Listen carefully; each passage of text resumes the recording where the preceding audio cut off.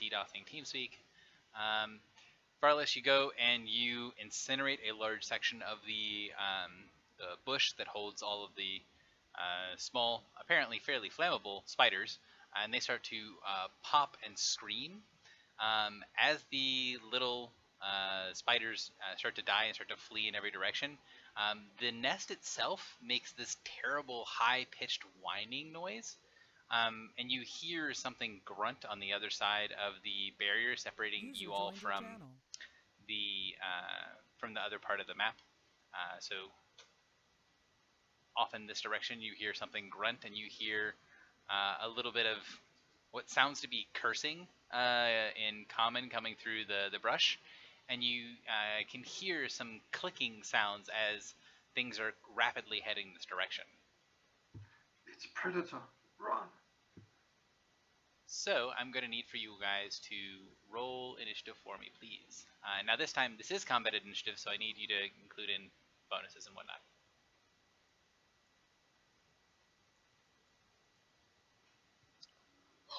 Alright, it really bothers me that my initiative rolls are good. I know that rolls are nominally independent, but this is still making me uncomfortable.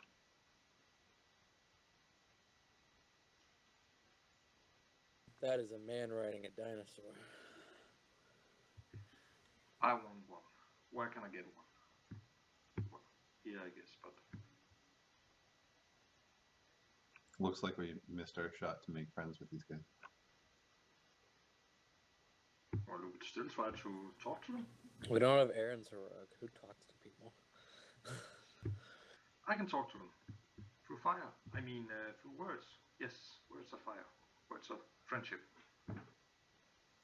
I can quotation marks talk to them, quotation marks.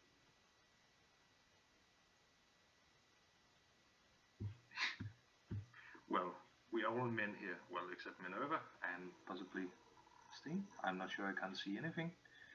So you see this huge creature rise up, and you can see it through the forestway. While there is some dense underbrush here in the way, the Allosaur is tall enough that you can see it over most of the brush, and it's big enough that as it moves around, you can definitely see it in the distance. The dinosaur sort of stands up, shakes its head side to side, and you hear this: "Hey, you stupid mutt! This damn creature! What is all of that noise?" And you just hear a string of curses come from a halfling that is on the saddle of the great Allosaur.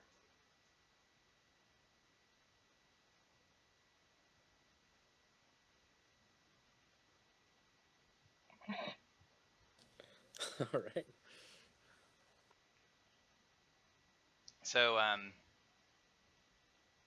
the rider tells his mount, "Go, eat them so we can go back to sleep." And he, you can see him slouch down from behind the little frill on the back of the Allosaur's neck. That's all he's gonna do. Shock Lancer. Does he have enough movement to engage people? Probably. He does. So let's see. Shock Lancer will go to here.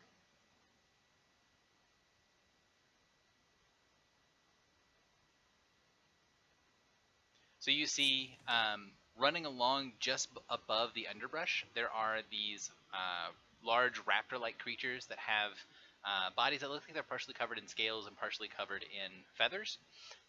As they are running along, they have very long claws on their legs and are jumping from tree to tree, digging very deeply into the bark as they hop from tree to tree along the lower branches. On the back of each one of these raptors is a halfling holding a large lance that is covered with a little bit of arcing lightning. So the Shock Lancer is going to charge Minerva. So they can go in this part, but we can't. Is what. If you would like to make a check to go up into the trees like they are, you can do so, but Yeah. Otherwise, no. All right.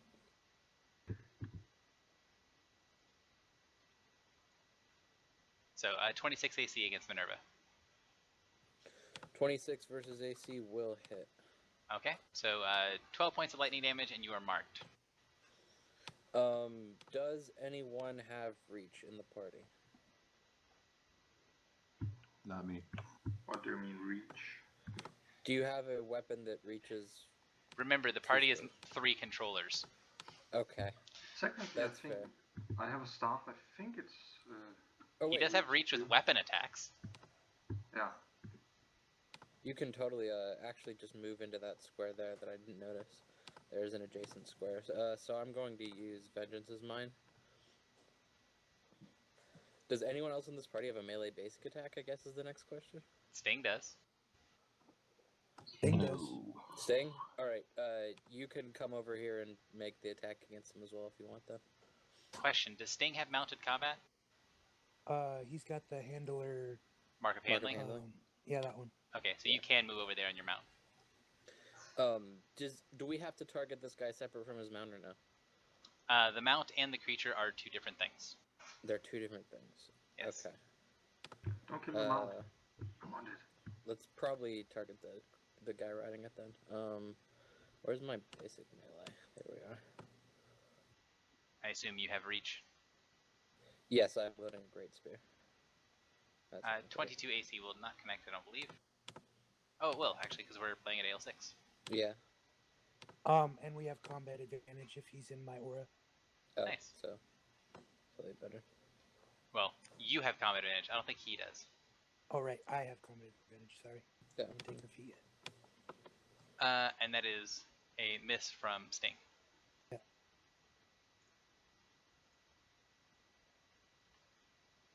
Alright, so Minerva, go ahead and mark yourself with the red blob. Okay. And Sparks, you're up. Okay. First order of business. I am closest to the dude, the creature, I guess, up in the tree. No one is closer to that than me, right? Correct. All right. First thing, I'll curse him. Gonna use pink. I can do that. Carry on. I then blast him with my my Eyes of the Vestige.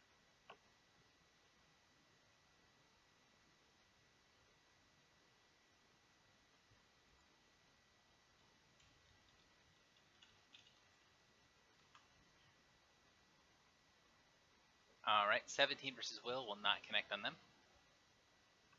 Okie doke. I will move 1, 2, 3, and gain concealment, and that will be my turn. Varlas, you're up.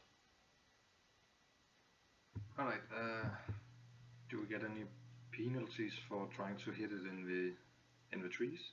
You do not. Awesome. Then I'm gonna use my arc.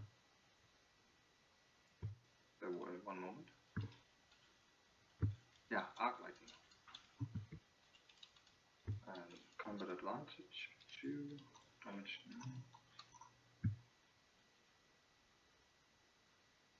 9. How's that? So, what are the 2 creatures? Sorry, this one in attacking Sting and Minerva, and the one in the orange box. Okay. And I assume you're targeting both the riders and not the mounts? Yeah, riders. Alright, that is 2 hits. You need to give me a second damage roll, please. Oh, sure.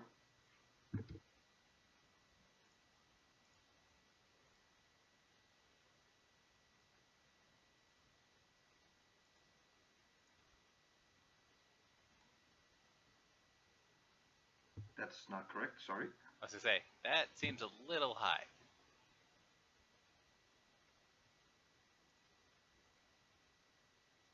There we go. Alright, anything else? Yeah, I'm gonna move back a bit. Just on the other side of Sparks. No, one more. There. Now we're not in the burst formation. That's it. Alright, the Allosaur. is going to thud up, and it crashes through the jungle. As Tax sees that you are also on a big creature, he starts cursing, "Hey, hey! I get to have that mount! I claim the mount!" And he starts yelling at the other shock lancers that are around. "This one's mine too! This one's fucking mine!" And then he kind of cheers out with his spear and calls for the Allosaur to eat her. And the Allosaurus is going to attempt to attack Minerva.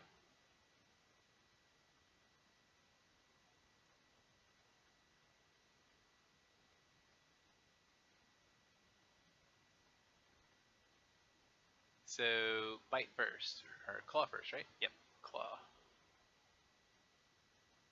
Why is this not on my bar? Magic. 1 second, hang on. Oh, it's just very unhelpfully not called claw. Solid. So 22 AC, That will not hit. and the second one, 28 AC. That will definitely hit. So 12 points of damage, and you are now grabbed. The Allosaur is going to get louder and meaner.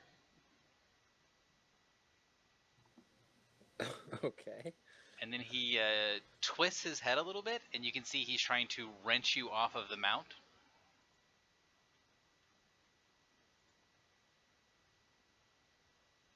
And he rolls a 2, so he misses. Yeah.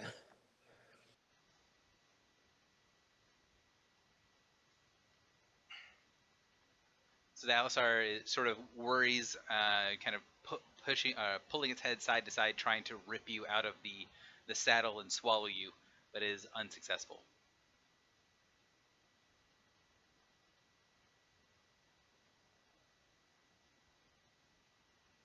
So, Shock Lancer, just had someone lightning bolt him, but the lightning bolt person's way over there, so he's going to go and pursue them.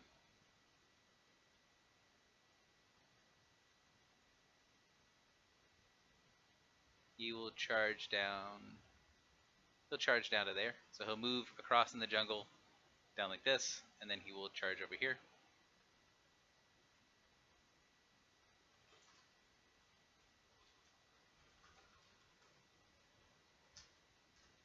30 against AC and Varlas.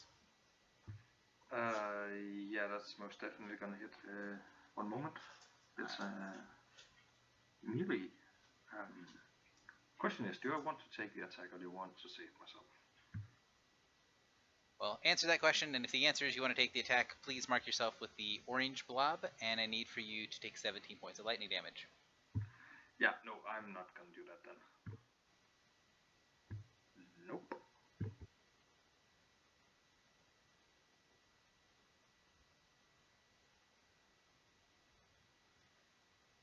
Alright.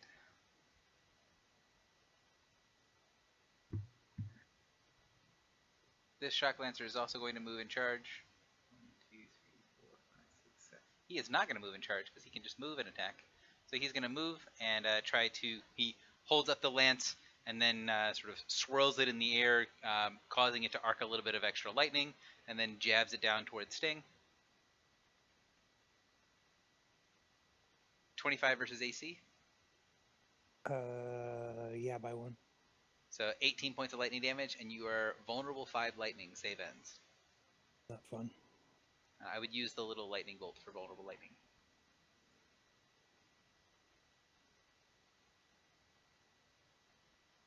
This guy. Yeah, let's go ahead and see if we can gang up on the defender. 1, 2, 3, 4, 5, 6. He can get the guy. So he's going to move over here, and then he's going to charge in.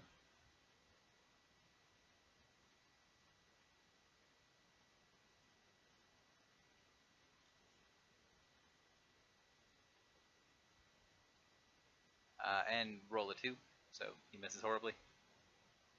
And that is it for the Shock Lancer's turn. Minerva, you're up. Well, this is a generally unpleasant situation. I think I'm actually going to start with an orchestrated offensive on the guy who is marking me. Okay. No bonuses still or anything. Wow, that probably does not hit. It's not a great roll. That is indeed a miss. But who wants to make a basic attack or charge? Within I've got a 5 good RBA. I put magic missile. I can. Barless is too far. I So, don't have a basic Spark- attack anyway. I Sparks have a make an basic- RBA. I have a BA, RBA, but it's okay. Sparks and I guess probably Sting again then. Okay. So Sting is attacking, and then Sparks is attacking. They're all attacking the red guy, right? No, they have to attack different guys. It doesn't Gotcha. matter who I attacked, but they have to pick somebody else. So Dibs on the red one. Sting can get the red one. Sparks can attack the guy he cursed or whatever, since that makes the most sense. So do your things. So he can't attack the red one. Sting can't attack this guy. Cannot. Yes. Cannot. Sting. Wait. He cannot make. They can't attack the same creature or the target of this attack. Oh. So since you attack this guy, nobody can attack him. They have to attack two other things. I'll do the curse guy, if that's okay. Okay, have you do the curse guy, and then since I guess Sting can't reach anyone else, correct? Correct. Well, I can charge, but Oh yeah. Do you have badge? no. That would have to be the other guy anyway. There's no one else free. There's no one free to legally charge, I believe. So I can RBA the boss. yeah, just go ahead and RBA someone else. Okay. Okay, the 29 reflex hits for 13. Is that curse damage included? Yes. Yes, curse damage is included in that, sorry. Got it.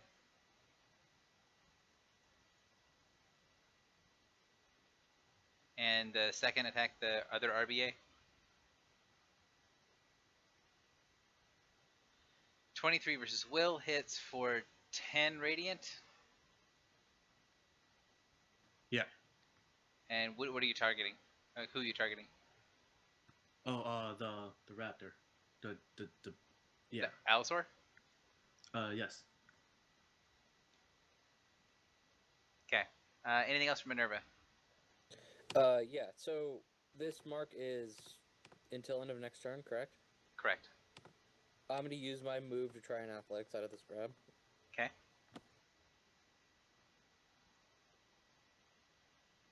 And might maybe succeed. You do not succeed. Oh, jeez. Okay. In that case, I will simply inspiring word myself, I think. And then that will be my turn. Sting, you're up. I guess I get to do something original and shift and charge. That'll put me there, I believe, without provoking. Yep. Hitting the big guy. Okay.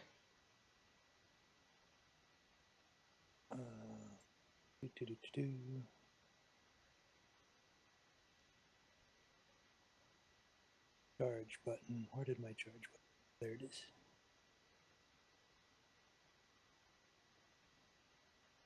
$32 versus AC 32 Good. AC definitely connects. for 20.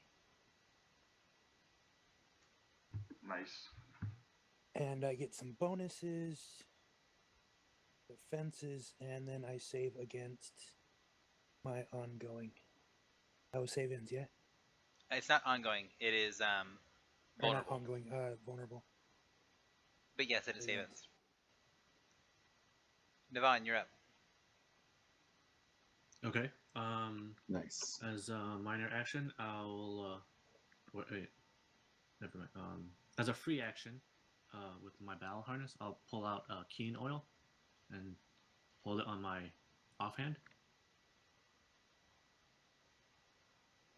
Can you guys hear me? Mm-hmm. Yeah. We can. Yep, I can hear Oh, you. okay. No one's disagreeing with your actions yet, so Oh, okay.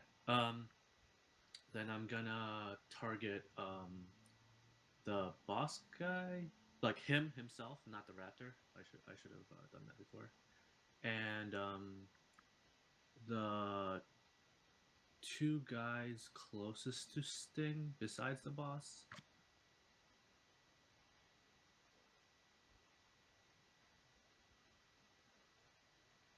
Those two. okay. I'll make the attack now.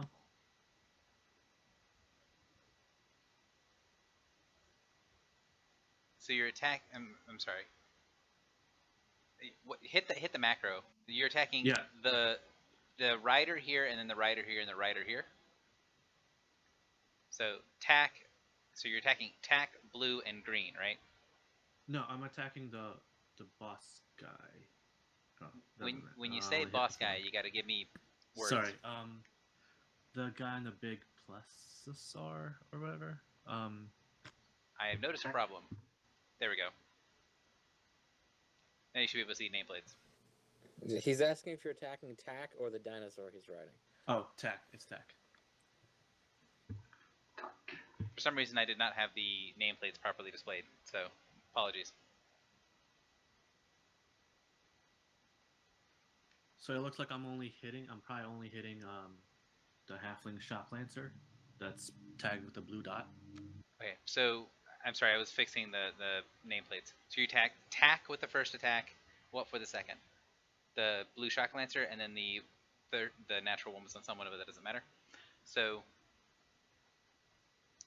okay, so yeah, the only one you will hit is the blue shock lancer. Okay. Yeah. So I'll be 10 radiant damage, and he's dazed until the end of my turn. Mhm. I'll push him one back.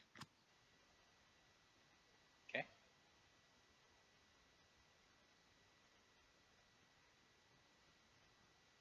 Unless Sting doesn't want me to push him.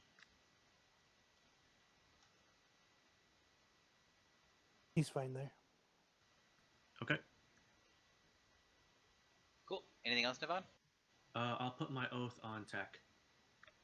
Okay. That should be it. I don't know what color you want to use for your oath because blue is being used. Oh, okay. Yellow? Yeah, that's fine. Gemma, you're up. Okay, I've got a couple of quick questions. One, this guy can reach me from all he is? He is, yeah. Well, he does not have threatening reach, so he's not you're not going to provoke by moving away from him. Okay, good. And second question, if I use a power that can make the enemy move, like slide or push, how would that work in the scenario of somebody riding a mount? It depends on the mounts. If they don't have a mounted trait, then you can typically throw people off their mounts. You did just watch and see that they have some sort of mounted trait, as someone just pushed one of them, and he succeeded on a saving throw, and the mount went with him. Okay, so it's like there's a chance of separating them then, essentially. Correct. Okay. Okay, so just one more final, and you can tell me this is metagaming. Can I ask if I can, like, do you guys want me to try and, like, slide these four guys? Because I've got beginning strength, so I might be able to push them 7. My only thing I would say is if you're going to plan on doing things, try to type it out when it's not your turn, because otherwise the games take crazy long. So when it's your turn, just try to take your actions. Okay. Well, I'm gonna move to, let's see, 1, 2, 3, 4, 5 here, and I think I can hit all 4 of these guys with a blast 5. Is it friendly? Like that? Yes. Yes. Beguiling Strands is friendly.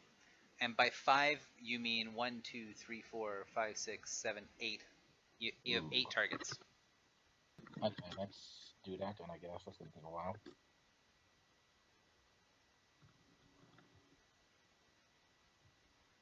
Okay, so I'm just gonna do the damage first. So that's the beginning strands. And now make 8 attack rolls. Yep. I assume I'm gonna go from upper right downwards, I guess. Book order unless someone tells me otherwise. So the Allosaur is first. Okay. The Allosaur is hit. Tack is hit.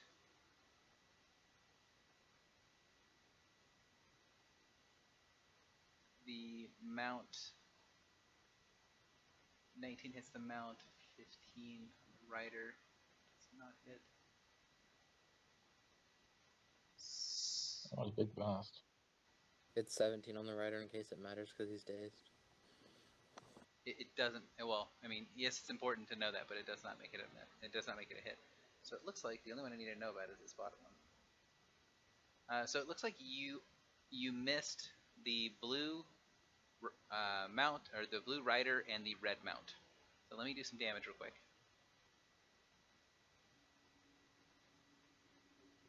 Well, that worked out okay. Those are some good rolls.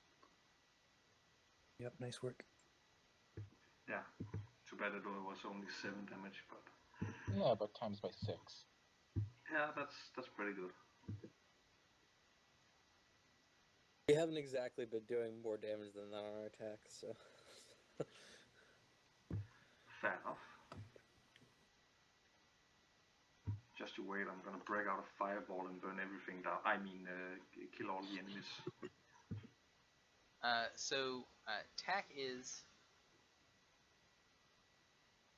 disoriented. If I can find where the stupid thing is. But he doesn't fall off his mount. Oh, well, he does fall off his mount, but you can see there's this shadowy sort of tendril that is extending from his leg that is connecting him to the mount itself. And it sort of stretches and then snaps and pulls him back onto the mount. He looks like he's very disoriented now, as if maybe his attacks and defenses are going to be weaker until he can get up. He's effectively prone. Okay. The mounts do not seem to have colors. So the question then becomes, everyone else does succeed on their pushes, so where are you sending people? I guess I might as well just push them directly back. There's not really any other benefit, is there? Unless I want to try and bunch them up somehow. Which yeah, I'd rather bunch them up if I could, I guess. How's that look? That looks good, thank you.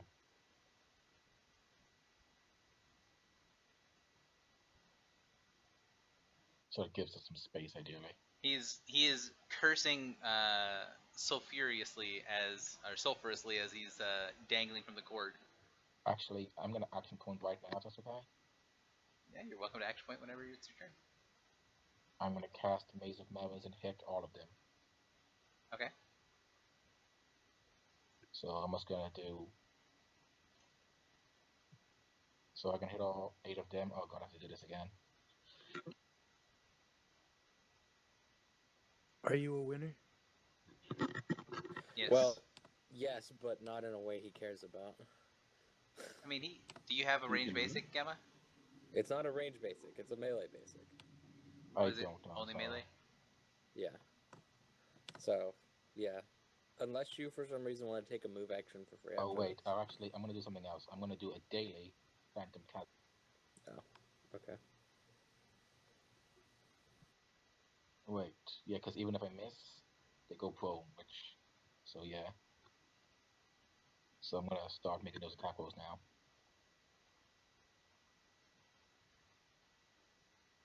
Just 8 attack rolls, yeah? Yeah, it's a basic attack. It doesn't have to be a melee basic. Am I reading this incorrectly? Yeah, I mean, I'm very sure that Bravura is either basic. But go ahead and make your attack, or start making attacks. Ooh, that's a bad one. Oh, that's something. Yeah, you crit attack. Crit, yay!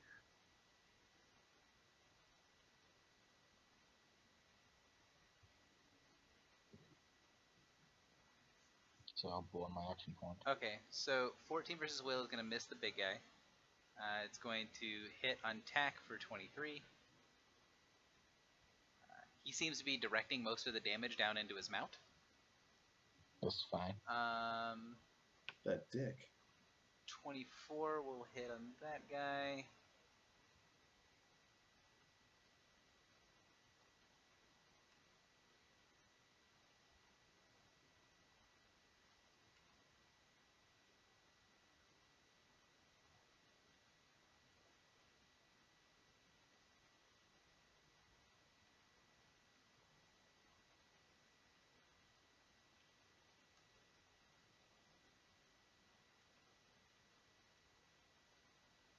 Okay, so it is a hit on everything but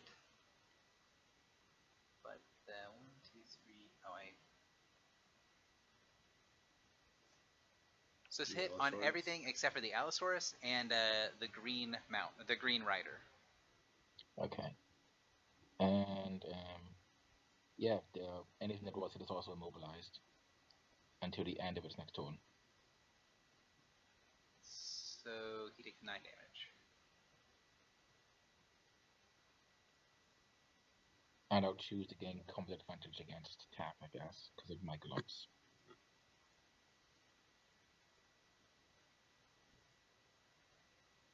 All right, I'll then. make a quick zone as well.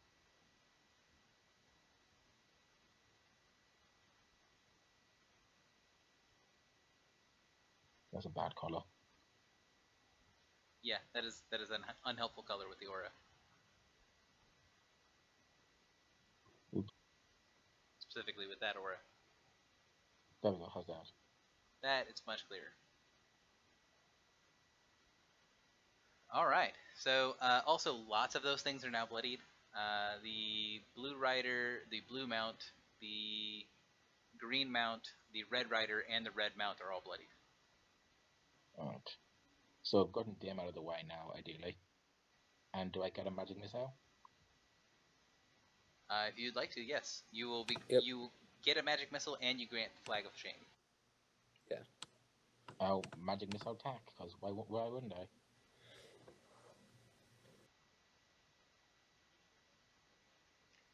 Minerva, obviously, you're no longer grabbed. Yay! Anything else, Gemma? That was a pretty solid turn there. I think I'm done. I think I did my share. I'm just going to coast on this for the rest of the game. Tack is going to see how one of his abilities is worded. And it's worded exactly as I thought it was, so he is going to... He's going to ready in action. This guy is not immobilized, but his mount is. Oh, are they also prone? They are also prone. So, he's going to get up on his mount, and that's it. That's it for his turn. Sparks, you're up. All right. First off, I'm going to go select the selector tools. I'm going to go 1, 2, 3, 4, maybe 5. I'm not sure. Okay.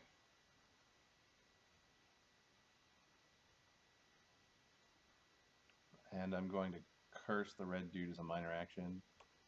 Okay. Now, keep in mind, all of these guys will have cover from you all because of the dense foliage here. The tack and the mount do not because they're so tall, but these guys will.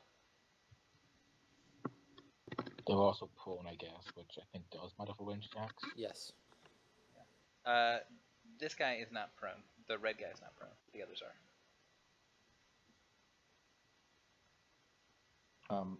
Are any of them granting combat advantage? The dazed guy is, which is this guy, blue. All right. I will eyes. I'll still curse the red dude, and then eyes of the vestige him. And so cover is -2. Is that right? Mm-hmm. Oh, Gary, the red guy went, so my mark also falls off, right? Correct.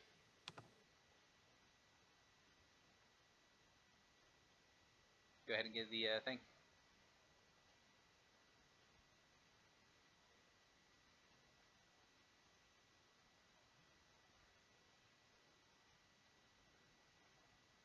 Do the thing, Sparks. Pew pew. Julie, do the thing. That is not going to connect. This is amazing. Well, I'm gonna, as a free action, pretend that I am still contributing to the party. Barless, you're up. Alright, you say the forest is giving cover. How much of a minus is that? -2. -2. And now it is cover, so the way that cover works is if they get cover if it is blocking you from where they are. So, for example, if you have an area burst, like the area burst that Genma just did, the origin of the area burst was here, was on their side, so they didn't get cover from this because the origin's over here. If you shoot something through the foliage, then they've got cover. But if you lob a grenade or a spell on the other side, then they won't have cover. So a fireball won't give them cover. Correct, they would not have cover from fireball. Awesome. Well, I'm gonna throw a fireball at them.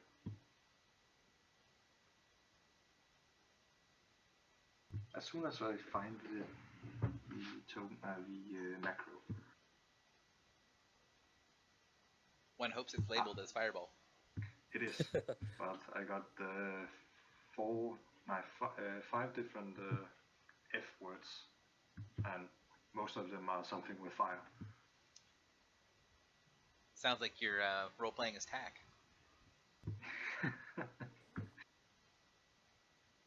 Actually, no, he's only got one F word. He just has 5 different uses for it. I need more rolls, please. Yeah, of course. Try ones in double digits.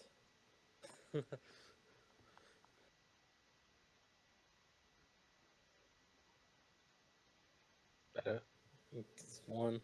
All right, so... Alright, so I can see already that some of those are gonna miss.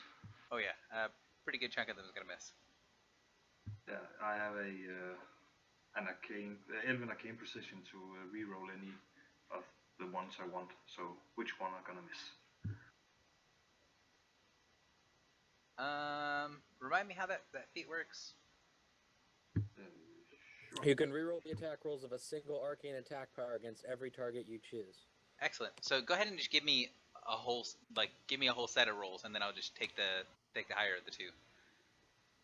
That is the easiest way for me to do it. Alright, there's 6. So the first guy is a crit, so I'm going to go with, well, the 16 would have missed, so you instead crit the mount. The 12 misses, and the 18 reflex, the 18 hits. The 17 on the other dude would miss, but so does the 13. The 17 would miss, but the 21 hits. The 20 hits, so the 18 is irrelevant. The 15 misses, but the 21 hits.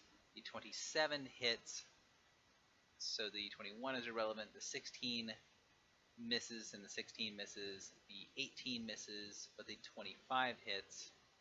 And the crits, so, and that's all of them.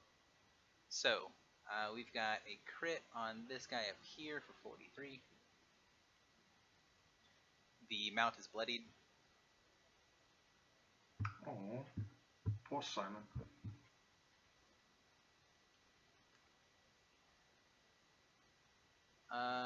Let's see the other one. Okay, so I've only got these 2 misses.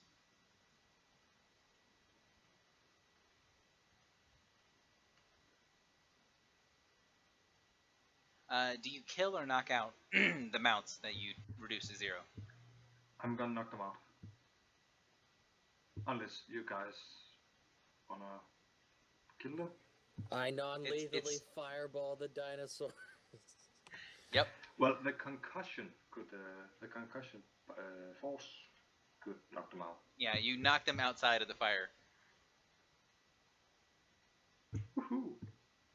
I'm gonna save one as a mount.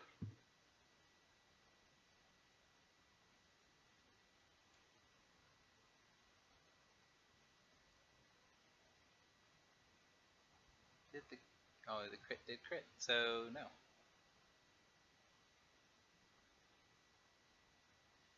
All right, so yeah, they're all having bad days. Oh, they're still alive? Oh no, I better use my action point. Yay. That might be a bit excessive, but okay. Well, there's no kill like Do overkill. it. Oh Christ. I'm gonna go with if you have an area burst 1, that's probably what you should be using. Oh yeah, I actually do that. Do have that.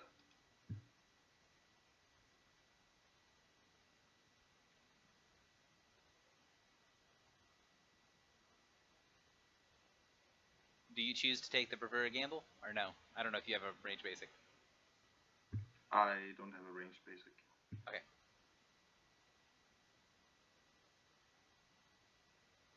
Oh, the Days one he gave combat advantage, didn't? I think you also crit him, so. Well, screw that guy. Oh no, you didn't. You just hit him. Yeah. The 21 would have been 23, which still hits. Sure. Alright, freezing burst on everyone. That's 1, 2, 3, 4, 5. That should be enough. So let's see. There's reflex on the mount. That is going to connect on attack. That is also going to connect because his reflex is garbage. You crit the daze guy. Do you kill him or knock him out? Well, he's a screw that guy. Let's kill him. Okay. The 27 will hit. And the 14 will miss. Oh, did you remember to deal half damage on the fireball to them? I did. Goody.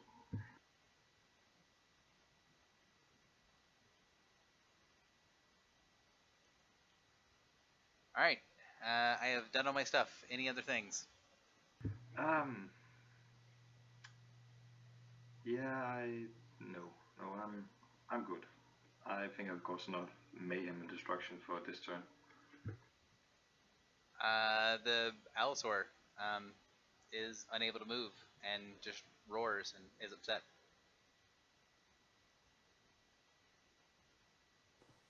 This Shock Lancer over here just saw some unholy death rain down on people, and is going to choose to try to stab the wizard because the wizard is clearly the one causing all the fire and death. Can I try to intimidate him as a free action? Like, you saw what I did to your friends? I'm gonna do that to you as well. So piss off.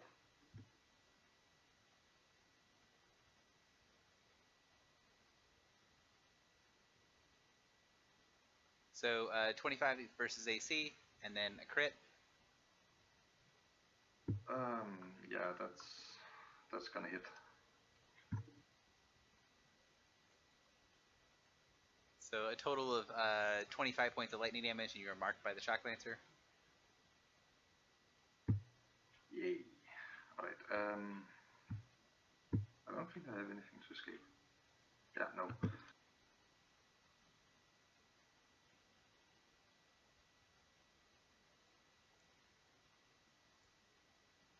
Alright, this guy, who's prone and immobilized and sad, is going to free action drop his lance, and yeah, he'll draw a knife and stand up. Minerva, you're up. So since they're having their own pile of sadness over there, I'll probably go help the wizard here.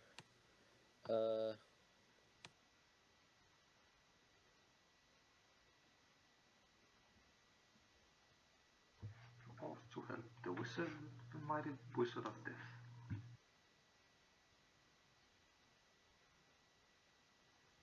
Let's see, how can I move over here to... That's the Wizard of Oz. There's like no emo brother. There's no good way to charge it to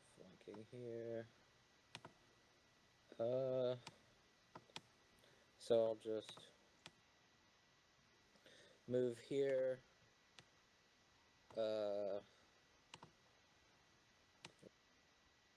Move there. So I'm within 5 of Varlas. I'll give Varlas the other inspiring word, since it doesn't seem like anyone else needs help. Woohoo! Or health, rather. And then I'll 1-2 charge this guy. Okay.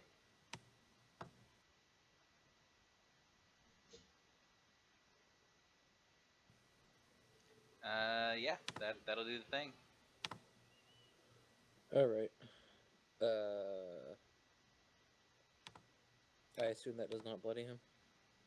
I'm pretty sure he was already bloodied, but roll 20's being a little frustrating. Okay. He was not already bloodied, but that does bloody him. Do those guys across the map, can they see me? Do they count as seeing me or no?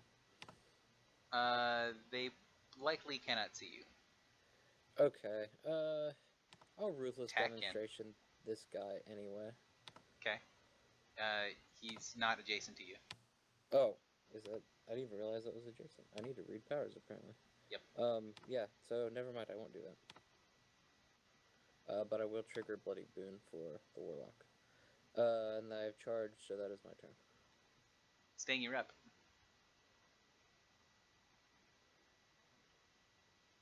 Sting will do something original and move charge. Join the club. That looks like a pretty good spot.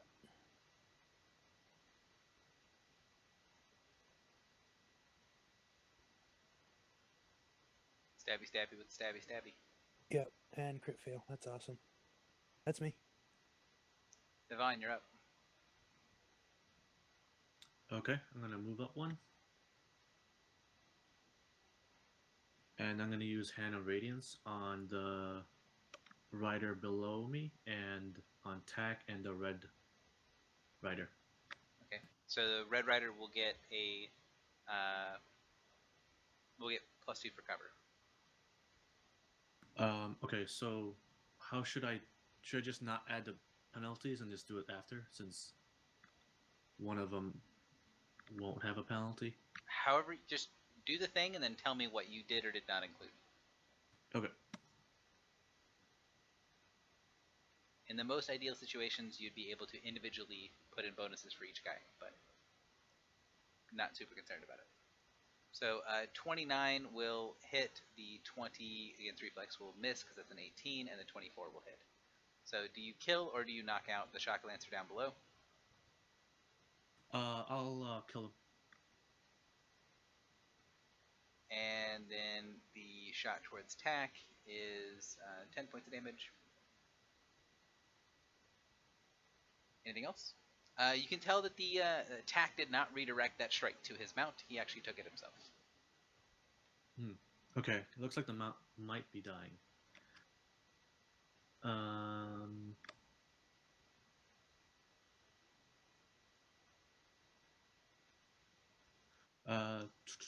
moved. Yeah, that's it for my turn. Gamma, you're up.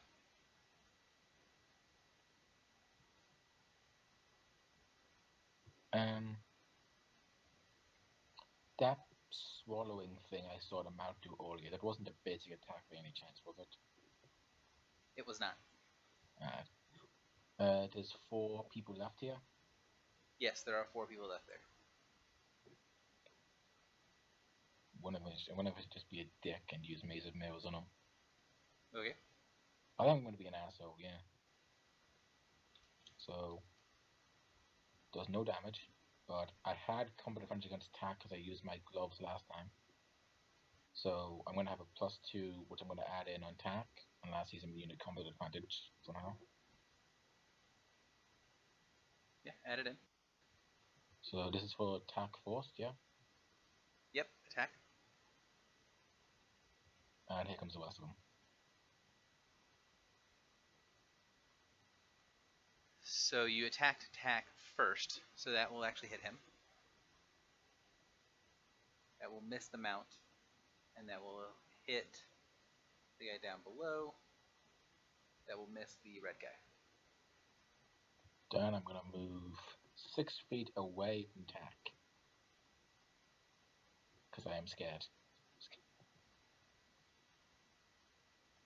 Actually, here is better, yeah. And that's all I'm gonna do. Okay, so the end of your turn, some stuff happens.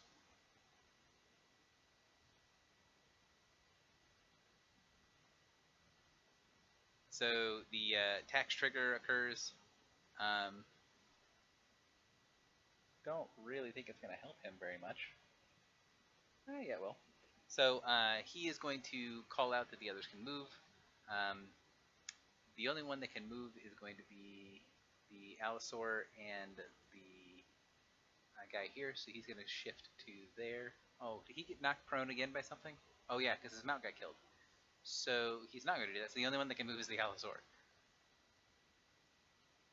Is that the one adjacent to me? No. The No, one over it's the here. big one. Aren't they like immobilized? I thought they were immobilized. They were immobilized until the end of Gemma's turn. Oh, okay. And then I tried to re-immobilize them, but I missed a couple. So going to go to there, and then Tack's other thing is going to cause the mount to charge. He's going to use Master Rider. He's going to have an absolutely garbage ability to hit with this, but let's see if it works.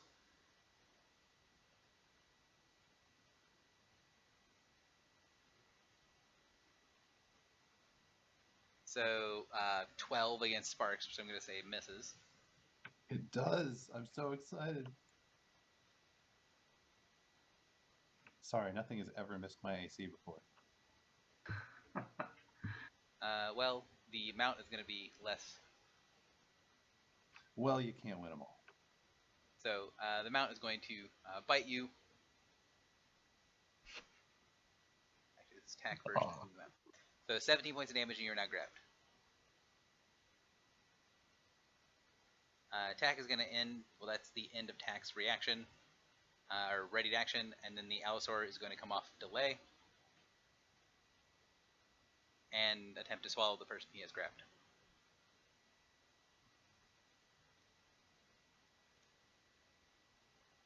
Sorry. Ooh. Gonna go with that connects. That just barely hits by 17.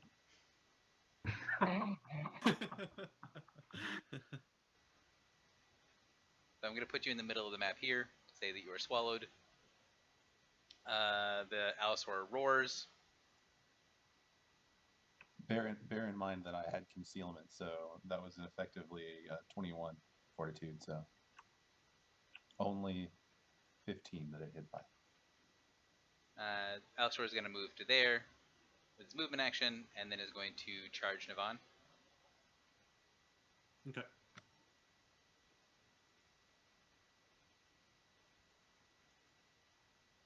He's going to crit you. Owie. I don't think I can powerful warning that. Crit you for 20. Okay, I'll take the damage. You take Wait, 20 and kind you're of now damage? grabbed. Oh, okay. It's a teeth flavored damage. Does he use mint toothpaste to add mint to that? It's So it untyped bypasses damage. teeth resistance. The Shockling Lancer, let's see, he can technically stand up and do stuff. Let's see. Yeah, he can stand up. 1, 2, 3. He's gonna go down here.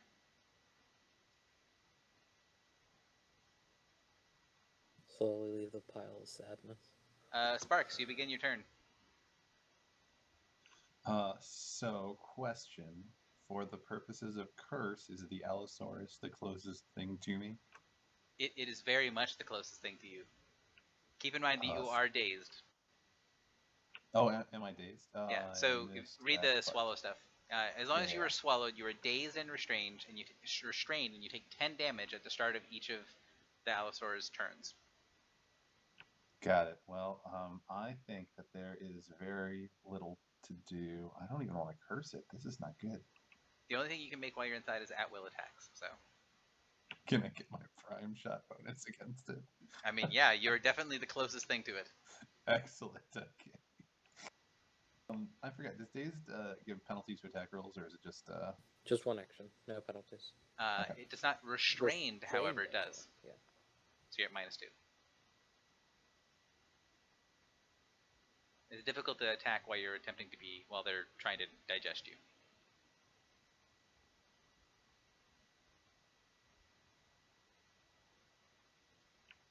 Oh my god, this is incredible. I feel so bad for you. I think your die is actually stuck on 2 because you've rolled literally nothing but 2s. Right? I think that this is well, yeah, okay. Well, that is I'm dazed, so that is my turn. I just am so surprised that I'm swallowed. I've never been inside a thing before. It's life Marlis, full you're of up. surprises. You got missed and then swallowed. Alright, so let's try and help our comrade. Since his name is Sparks, I assume he doesn't have anything against lightning. I hope. I actually resist lightning, funnily enough. Actually, if I hit the Allosaurus with lightning, it wouldn't affect Sparks, would it? It will not, no. Alright. I'm gonna use Lightning Bolt. Oh wait, does it gain the combat advantage? I do not believe it is granting combat advantage for any reason. Alright. You are also adjacent to a dinosaur, if that matters to you? Yeah, that, well, yes and no. I mean, was gonna hit it anyway, since I can attack 3 creatures. I just didn't know if you had the not provoking. Do you have staff thing. expertise, is what he's asking. Yeah, I have staff expertise. Okay, continue. Okay, so your targets are, I assume, Tack, the Allosaur, and the Raptor Mount? Yes. Okay, so the Allosaur will be missed, Tack will be missed, and the Raptor Mount will be hit. Right, so 11 to the Raptor and half damage to the rest.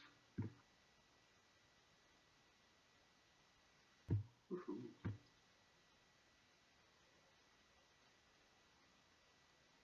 And that's it. Wait, no, I'm gonna shift 1 square up to the left, if I can. Yeah. Okay. And that's it. The Shock Lancer that's over here has his little dagger out. He's immobilized, sees that there's things going on, and he calls out in a slightly shrill voice, "You'll never take us alive!" And then he takes the dagger and slits his own throat. Jesus. We weren't Wow, planning to. hardcore.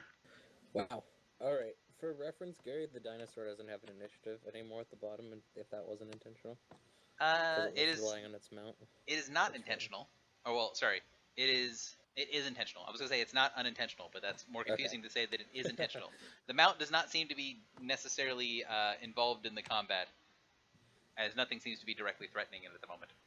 Alright, just wanted to make sure. Then I will charge this dinosaur and attempt to tame it for my own.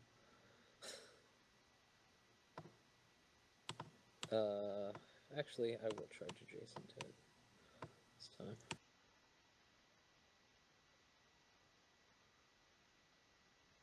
You're attacking the Allosaur or attacking Tack? Allosaur.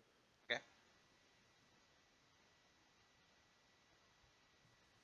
The 29 connects for 29 damage.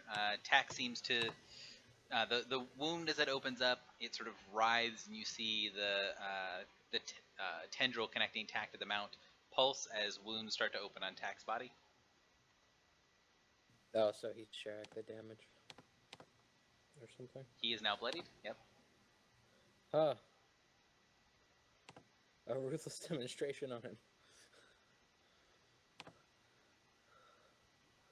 And friggin' I'll make an intimidate check to try and intimidate him, I suppose, since he's bloodied.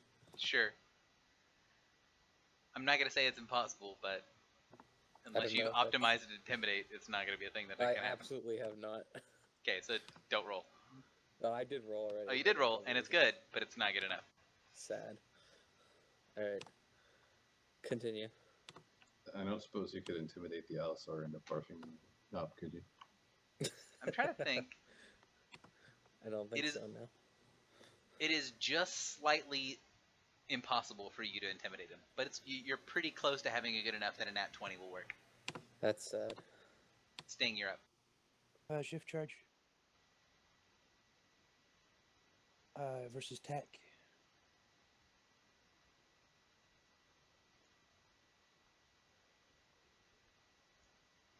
(26) versus AC.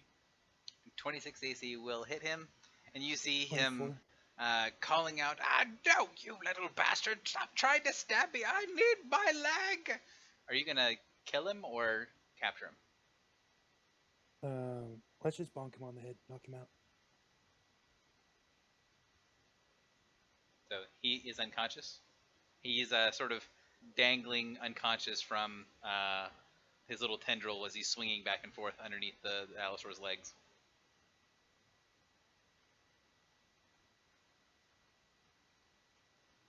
Alright. Devon, you're up. So is he out of combat if he hits? He's 0 HP, Yeah, right? he's unconscious. Do I get my oath back? Yes.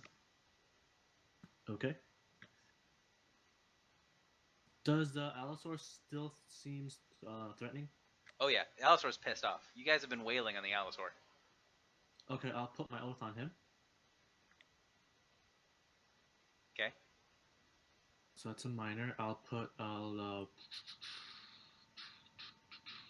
Twisting Fury or Twisting Fortune. Gotcha. And what's your standard?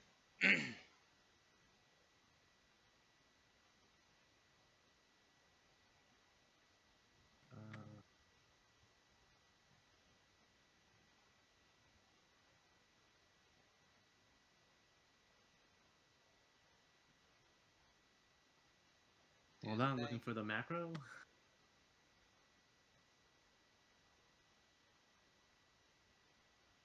I don't know what you're doing, but it's mostly going to get me to ask whether you can hit or not, so just roll some d20s.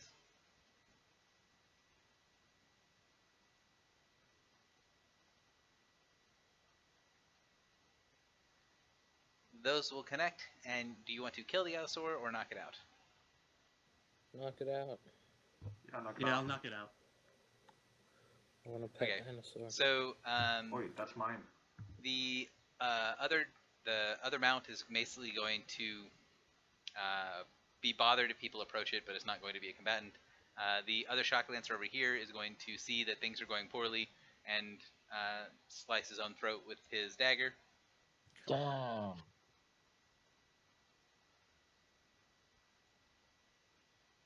That will be it for the combats. Ooh. Yay! Good job, everyone. And there were no casualties. None we cared about, at least. So, the Allosaur, flops down on the ground. Once the Allosaur and Tack are both unconscious, the little tendril connecting the two of them snaps as Tack lays on the ground. You guys can go and collect the mounts. For the purposes of the adventure and for the purposes of things moving forward, these mounts are something you can actually earn from this adventure.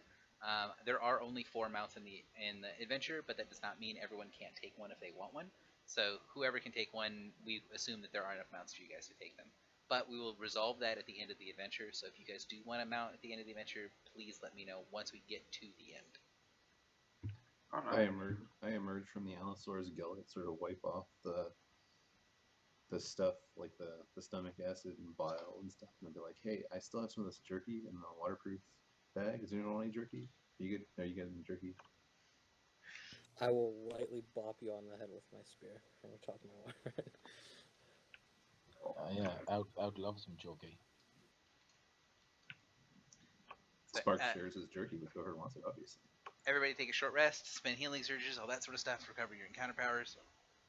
And the Allosaur is unconscious. We'll need some help to recover from normal, or to normal. Tack is also unconscious. Who are you going to... Are you going to wake up Tack? Are you going to question him? I would say let's address that first, and then we'll address what to do with the Allosaur. Bind him first, obviously. Right. I vote that we try to intimidate him into giving us some information. Before I we think go, we should maybe move Tack onto the other side of the forest and let the Allosaur stay here. You know, just in case the aura does something. Oh yeah, good point. Sure, yeah, sounds good. The aura is definitely down now because the aura was this. Should we blind Allosaur too, with like something? Put a sack of wood's head, maybe. Maybe it's like a horse. Minerva's gonna not be okay with that, and she will attempt to sort of treat the Allosaur's wounds while it's unconscious and work on it while you guys go deal with Tack.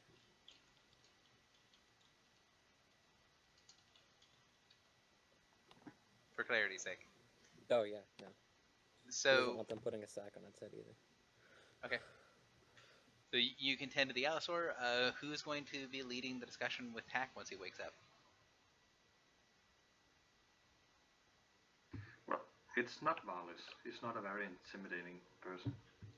I have good intimidate, so I can be bad cop. I've also got good bluff, so I suppose I could be good cop as well. I have okay Diplo. I can torture him. I got magic. Does that help? First, I need to know who is going to be caring for his wounds so that he wakes up sometime in the next couple of hours.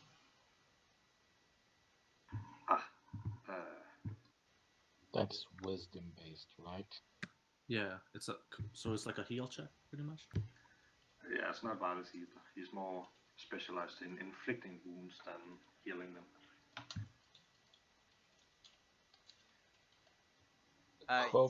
You guys can see that as you guys kind of get fully rested from what's going on here, the spiders can continue to flow out of the hive and swarm around. Without the threat of combat, they're fairly easy to avoid. And after a little while of swarming outwards, they find the corpse of one of the halflings and drag it back into the hive to consume. Ooh. So we are gonna need to burn that even more. I mean, isn't nature beautiful? No, nature is cruel and horrible and should just not exist. So I need to know the answer to the question of who is physically taking care of Tack. And if no one is physically taking care of Tack, you can just strap him onto your mounts and he'll wake up in a few hours. I mean, I'll do it, but it should probably be Navan. I'm just assuming because your wisdom and so on. Okay, I'll do. So I should try to heal him up to wake him up now. Yeah, a heal check would make it to where he is conscious much faster. Okay, I'll do that. Also, are the lances magical? The lances are minor magical items, and their worth will be put into the monies at the end. Okay, cool. The DM doesn't remember if there actually is. Oh no, there isn't. I didn't know if those items were actually attainable in this adventure, and they are not. So, 18. So, as you're kind of binding his wounds, that sort of stuff, you sort of have to clear away some of the dirt and grime that's around him. He just is a very dirty person in general. Like he's someone who's been ruffled and slept in the saddle many nights. As you are cleaning some of the stuff away from the wounds that opened up on his legs, specifically from where he just got stabbed pretty hard at the end there, you can see that he has scars mostly on his chest and torso that look like they were stuff that, if it didn't kill him, would have been massive scars. His chest is heavily dented in on one side. He has a cut that goes all the way from the base of his throat to his navel that almost looks like an autopsy cut. And he has lots of different wounds on him that any one of them looks like it might have been lethal. He also has a long scar running from the top of his left ear all the way to the back of his head that looks like it's pretty deep, like someone furrowed like a weapon or something through the side of his skull.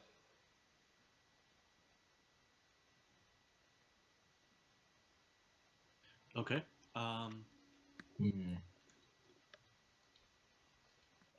With my check, would I know that, like, with all these injuries, were they like at one time, or were they all kind of 3 separate throughout? instances. So they each of them looks like it's covered by old scar tissue, but varying degrees of old scar tissue. The one on his head looks to be the newest of the 3, and the one that's dented in his chest cavity is the oldest of the 3. All right, we should ask him about those. So, do you wake him up? Yeah, I'll wake him up. Sorry. Okay. So he wakes up, looks a little groggy, and then he kind of twists against his bonds. Ah, damn it!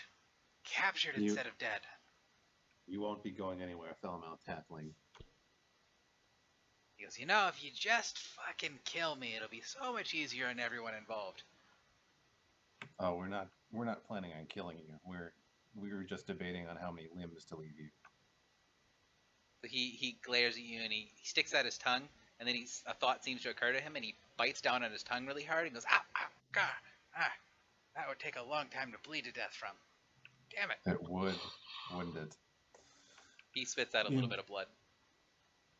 Instead, what might expedite things is if you answered some questions. My friend here, he's practically a human. Isn't even human.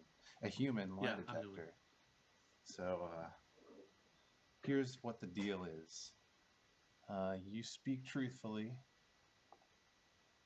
and we might bring your end a little bit faster. You refuse to talk or you lie to us, and then you might be a little bit, you might have a bit fewer body parts for the wear, but we won't kill you. Another thing my friend is good at is keeping people alive. So he shrugs when you say that, and he goes, you don't really need to try to intimidate me or anything like that. Lying is stupid and pointless. I'll tell you what I know, but in return, you should kill me. Deal? Sparks looks around. He's like, "Are you sure you don't need intimidating? Because I was planning on doing. I'm really good at it. Are you sure?" So the Insight 17 can get that he legitimately is offering that as a deal, as he will tell you what he knows as long as you agree to kill him. Why are you so unset on dying? Can we make him take us to where we're going first? So someone asked a question that I didn't 100% hear. I heard Bobby's. Then answer that first. No, Can we kill him later? Is what I'm getting at. Go ahead and ask your or say your thing, Tor.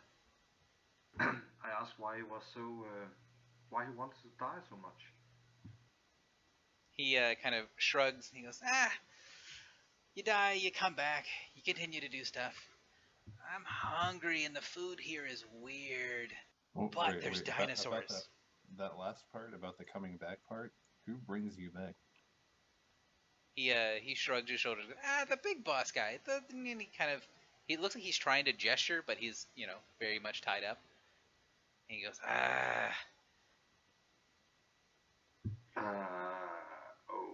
Okay. Is that why you guys are in the mines? Because of the master? He gives you a weird look. Mines? Master?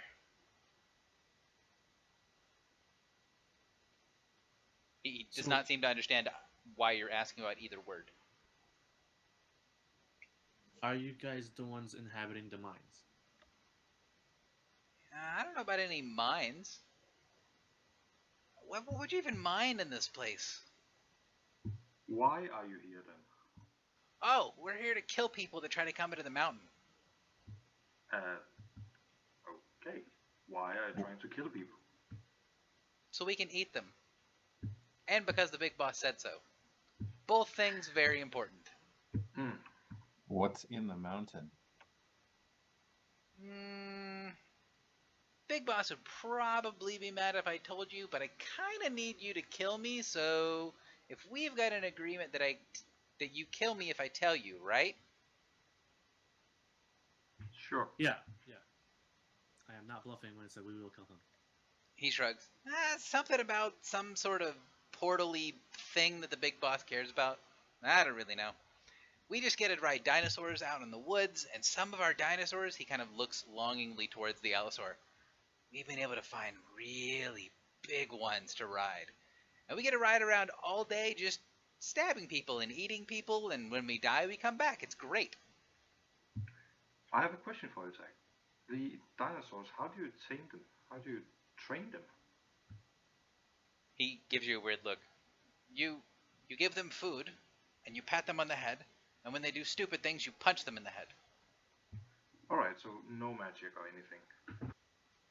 He shakes his head very slowly. No, dinosaurs are too dumb for magic.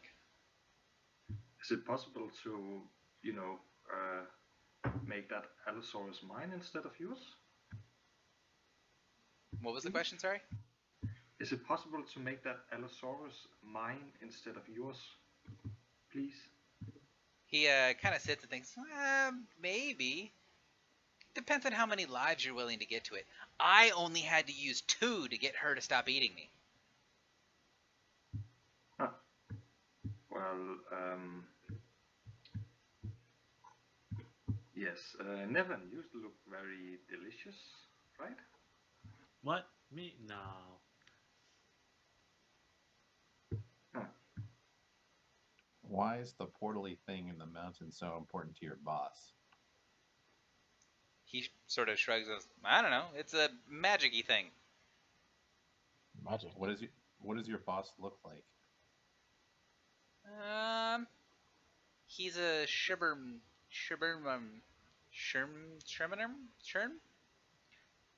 A Shirogorov?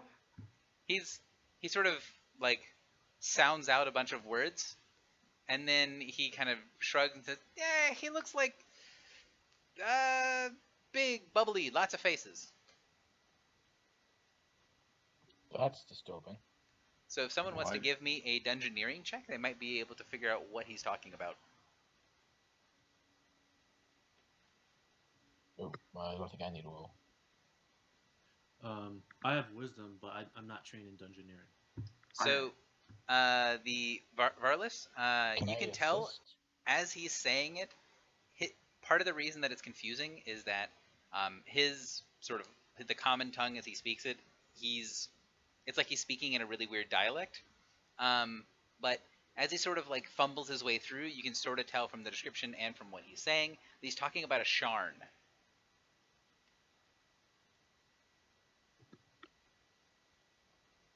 Sharn are aberrant creatures that tend to do a lot of things with portals and with drawing things from other planes of existence, other realms, that sort of stuff. I mean, we're all fans of Valve, but some people take it too far. Yep. Why do you follow your master? Because he brings us back to life, and then we get dinosaurs, and then we can eat people.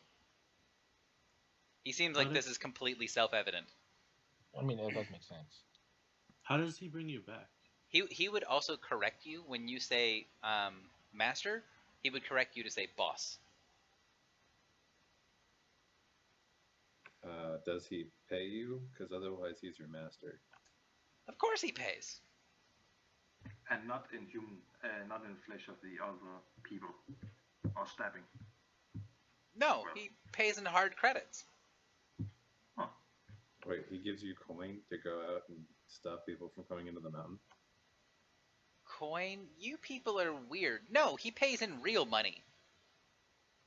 Do you have any of these real money to show us? Yeah, may I make a history check to see if I know what currency he's referring to? Sure. It would actually be it would much more likely be a streetwise check than a history check. AKA, you could do either one, but the streetwise DC would be significantly lower.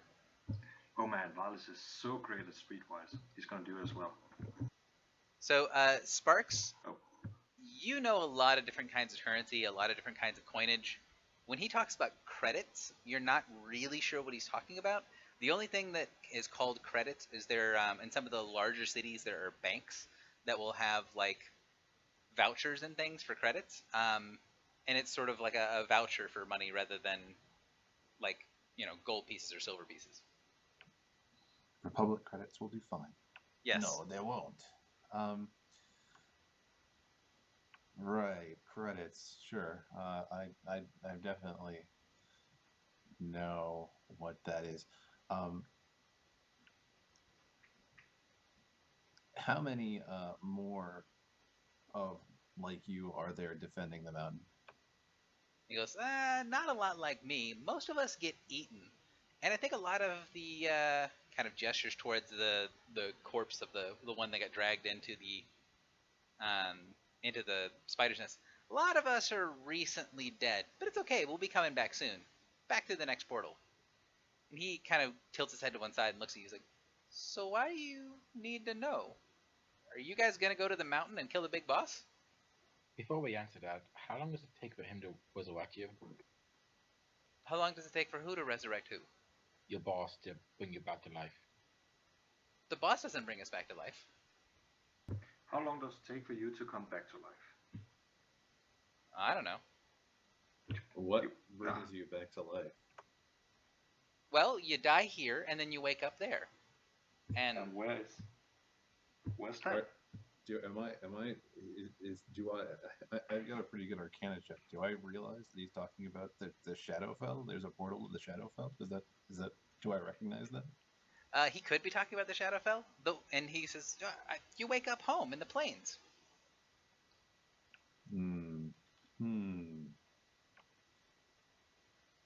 You do realize you're making no sense to us. Listen, right? When you die here, you wake up wherever you're really from. We're really from the Talenta Plains, so when we die here, we then wake up in Talenta. Arcana check? To recognize the planes? It would be an Arcana check to recognize Talenta Plains.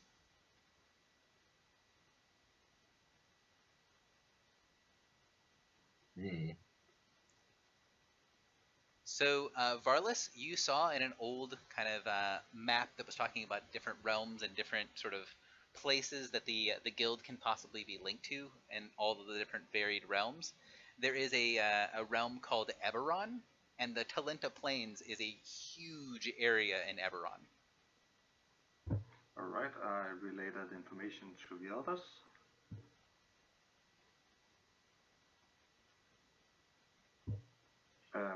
So how do you get back here? Is it through a portal as well on your end, on the Talenta Plains? He says, yeah, every now and again, the big boss opens a portal when he needs more people to come and, kind of gestures towards the jungle, protect things, I guess. And if we're not busy and we want some more credits, then we go through the portal and we take some people with us, and then all of those people die, and the boss does whatever it is that he does. Are you gonna go kill the boss? No. Well, I mean, those with passive insight when he talks about killing the boss, he looks more intrigued than really bothered by it. What would killing the boss mean for you? He sort of shrugs and says, well, some of us think he's got some really big stash of stuff hidden somewhere, or maybe a whole bunch of real credits. We're thinking that if we can kill him one of these days, that we might be able to take a good chunk of it for ourselves. So what if instead of us killing you at the moment, just now, or after we are done talking to you, you help us kill him and you get a take of a stash? He sort of thinks about it for a second. I mean, you could go back to your home plane and then come back here to get the credits, or you could just come with us and get some of the credits. He sort of thinks about it for a minute. So, I go with you guys. You kill the master. I get the credits? Some. No, that is not what we said. You get a few credits. So there are, 7 of us? So you get... I'm sure at least 1%. And then I start talking about numbers, trying to confuse him and be like, yeah, of course our cut would be, and then there's a finder's fee for finding the mountain. I mean, when you got to 1%, his eyes immediately glazed over. This seems gloriously unimportant to him. But then, like, So- he as you continue to talk, he goes, "So I get lots of credits, though." Of course, many. Yeah. Yes, at least a few. So he shrugs and goes, "All right, I'm in until I die." Fantastic, deal. fantastic. So if you die, do you just disappear from here and then you appear there? No matter how you died. He kind of thinks about it. Like, I've always wondered whether she finishes, doing the stuff with my body, and then I end up, and he kind of gestures over towards a pile in the woods that smells absolutely terrible. But I don't really know. I'm not around after I die. Who are you referring to when you say she? The He's The talking Allosaur. about Oh, Simon. okay. Oh, right, the eating.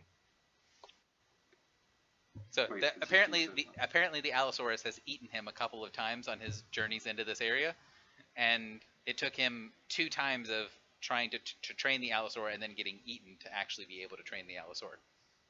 Huh. And apparently he's thought about whether his body like disappears or whether he finishes getting digested and then crapped out. Talk about trial and error. Right. So he kind of shrugs against him and then tries to get to his feet and goes, "So, if I'm on your all's team now, then you gotta untie me because this is gonna be uncomfortable." Well, for your own protection, we'd like to keep the bonds on for now, but definitely once any fight breaks out, I'm sure that. Of course, you have to understand it'd be chaos in a fight, but I'm sure one of us would be happy to untie you once any sort of combat or aggressive action takes out. Of course, being that you are helpless right now, the guild charges a pretty standard bodyguard fee. But that's okay. We can take this out of your cut of the credits. So again, his eyes sort of glaze over, and then he sort of shrugs and says, "I guess I could just run into a sword if it doesn't work out well." That's the spirit. So, unless you guys have anything else to say with Tack, you guys have effectively convinced Tack to join your all's group. I will say, for the purposes of the adventure, the Allosaur is very weakened. So the Allosaur is not going to be able to contribute as a combatant to things that are going forward, although Tack can. And if you guys... What if I forced a few potions down its throat? The potions take healing surges, which it does not have, unfortunately. Damn it. Also, some of them don't. no. Also, having the Allosaur with you guys would be horribly imbalancing on what's going on here. But I'm not against the storyline of the Allosaur coming along. It's just the Allosaur will not really contribute to a lot of stuff that's going on. So, do you guys have any other thing that you want to talk to Tack about, or is this now continue journeying where you're going? Tack will say that he knows exactly where to go. He knows the path very well. I keep talking to Tack about numbers with the intention of eventually him coming to believe that he actually owes us money. Okay. It's difficult because Tack completely spaces out. Like, he doesn't try to follow you. So that is exactly what I'm looking for. You lead him down these really twisting paths to try to get to a conclusion, and then he just shakes his head and ignores whatever you just said and continues moving. All right. So it's about another 45 minutes worth of walking through the jungle and through the paths that lead along the edges with your mounts and with the Tack with Tack there, kind of talking the entire time. As you guys go, start to make your way up into the foothills of these pretty hefty mountains, you can see off in the distance there's a bit of a greenish, light greenish glow. And as you come up over a rise, Tack starts to talk about the mountain, and you can see that there is a spot where the jungle just ends.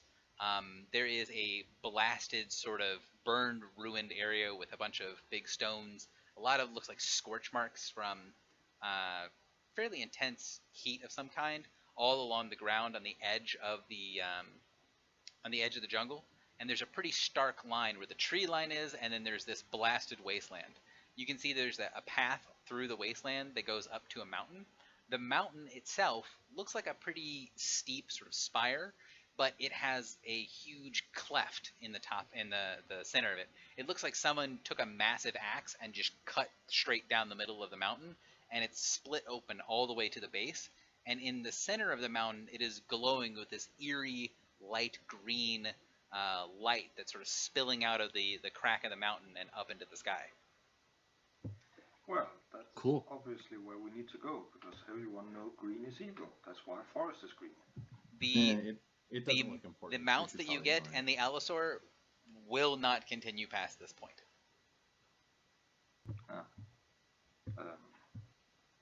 Maybe Is that's there what any I way want. we can kind of tie it off and come back for it once we're done, provided Yeah. that we're not horribly teleported or mangled? You guys can definitely basically secure the mounts here, someplace that is not going to have a problem. Stellaire does not have a problem. Apparently, Stellaire does not know any better than to follow along. Neither does the Displacer Beast. I feed one of the velociraptors some jerky. It happily eats the jerky. Oh, Sparks, can I get some jerky as well? Of course, I've brought plenty of jerky to go around. Awesome. I forgot healing potions. I don't have my backup but jerky. I have pounds of jerky, so please. I think you forgot your primary implement from the way you've been rolling. That hurts a little bit. Alright, then Valis will feed a velociraptor as well. Only because it's true, Gary. Only because it's true. So, gonna move everyone over to the next map.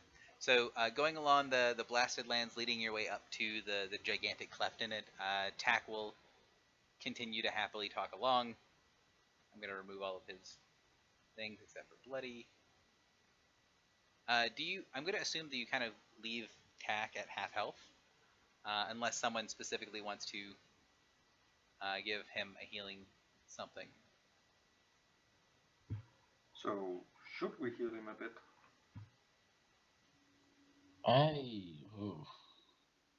Because if we heal him, there's a bigger chance he's not gonna die in a battle. I'm just the accountant. I leave that decision to you guys, the upper management.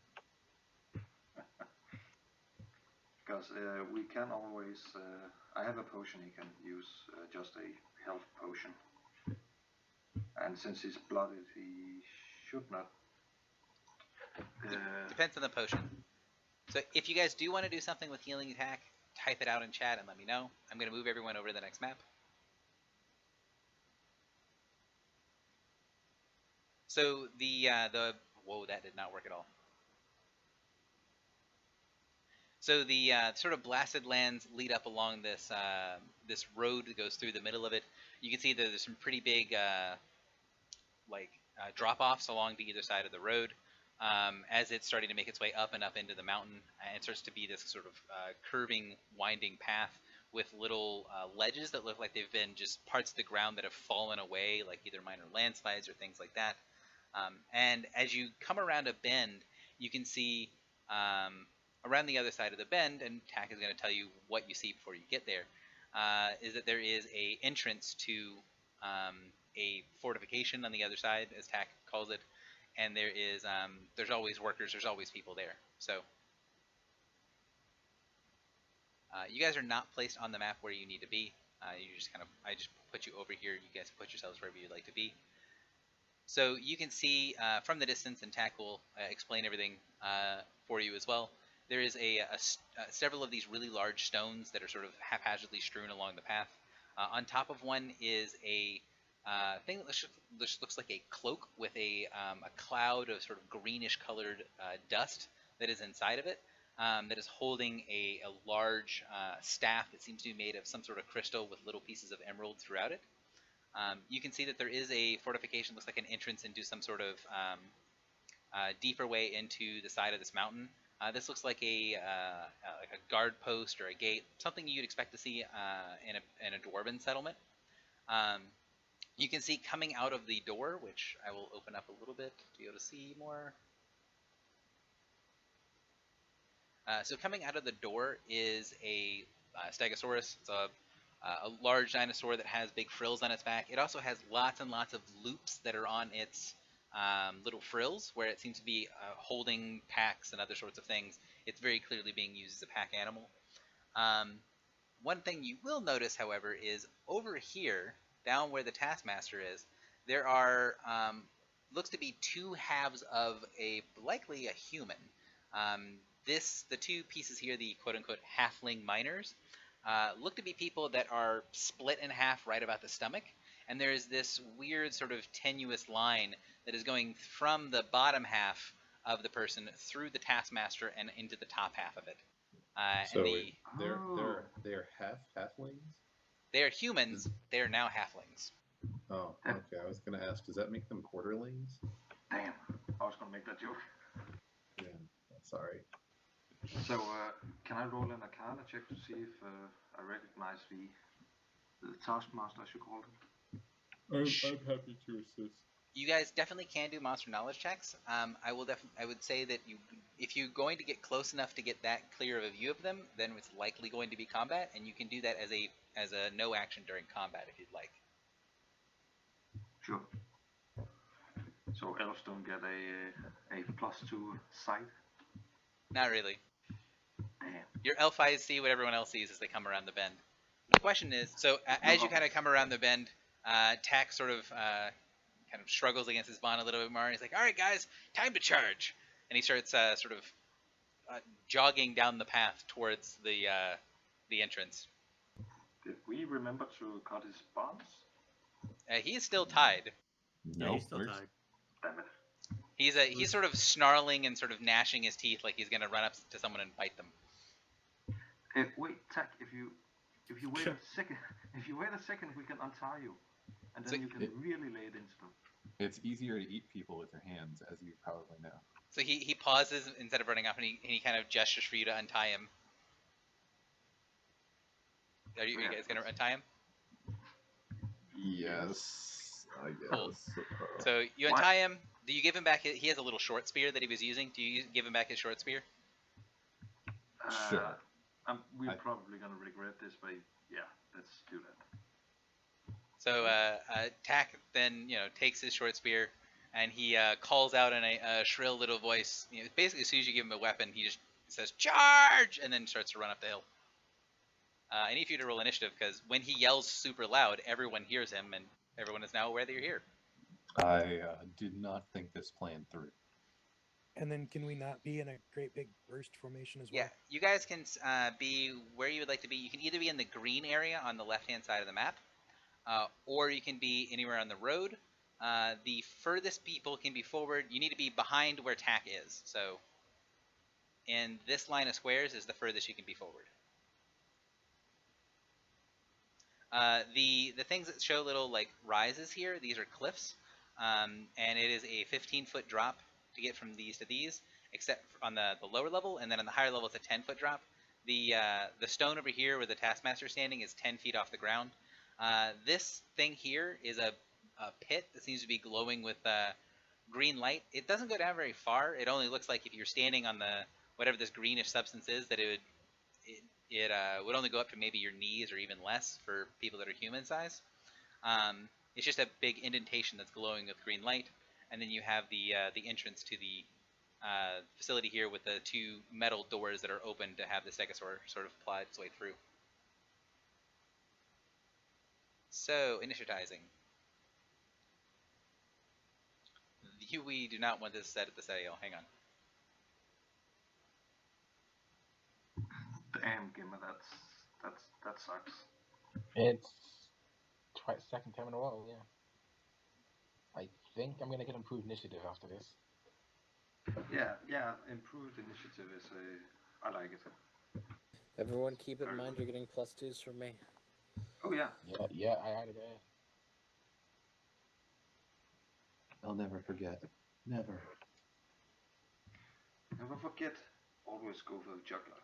Okay, 1 second. I have these guys set for the wrong AL, so 2 seconds.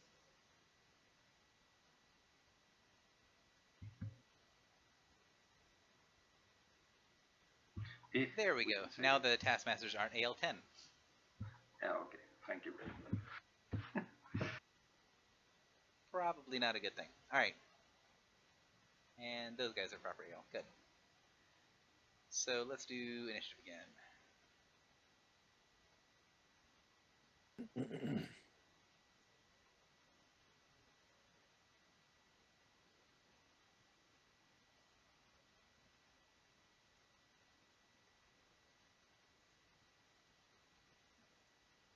That's hilarious. There's like a 6-way tie for 15.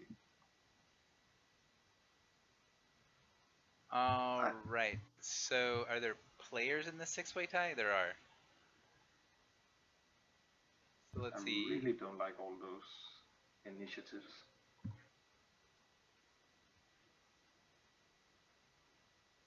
Oh boy.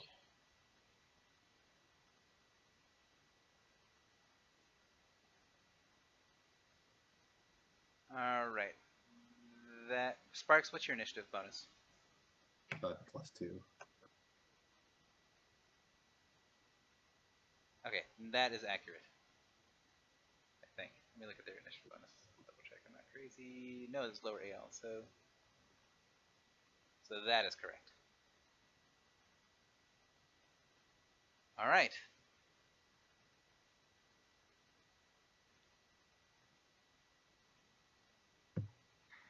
Magic. Barless, you're up. Yeah, magic. Woo. I'm gonna cast it on the Taskmaster and the 2 things to the left and right. Okay, so keep in mind, if you use Freezing Burst, it is impossible to hit all 3 of those.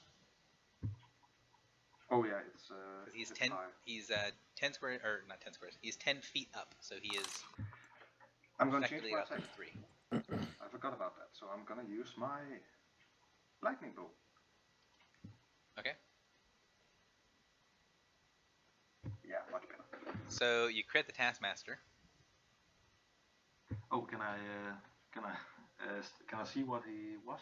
Arcana check or something? Or did I still need to get closer? Yes, you can do an Arcana check.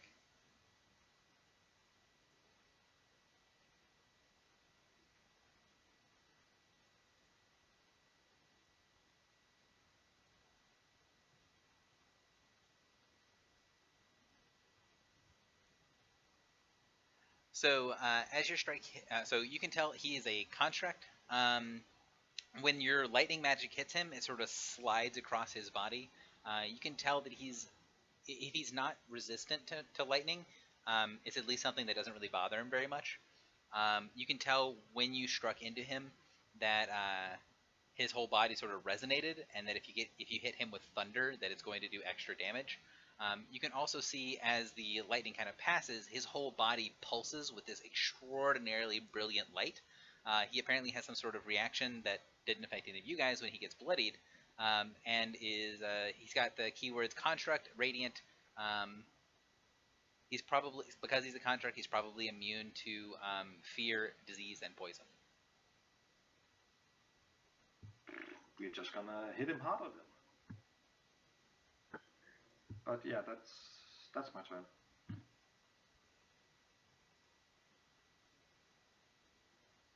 One second. There's something in the darkness.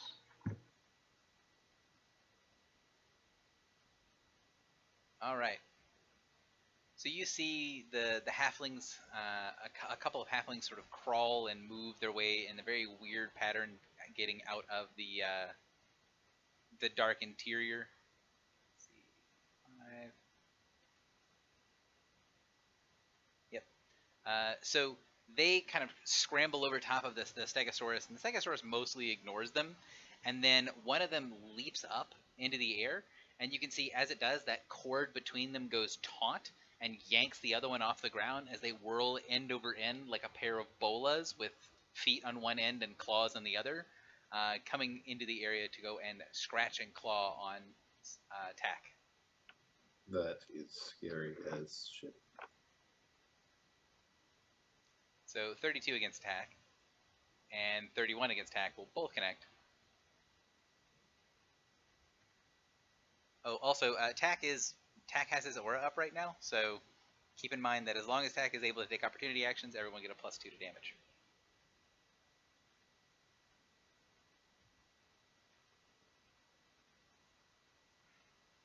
Did that count as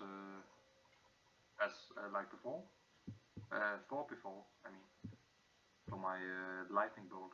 Yes, I counted it before. I added it to your lightning Alright. bolt. I mean, I would Thank appreciate it if you guys would remember to do it, because I likely won't, but because I hadn't said anything, I went ahead and added it back in. Minerva, you're Yeah. up. All right, so these halfling things. So what's the X on these guys representing right now? They seem to be not moving, Okay, just and they just took their turn in initiative and didn't move. fair enough. This cliff is 10 feet. What's the mechanics of me moving up it? You climb it. It's 2 squares worth of climbing. Just actual climbing. I don't know how that works on a mount, so I'll just avoid it. It's effectively impossible unless your mount has a climb speed. Okay, it does not. So I will back up a couple squares and charge right back to where I'm standing. Okay. And I will, yeah, no, I don't really feel the need to heal him, I guess. And I will charge this guy. Okay.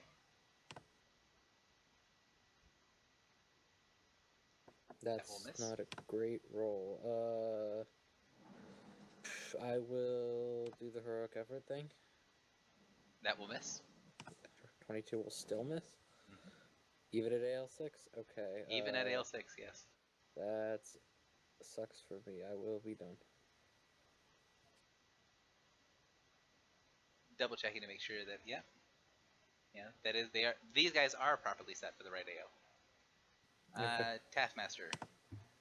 You see a flash of light on the inside, and then in one of these little in the green area, you see a Taskmaster's cloak form up as the staff the staff forms up, and then the cloak untwirls around it as the Taskmaster appears. And then the Taskmaster is going to gesture with his staff down in this direction. Oh boy. It is going to be an area burst 1. And Gemma, you need to take off your flag of shame because you do not have it currently. Oh. Why did I have that? For missing when you action pointed. Damn, I'm What's glad I missing? moved. So, is it burst 2 and 10? This is way better. Damn it. Damn. No, he still might not hit you. Oh yeah, he might. Yeah, move there's down. no reason that he would hit you.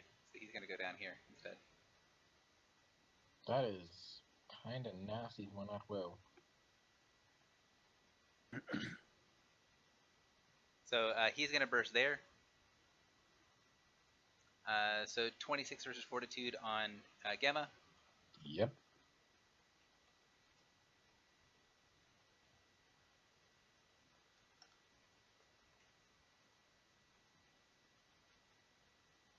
Sorry about the. I didn't realize how old this macro was. So 26 on Gemma, 18 on Sparks, 27 on Navon, 17 on Stellaire, and then a 21 on Minerva. Misses me. And then a 20 on Tack. Misses the mount, hits me. It's all Hits me. Fortitude, and Tack will do exactly enough to knock him unconscious. No, that guy owes me money.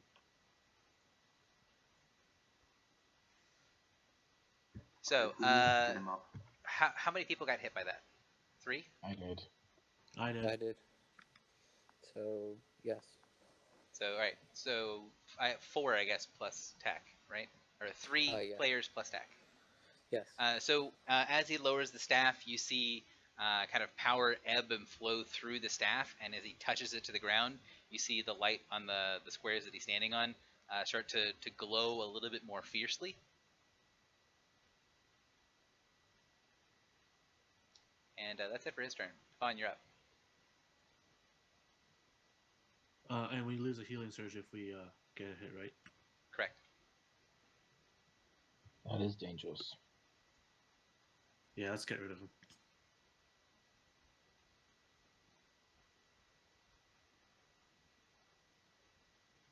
Did you make an aura around the? No, never mind. So go ahead and take your turn, Navon. Oh, I was gonna answer for that. So are we on like tiebreakers? We just put our dex or dex score after the number. What you put after it is what your total initiative bonus is. Oh, okay. All right. So that's a 7. Am I still before all the other 15s then? Yes, you are. Okay. Then I will attack the staff master who just attacked me, and the 2 halflings in front of Tech.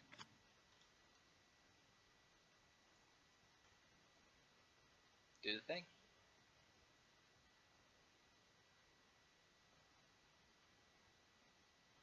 So the Taskmaster is a hit, and then you crit the halflings.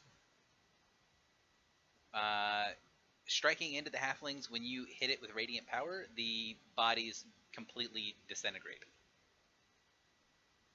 Cool. It is also going to be a hit for 11 damage. The Taskmaster does not seem to really care about the radiant, though. Okay. But he's still dazed, right? Yeah. He is still dazed. He did actually take damage from it. He just didn't take a lot. Okay. Shit. All right. I will move up.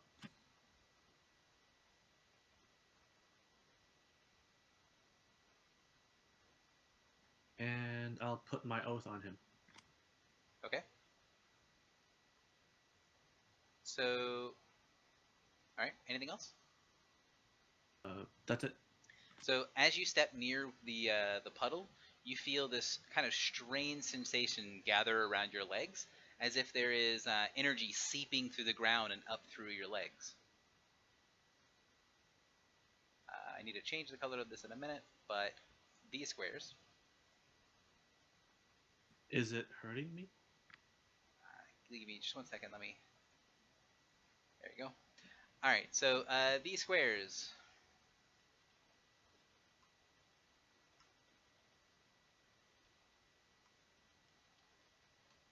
So it tries to draw you in. It's going to make a 13 versus Fortitude, which I assume is going to miss. Yep. So almost hits. You feel that there's something within the ground and the energy around the Taskmaster that is trying to link itself to you, as if it is attempting to draw your power and also give you power in return. So it's not necessarily a bad thing, but it also doesn't seem like it's a very friendly power to be connected to. I wonder if I hit him when we're linked, I take some damage too. Dunno. Taskmaster. Wait, as a free action, can I make a religion check to understand what he was trying to do? It would be Arcana, because it is an arcane Arcana. power. Okay, yeah. Knowledge checks are either you know or you don't know, so it does not take any form of action. You have no idea what this does. Oh my god. Okay. So the Taskmaster that's over here, he is going to gesture, and you see the 2 halflings pop back up. Damn it.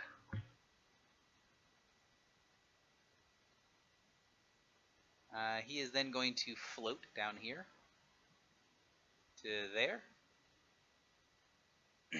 And actually, let's see.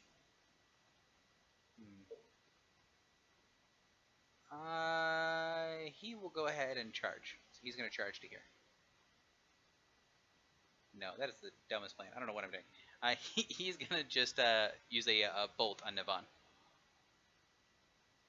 The caster charges into combat. Muscle wizard, go! I'm too used to my muscle wizard. So he pulls out a little shard of emerald and shoots it at Navon. I assume 19 does not hit your armor class? Yeah, it's a miss. Okay. And that's it for him. Sparks, you're up. Actually, there's no reason he wouldn't fly over into the train, so he's going to do that.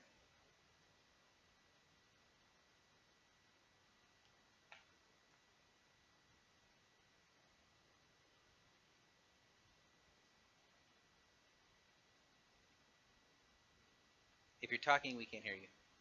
Oh, I'm sorry. I am still not used to push to talk. Okay. I am going to. Sorry, only go 5. I'll be adjacent to Nevin, and so I'm still close to that guy. Oh well, that's fine. I will curse the guy with the 4 guy, The guy with who's dazed. Okay. and then drop the vestige of Mount Valus on him.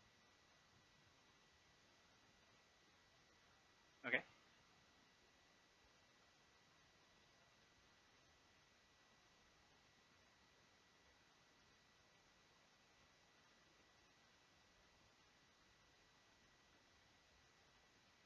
This is really one of my better days.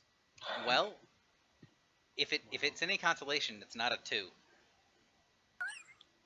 It is a little consolation, but I appreciate the attempt. Well, at least you know you're not stubborn, Juice. So, all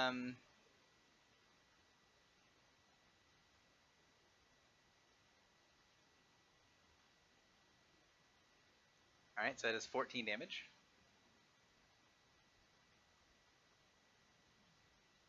Just all red. And the target cannot walk or run. Okay. He's not going to walk or run, so I'm not going to mark it.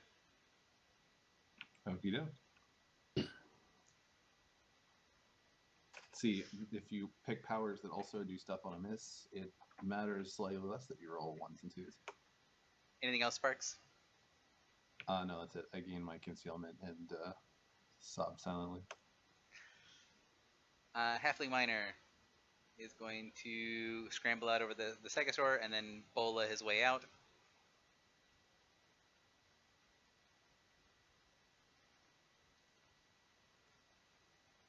The second one's going to be a 28 versus AC, what I think both of them hit anyways.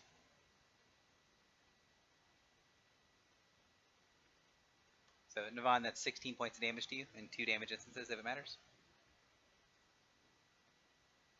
Nope. So 16 total.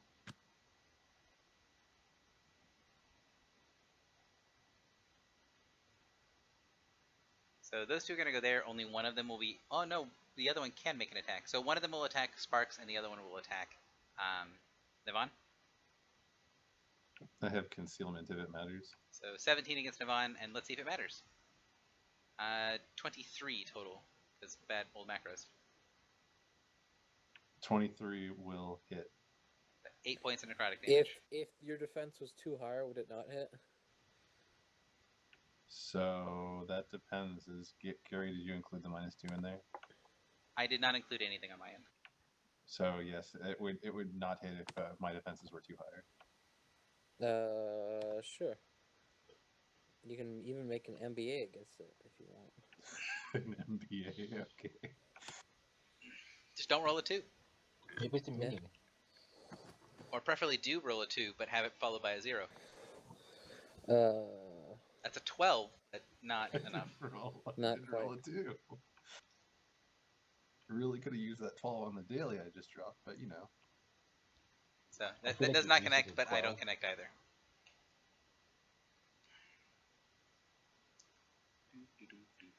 You see a Stegosaur slowly plod into the area. No, stay away, dinosaur. Double dinosaur. Sting, you're up. More pets. I'll do something original and charge.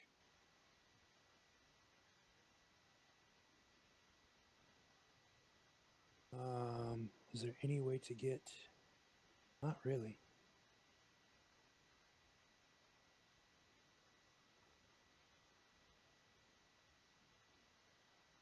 So just... Is this a legal square? It is, yes. Okay. And I'll take a swing at number 4 there.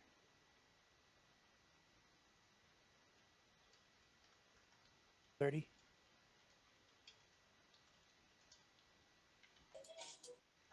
That 30 will hit and will knock this guy out. Well, kill him, whatever. Yep, that's me. I get my bonuses and such. Gemma, you're up. So here's a question: if I could teleport 3 squares, how far could I teleport from where I am up here? Because I know it's up above. The cliff is 3 squares, so you can teleport diagonal at the same distance. So you could teleport the same amount as if it was flat.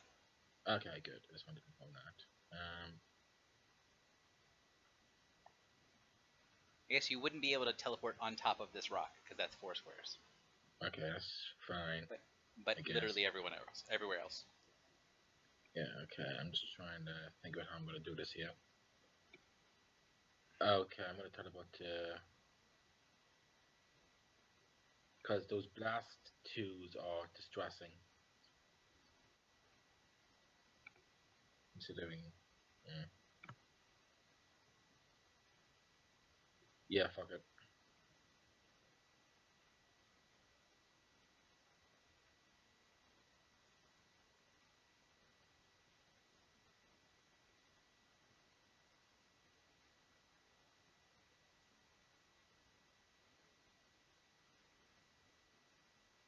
Okay, so you teleport there. What else? I'm just going to do a begetting strands to knock them out of the ooze, ideally. Okay. Also clears the minions a bit. So, what of all? You got 4 rolls. Yep. There's no tricks I can pull, so... Also, just because I can, I have the portal, so I yell, "Go away, dinosaurs! Go away!" That's all I got. Anyway.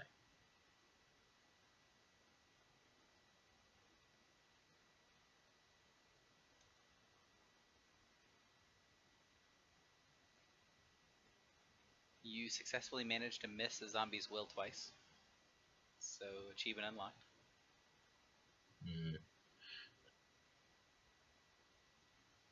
So you hit the top taskmaster and miss the rest. So 21 missed this guy? 21 did miss that guy, yes. Wow. Alright. So I can push him 7 squares away. Yep, So, where do you want to be? It is a push, so you can either push him over here, or you can push him into the interior.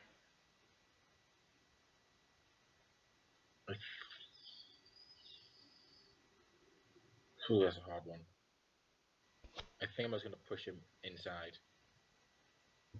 If you can push him to one of these 2 squares, then I might be able to do something. Want him to go to there? Yeah, sure.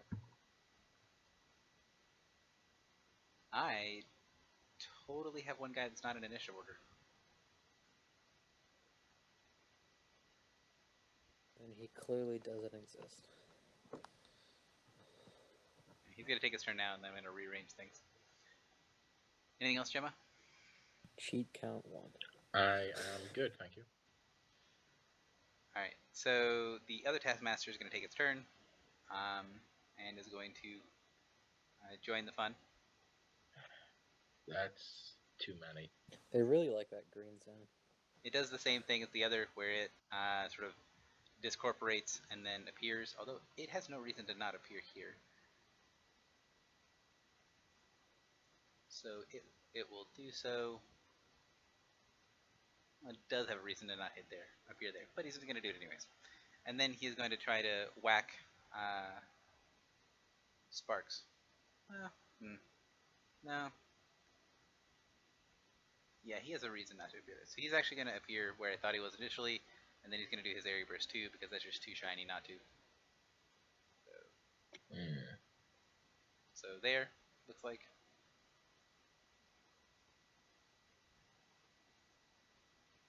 Which means I've got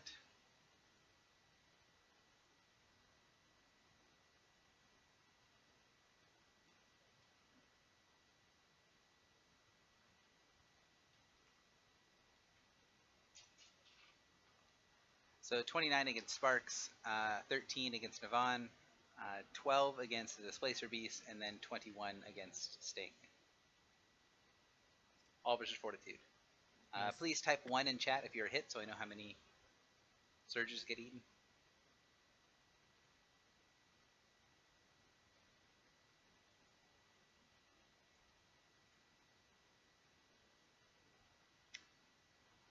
And that is it for his turn. Can't get adjacent to things. Alright, the Stegosaur begins to slowly plot his way out. Yo, go away. He gets there and stops. Oh, damn. Tack makes a death saving throw. Who's first initiative? Varlas, give me a d20, please. Sure.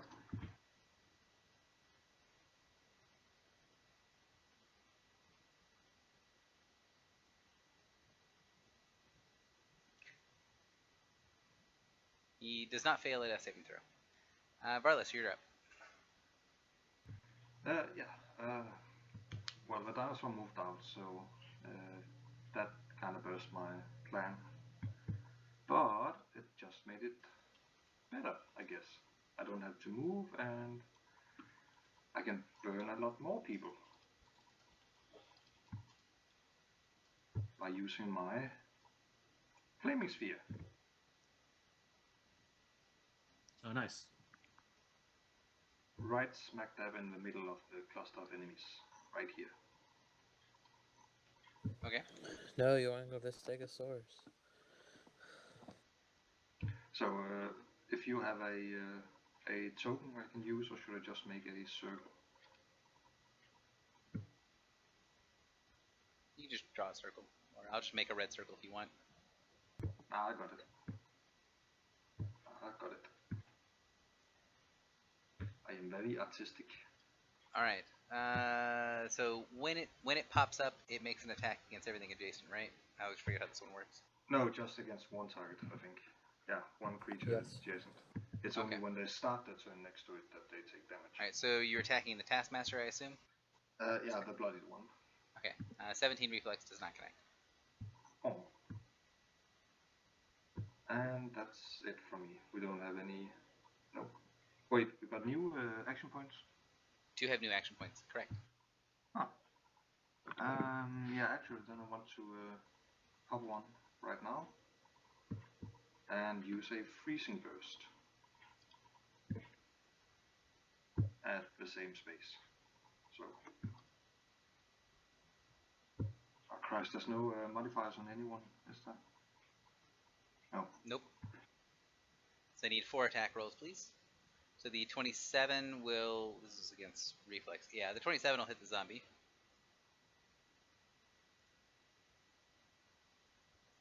The 15 will miss the Taskmaster. The 25 will also hit the Stegosaur, and then 13 is irrelevant.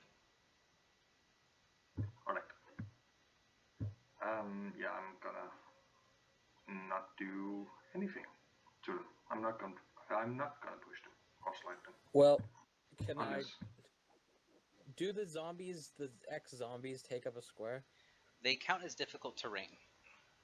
Okay, can you slide the Stego like one back so I can get to the Taskmaster? Sure. Yeah. Just make sure you don't start your turn next to the sphere of death. The circle. Probably. Alright, the halfling will stand up.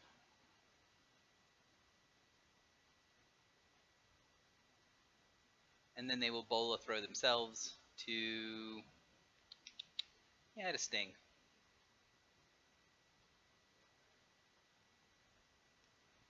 So 26 and 23 AC on sting. That should miss 6. Is the number? Yeah, 27. Minerva, you're up. Alright, so I am going to... Does anybody need healing, first off? I would like I'm some good. I'm only at 40 and my full health is 41. Nevin, is that who wants healing? Yeah. Alright, take an inspiring word. Wow, powerful, 1 extra. And then I'm going to activate my Vanguard weapon daily power. and then charge zombie number 2. Or halfling number 2, rather.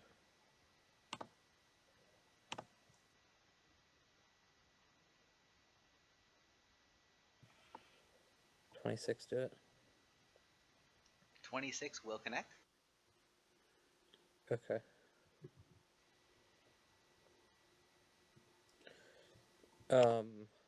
So everyone get all eyes within 10 squares get a +1 bonus to attack rolls and +3 bonus to damage rolls until my next turn. Nice. I'll be rolling 15s now. Sounds good. And then I'm going to spend one of my action points. Okay. And charge through this mess of zombies to here and try and attack the Taskmaster with the charge, assuming the Stego doesn't have like a tail slap for me going adjacent to it or something. It does not. Okay. The Stegosaurus now seems to be paying attention to the fact that there is a combat going on. Unfortunately, that will probably not hit. That will also not hit, correct? I don't have any way to make that hit because it is not a 1, 2, or 3. And I used effort already, so sad times, I'm done. Taskmaster, who is dazed in here, well, he has a really solid looking burst formation. So he doesn't need it to be area burst 2, but it is, so he's going to create an area burst 2 there. Yeah, boy. Actually, no, he's not, because he can't do that. Never mind. Save.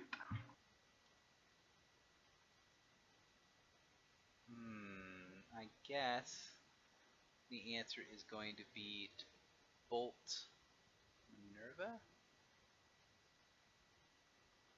Probably. Actually, no. He's gonna charge into the flaming sphere. What? He's gonna charge here. Does it not occupy a space? I don't think it does. The flaming sphere? I think it's a conjuration. Yeah, It is, takes yes, it is a conjuration. It takes a space. It occupies a square. Oh, So, it does yeah. specify it occupies it, though, yeah. Yes. okay, so he will charge to here and be slightly sad. Actually, no. Does... Let's see. 1, 2, 3, 4, 5. He can charge to there. That is the best option of all. And he's gonna charge Navan. Oh, okay. He'll charge there. Okay. Wait, yeah, isn't that difficult terrain? Because of the zombies? He has hover and he flies, so he doesn't really care because he floats in the air. So he laughs at your difficult terrain. I assume he does not provoke in the process. He charges in a way that is not dumb and does not provoke. Okay. Jeez. He crits with a stick. Okay. So Muscle Wizard does 13 points of damage, and you're blind until the end of his next turn. Okay. Blind is that one, by the way.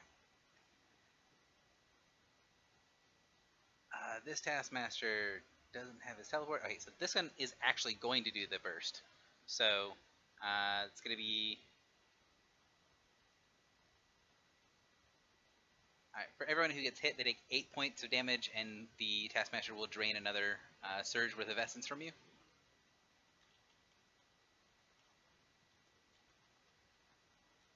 So the first target was Sparks. Second target is going to be Navan. Third target is the Mount. Fourth target is Minerva. Fifth target is the Mount, and sixth target is Sting.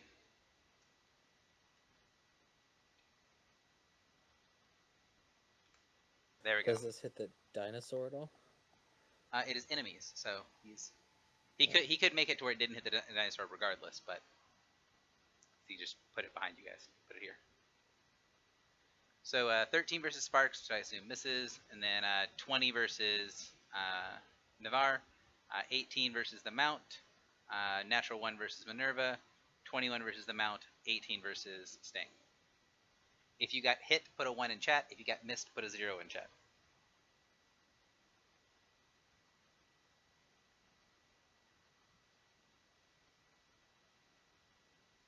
Sting, what are your defenses looking like, sir? Sorry, Mount got hit. I did not. Okay. So the thing is going to attempt to drain a surge from the mount.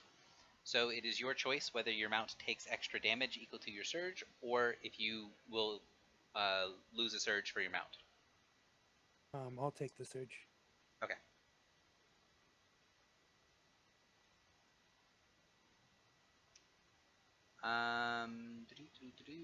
Is now empowered enough, I believe. Let me double check. Oh Christ.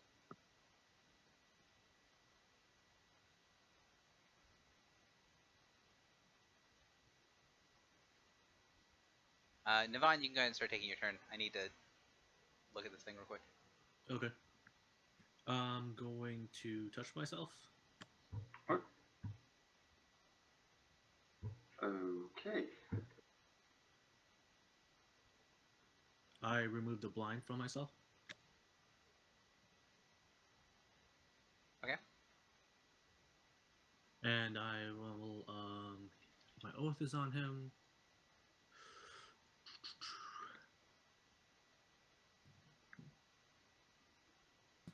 I will use Twist of Fate, and then I will attack the three staff masters.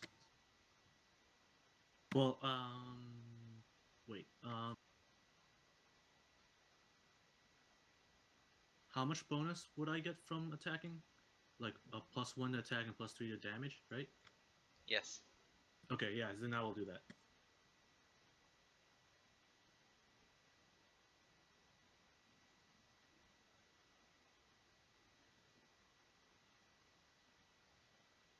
And as a free action, I'm gonna take out a Flame Rose and use this power along with the Flame Rose.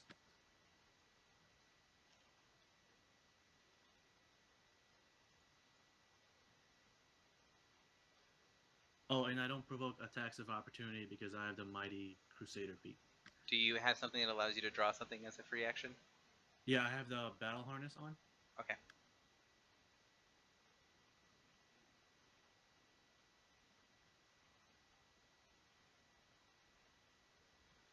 All right. So I assume you're targeting 5 creatures with this, or no? How many? No. I'm targeting. I can only target 3 because there's only 3. But There are 5 targets in range. Oh, you mean the 1, Six Swords? 2, 3, 4, 5. Yeah. They're not threatening, right? They don't. One of them is. This one looks pissed off now. Shit. No, I'll just concentrate on the 3 to 5. Okay, yeah, I'll just attack all 3 or all 5. Okay. So 16 will misses, 19 will misses, 32 will definitely connects, 27 will connects, and 24 will connects. So you hit these 3.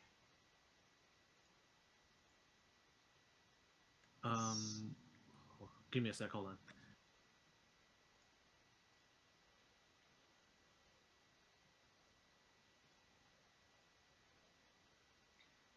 Where's the? Oh, I see the fire now. Do you know what the Flame Rose does? You gotta help me out here for figuring out. Okay, so the things are ongoing. I see it now. Yeah. So with the Flame Rose, I thought I had a macro for it, but I can't find it. It's ongoing 5 fire. Yeah. On the targets, they don't have to hit. And did you say I missed on the first target? Yes, you missed on the first target. And did I miss on the second target? You only hit the last 3. Okay, I will re-roll the first 2. With the thing that does the thing? With the macro that you have? You're telling me how you're re-rolling? Yeah. So first one, the first 3 rolls matter, and then the second 3 rolls are for the second one. The second target, I mean.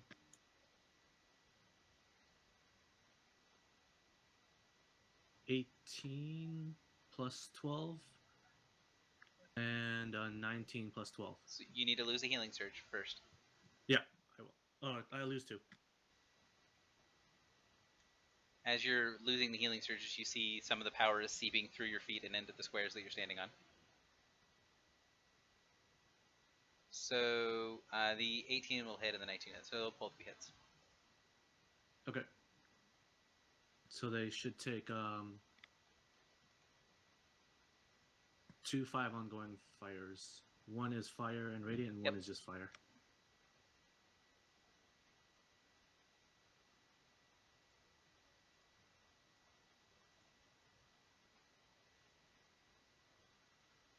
Anything else? Yeah, I'm gonna action point, and let's see. You're a winner. I use an action. Did I use a minor already? It's your yes. You use Twisting Fortune.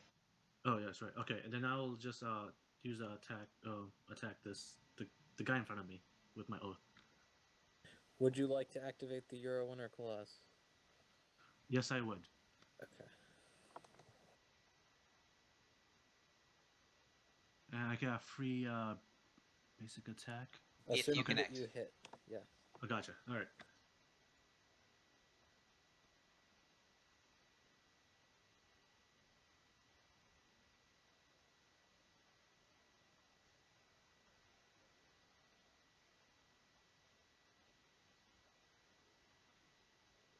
Am I flanking with the flame spear? No, it can't flank.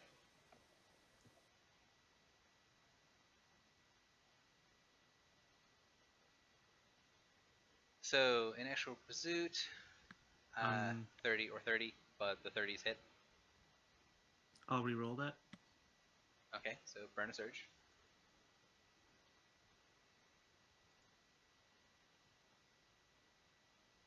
So Wow. Okay. Total of 24 to AC, or 25 because of the bonus attack. what's the 20? Wait. Why is it not 30 AC? Because when I do the re-roll, I pick the higher of the new re-rolls. What's the first reroll for? What I My think he was oath. trying to crit. Why don't you take the crit? I'm confused. Wait. Oh, wait. Hold on. Wait. I'm trying to figure out what is wrong with the critical hit. Like, what is the thing that you're doing that says you don't want to crit? No. I roll 20 messed up on me, and I didn't see it roll that. Sorry. Okay. I only saw the 10, 11, 11, 4, 7 times. Sorry. Okay, But I so will take the crit. 64 damage, flavor damage, or is there any type to it? It's just 64. Okay, so that will kill him, and he is going to have a thing that happens when he dies. He explodes in a column of energy. Okay.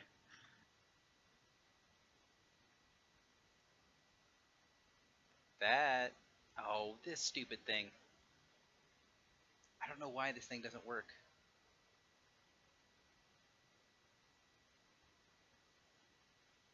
Let's try this again.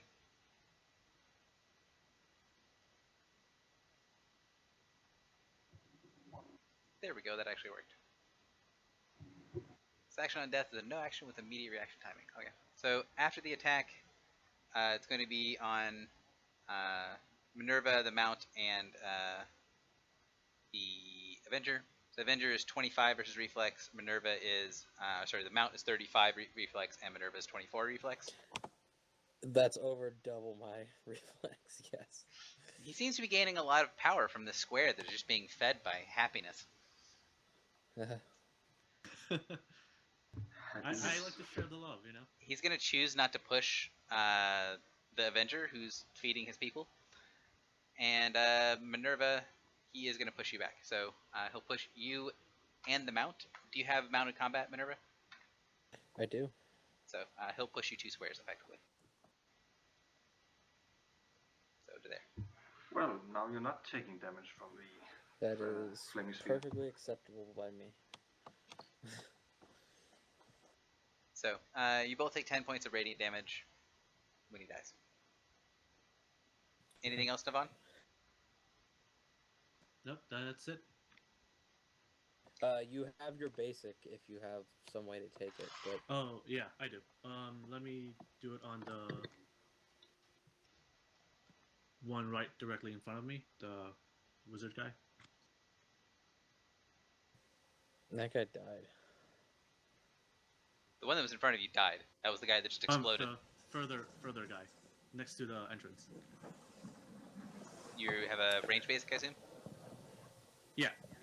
Okay, go ahead and shoot him. 20 does not connect.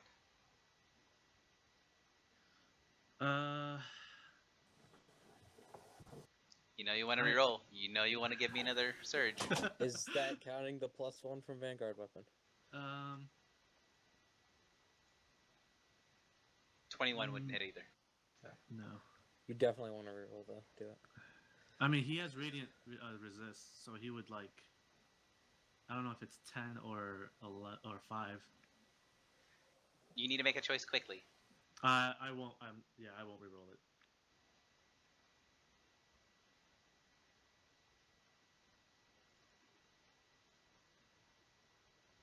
So that's it for my turn. You will not, or you will reroll it. I won't reroll it. Okay, so I just got a whole bunch of stuff, and I need to actually check something real quick. Sure. All right, at the end of your turn, this is going to be an attack against your fortitude. So I'm going to go ahead and say it links to you.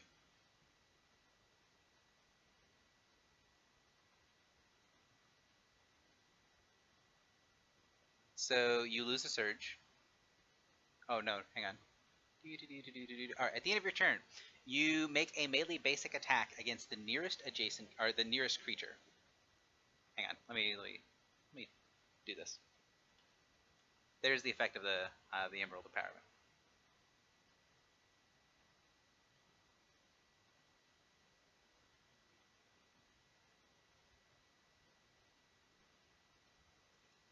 So you need to make a basic attack against someone. If not, you will just lose a surge. I don't suppose a downed halfling tagging with radiant to make them not be able to get back up again is a valid option. It is not a valid target, so you need to attack Sparks, Navon. Okay. Sorry, Sparks. I hope I don't crit. If you don't, you can always re-roll. I won't. Oh yeah, if I do, I'll re-roll. You roll 4 20s. That'll be impressive. Wait, does that mean I get the bonus from? Yes. Yes. Plus 3, Okay. plus 1 to hit, plus 3 to damage. All right. I mean, your melee basic attack is not that good, is it? Oh, well, never mind. Oh, that was close. All right. So yeah, 16 points of radiant damage to Sparks. It's a good thing I didn't have my whetstone on me. And lose a surge, right? Yes, and Sparks, you lose a surge.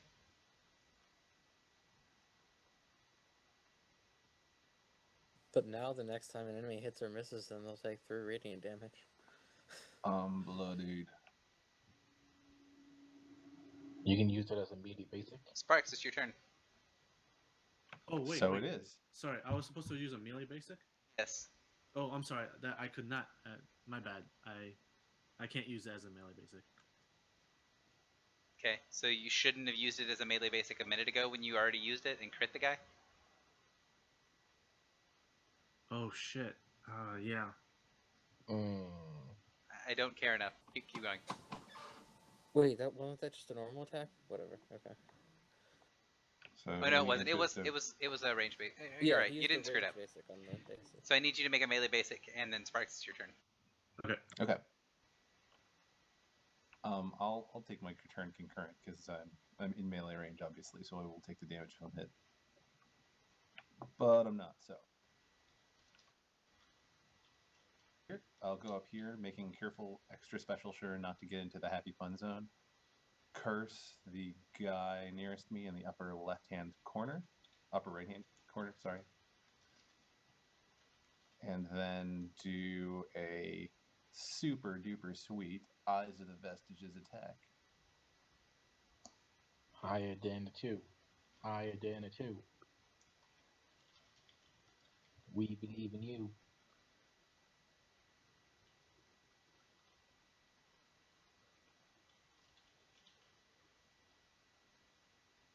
Sorry, I assume that hits. It also does extra damage.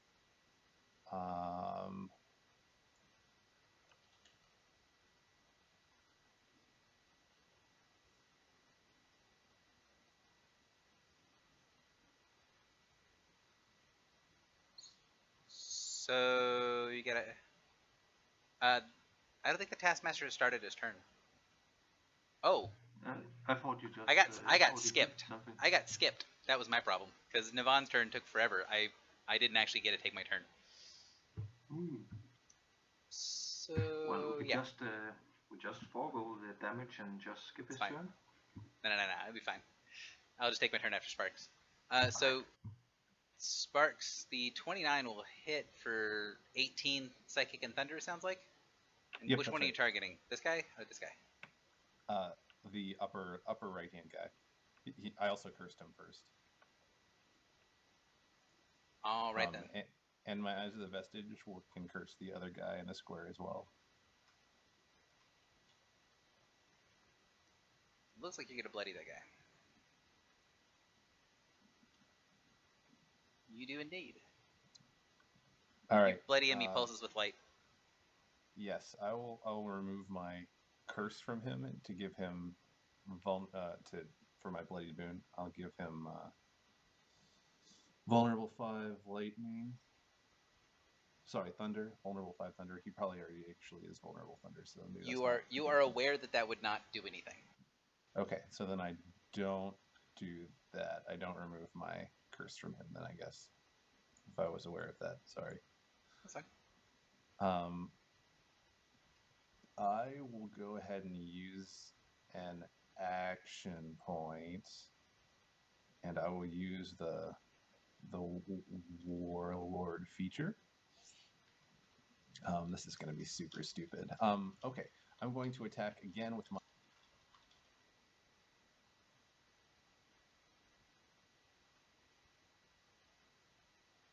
You cut off. Sorry, I'm attacking with Eyes of the Vestige again. Do keep in mind the +1 and +3 if you are or not adding them. Yeah, I am actually adding them. I just kind of decided. Okay, so that hits, and you're targeting the same guy again, correct? This guy? That's correct. And did you take advantage of the being a winner? I am just about to do that, yeah. Cool. So 17 psychic damage. That's the extra thunder damage, and then I'll do my Eldritch Blast as a basic. The Taskmaster that you just hit looks gloriously messed up.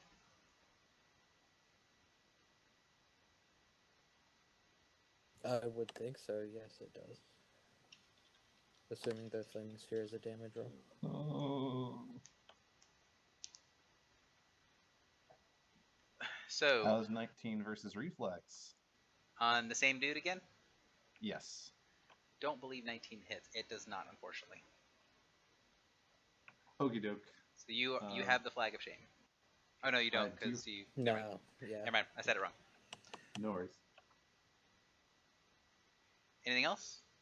No, that's my turn.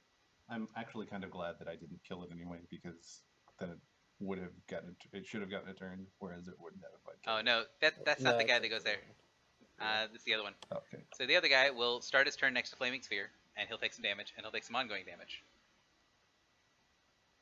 So that's should we just use the damage from the last roll, which was 8, and then plus the 3 from the bonus, or should I roll again? No, that's fine. That is easy for me, and he is very, very bloodied. Right. He has not used his teleport yet, so pretty sure that's the best option. So he'll move action to teleport to here. He will minor action to return the zombies, and then he will standard action to area burst. Actually, he's gonna.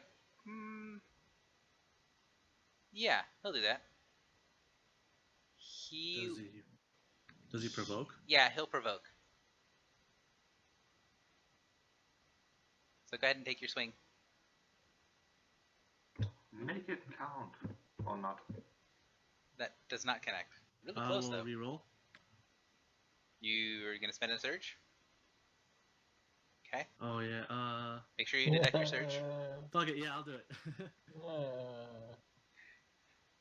Remember, they explode when they die.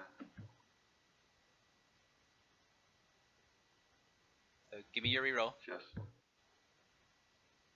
Alright, let's see this. Okay. There's a 19 in there, so Plus 14, so yeah, the That's 19 on it. the die is going to connect. So you do 11 points of damage. yeah.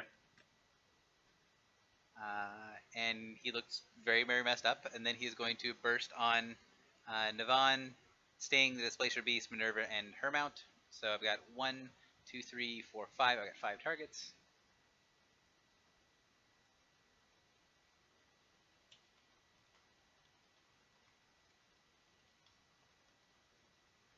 So 18 on Navan, a crit on the Displacer Beast, 21 on Sting, a 28 on the Mount, and then a 11 on Minerva.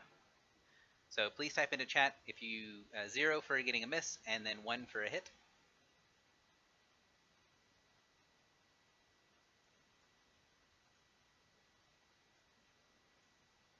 And then of course take your damage, please. Sting, are you gonna have the Mount take damage, or are you gonna have it lose a surge? Same I'll with take Minerva. I'll take the surge. Okay. And it still takes damage. What's the crit damage? Crit damage, looks like 18. 12, 18, yep. And My mount is a thing with a surge, so it will lose its surge. correct. Well, I just mean that the Fey Beast follows different rules. Yeah, So I get one more. I was just clarifying that mine doesn't do the same thing for you.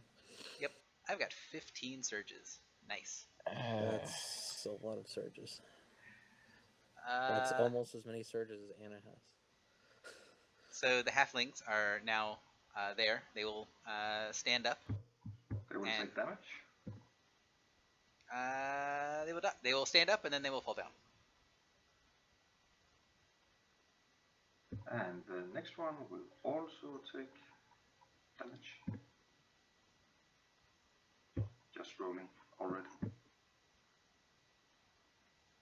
They'll stand up and pass out.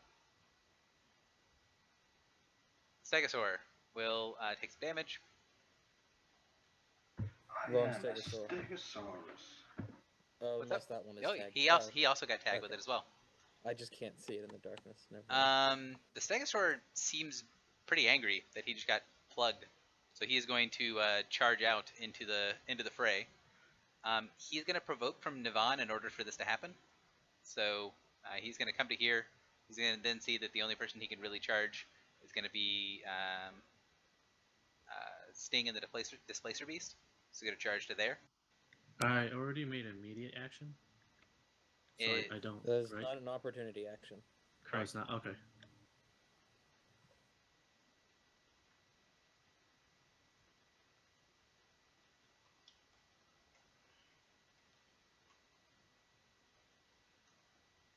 So 31 versus 4 means that the Stegosaur is going to get hit by the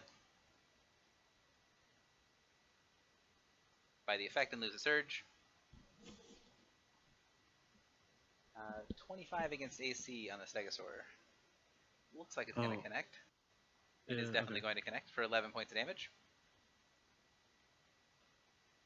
And the Stegosaur is going to charge on Sting.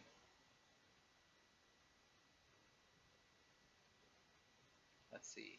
He got hit with the thing. I'm going to say this is going to hit. I hope I do. Well, I actually kind of hope I roll a 1. Holy smokes. Yeah, that hits. Plus 29? Yes. Really? Plus the bonus for charging through the zone, and then plus 1 for charge. Okay, that sounds bad news. Why does everything in this encounter have Paragon level attack roll? Well, you keep feeding the happiness. So you take 20, looks like 23 points, or 25 points, because I can math. 25 points of damage, and you get pushed 3 squares.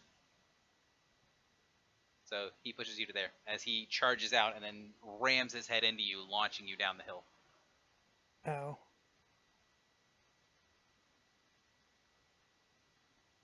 Sting, you're up.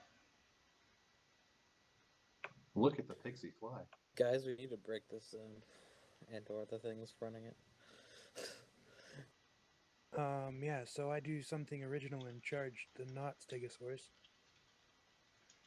1, 2, 3 looks like a plan. Okay. 1, 1, and a 3. 25 versus AC. 25 AC is going to connect, and that'll finish off his hit point. Is he gonna blow up with happiness? He is. Probably. He's going to explode with overflowing happiness. Before I get hit, can I use my Pharaoh Rejuvenation for hitting on a charge? Yes. I might go down. That's 17. It's not a lot of damage, but it's going to hit. Wow. So I'm going to say all 3 of those hit for 14 points of damage. And then he's going to push the Displacer Beast and the mount down the hill. Get back down there. I have 1 life. You get knocked up again. Back down again. All right, someone needs to make me a thing for attack, a death saving throw. Let's say it's Minerva this time. And is that fine for my push? 1 more, and Gemma, you're up. Crit. Nice. So attack wakes up. Oh my god, it's like, what even is... Gary, do you push me? I do not choose to push you, no. I figured. Okay. You keep feeding my square. There's no reason for me to push you off of this. Okay, I think I have a plan. I just could walk. Only because of this bullshit that's happening around us all. I'm gonna aim this at the Stegosaurus.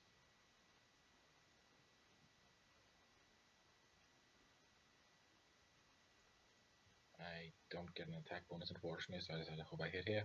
You have a +1 to hit. Then that's a 20 versus will. 20 versus will on the Stegosaur, on the nearer one, correct? No, actually, because I want this one to go walk over and hit this guy. Okay, so that will walk connect. to the Well, side. it connects against either one of them. So you hit this guy. Yeah. And then I want to slide at 7 squares so it tail whips this guy. So you want him to be here, or do you want him to be on the other side? Like, I'd like him to over be here. 1 more to the right and just here.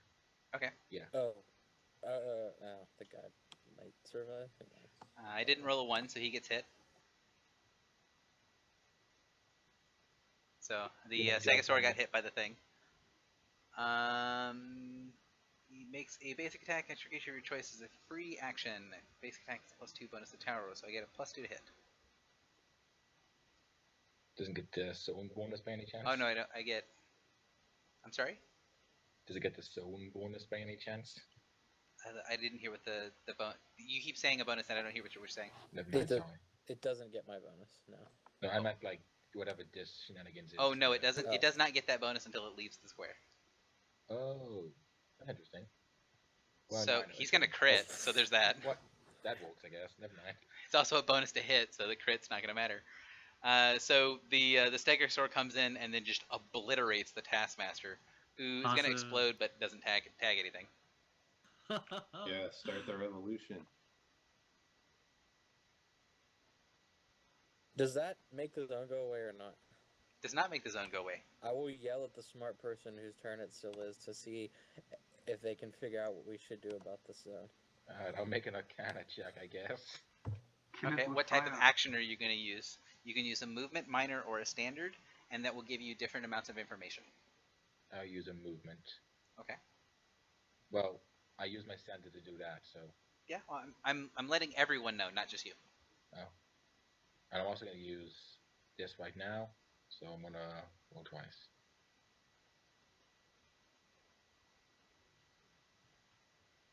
And I roll again, just because I can. So, You can sense that there is some sort of alarm happening here. Basically, the taskmaster that didn't do much of anything on his turn. The primary thing that he did was to raise the alarm. So that circle or that area there is starting to exhibit a lot of the same ritual patterns, a lot of the same magical energies that you expect to see with a summoning spell. Oh boy. You get a pretty strong indication that if there is no way to take actions to destroy or disrupt that summoning spell, that it's going to start summoning things into the encounter. Okay. I convey this information to everyone else. So obviously Anything else, we need Gemma? to destroy it. I've got a mana action left, so I spend it panicking. Actually, I'll summon a mage hand. Why not? I think that's where it goes. I would say you And could potentially spend it trying to disrupt the circle in some manner. Would that be a Arcana thing again? You have to describe what your action is going to be to attempt to disrupt the circle. I will say that if you're trying to do something from that far away, it is going to be extraordinarily well. Actually, you're not that far away. He's like 5 feet away. Yeah. It's going to be much harder to do it unless you're adjacent to or within the square. I thought it was farless for a second for some reason. So Yeah. you can definitely do something from there, but you will suffer a minor penalty, and there can be penalties for failure. I'll do it anyway. Fuck it. Okay. So Arcana again. So you need to describe what you're doing. You need to justify your action. So you see this thing, it's setting off some sort of alarm, and it is in the process of summoning something or safeguarding something to hear. What are you doing in order to stop that? Is this one of those moments where I can like RP bullshit or what? Is it RP bullshit? Yes. Welcome to Dungeons and Dragons. I wanted to make sure about that. Okay, so Gemma's gonna try and reach out telepathically. She's sensing the magic in all of this, and she sees that it's like that whatever's been using to like summon the. She wants to try and pull these soldiers back out, essentially. All right, go ahead. Mm, That is going to fail. I would like for you to lose a healing surge, please. that's fair. You try to interact with the energies, and you do very successfully interact with the energies, in so much as that you put more of your energy to make the summon spell happen stronger and faster. We're all gonna die. Wake Cthulhu. The Stegosaur is going to start his turn and take fire damage. And 11 fire damage from me. Or from the sphere. He is now bloodied. It does. No, he is now. Alright, never mind. He seems kind of upset that things are attacking him. So he's going to. I'm going to roll a d20 and see who he's going to lash out at. The flaming sphere. So the thing is smart enough to move away from the flaming sphere, so he's just going to charge sparks. Because I don't think the flaming sphere does anything when you walk next to it. I think. Correct. No, he was Does only the dazed. pool of greenness do anything when you walk in it? He's inside of it. It has already done something to him. Oh, okay. So he is going to swing at sparks. He's not going to have a massive bonus to everything right now, so that's a plus. 22 AC for sparks. I did not include concealment. 22 just manages to hit me.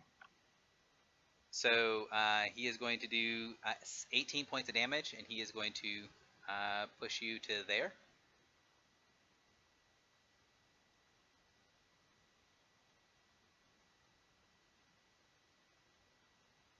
And then he is going to be very upset as he takes a good chunk of extra damage from ending in the square with nothing to be able to attack. Ah. Oh my god. Bad, Shelly. Bad. Alright, so I need to do something real quick to figure out what this guy's health is at real quick. So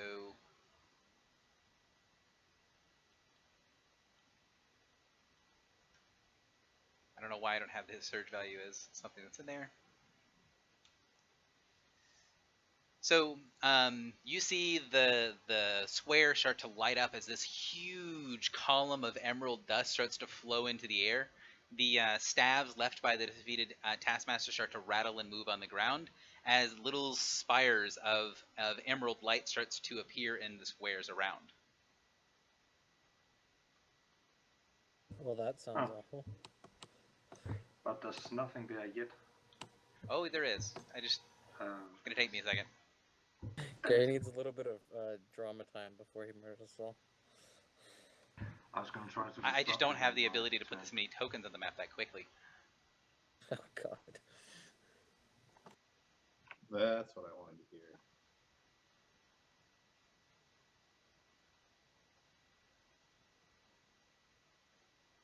Oh my. That's a significant number of enemies.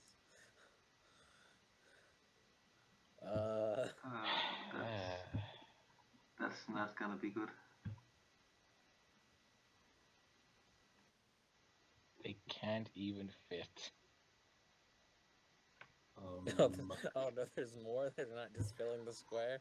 Oh god, was That that wasn't what enough for you? 21 was? Are there There we be go. 21 of them? Alright. Jesus fucking Christ.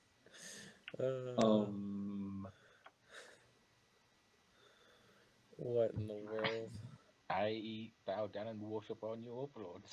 So you see a field of these staves, these little spires, pop up out of the ground, and you see that making that same sort of twisting motion like the Taskmasters did when they teleport, starts to rotate very slightly as the cloaks that the Taskmasters have starts to unfurl from them. All of the Taskmasters that are currently forming are not yet formed. They can be destroyed either with attacks or skill challenge checks in order to prevent them from finishing forming. I think I have the correct number on the map. 1, 2, 3, 4, 5. Yep. That's 19. 19. So you can either choose to make checks in order to disable them, to make them unable to form, or you can attack them and destroy them in order to keep them from forming. There is also the option of running away if you so choose to do that. I would say that because of the way that things are going on right now, I would highly recommend as a party you guys discussing what your actions are going to be, either to stay and skill challenge and or destroy the Taskmasters before they form, or to run away. So take a moment to do that. I'm going to go to the bathroom. I'll be right back. Can I have a clarification first? Yes. Is skill checking the circle now skill checking these guys, or is it still a separate thing that's going on? Is the circle still trying to summon again? The circle has already triggered, and this is what happened. So okay, so we don't have to worry about that. We just have to worry about all the guys. Right. So the circle is not going to have any additional effect unless the guys get summoned or eat more surges or things like that. Got it. Gotcha. I have a question as well before I go, Gary. Do they have as much HP as with fully formed, or is it severely reduced? While they are forming, they are significantly more fragile. So it will be much less damage threshold in order to destroy them, and it would only be a skill check in order to completely disable them to prevent them from forming. I will be right back. Bathroom. Okay, guys, I can hit everyone at once. Okay. Yeah. Who is the person able to do that? Could you put out one? Just so I can see where you are in the turn order. It's my turn. Oh, okay. So also I'm gonna hit Nevin. Alright, I have 1 HP, but if you guys can pick me up afterwards, I don't mind. Basically, everybody blast the shit out of the stuff there and see if we can destroy them before they form. I will stand the fallen and let everyone spend a surge on my turn. Okay, or if you guys can wait until like ready an action after my turn, where I could shift out, that would be nice too. I have no area powers, but what I can do is so Gary said the portal triggered. Do you think that it could trigger again? Should I spend my turn to try and disable the portal? That is what I questioned, and he said unless we feed it more, it's not going to happen again. So for the moment, don't worry about it. Worry about stopping these things. Actually, I have instead of hitting Nevin, I can actually hit everything, and by everything I mean every enemy visible on the map at the moment. And I think it gives them 5 ongoing fire as well. Maybe. Alright, well, I mean, Yeah, 5 ongoing fire if I hit. Well, just blast them. Is the only effect. Yeah, it said the ongoing isn't going to help. So do your big damage blast. If it takes down Nevin, I'll get him up. Whatever. Could just delay it after Nevin. It's not really doesn't really change anything. Yeah, if you heal me, I think the thing will absorb the surge. So let me move I out don't know. first. Gary, is this thing gonna go on an initiative count and interrupt us if we delay? Is that a possibility, or is it clearly waiting till the start of next round like it's been waiting on? It is the end of the round is when it triggers. Okay. So and I did put it in initiative order.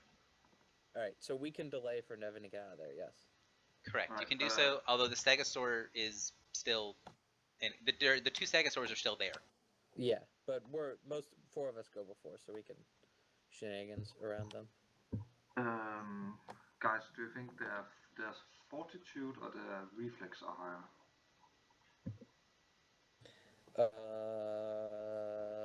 I don't know, but my default answer would be do both with an action point if you can. I used mine. Oh, you used yours already?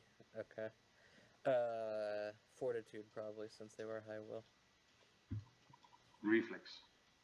Oh yeah, fortitude. Yeah, never mind. Yeah. All right. So delaying to until after Nevin. Or what did you say? Just blast it. Is that the plan? No, I'm asking those guys, the other guys.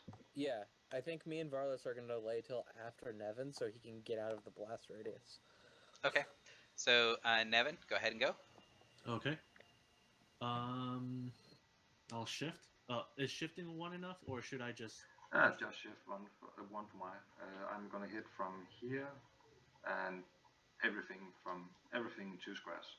And the question is, do you want to bother making your 3 attack thing or doing a skill check?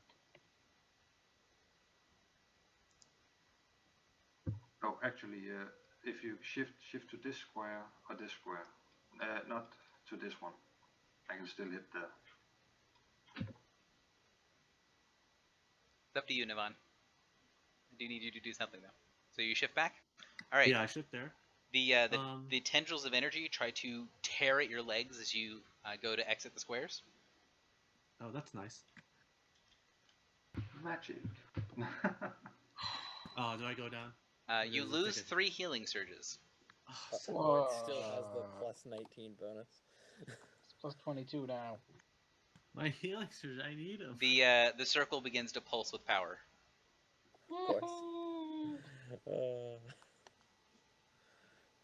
Fun times. Okay, continue your turn, Nivan. Okay, I'm gonna try to disrupt the thingy, the formation of them. Is it 1 skill challenge for all of them, or 1 skill challenge for each of them?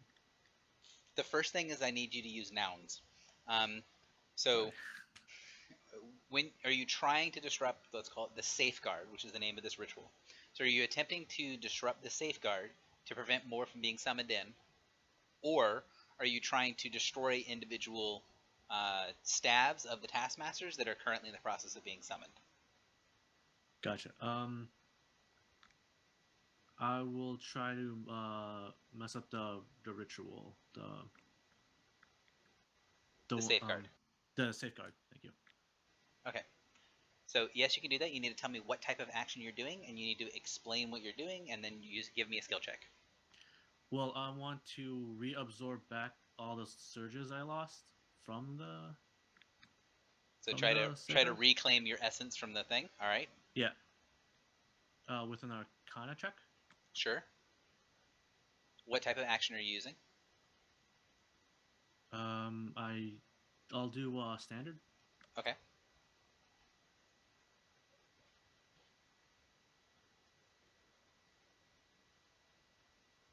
So that is going to Um, succeed. You do not get any of your healing surges back. Wait. Sorry, go ahead. Should I reroll that? Why? No, What? stop You it. What's succeed. wrong with It you? succeeds. What are you talking about? Okay, Why'd fine, you reroll it? I mean, because never mind. Yeah. It didn't make hard DC. You do not need to make hard DC if you use a standard action. So you are able to start disrupting the circle. You have one success on preventing it from summoning more things. You get the strong impression that if you get to a number of successes equal to or more than the number of creatures that is attempting to be summoned by the circle, the summoning circle will fail. So you now have one success on the summoning circle. Okay. So are you saying we need to One get out to of three. You need to get to Okay, three. Yeah. Not 22. Got it. Oh, okay, gotcha. Really glad we didn't try to disrupt it before then.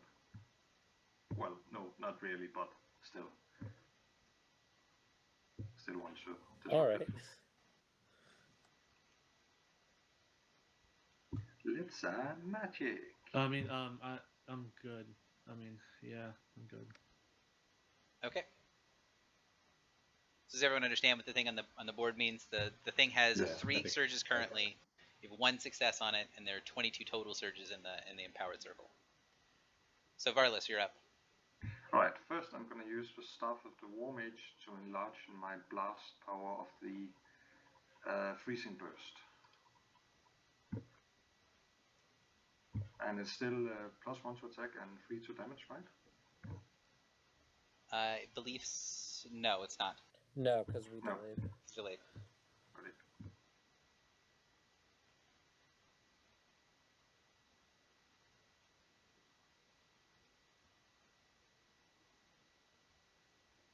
So you're making freezing burst a burst 2. Yeah. I'm gonna go with This guy. those rolls are wrong. Just gonna toss it out They there. should all be 11 higher than what's listed. It just Yeah, didn't what's... catch the bonus for some reason. I'm gonna So- try that again. Oh, Two it didn't hits. have time to load the random modifier. So just give me a big field of d20s. I know what you need. I know what you need to succeed. I'm sorry, say that again? Just roll a bunch of d20s because I know what you need to succeed.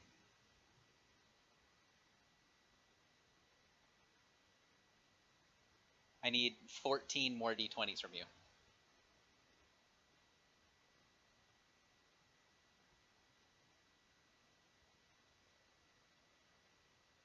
That actually made it slightly harder. Okay. I think he needs 16 actually. But yeah.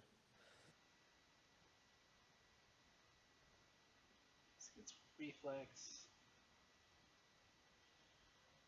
So 1, 2, 3, 4, 5, 6, 7, 8, 9, 10, 11, 12.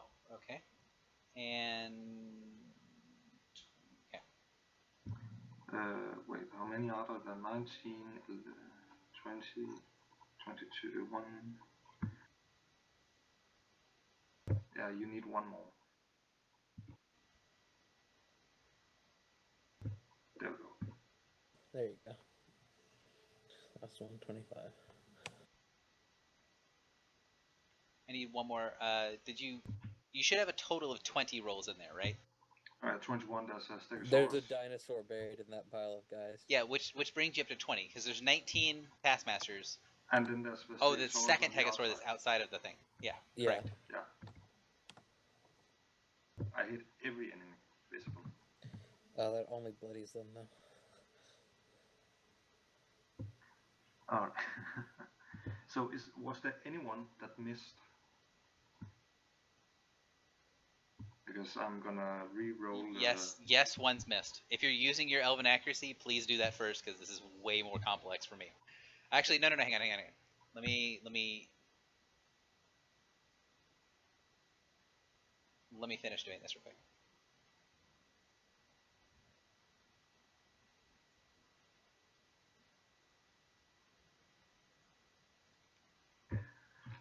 It's just been well, not minion feast, but still, there's been plenty of enemies to hit with last I need for you to burst give attack. me 1, 2, 3, 4, 5, 6, 7, 8. I need 8 rolls from you.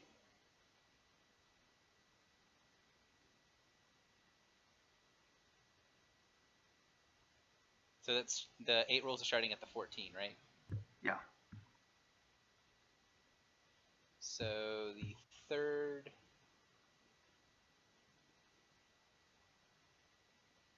Alright. So the third one hits, the fourth one hits, the sixth and the seventh. So third.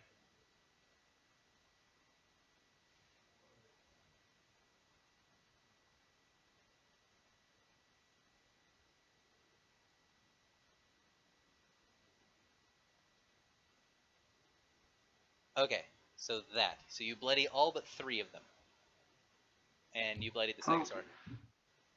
And you're saying, just for the next turn, you're saying that ongoing effects doesn't affect them? Yeah, it's not going to do anything because they're objects. It will affect the Stegosaurs if you have an ongoing effect, though. Oh, I don't have on this one, but still. Yeah, I mean, if you do ongoing damage, it will affect the Stegosaurs. Yes.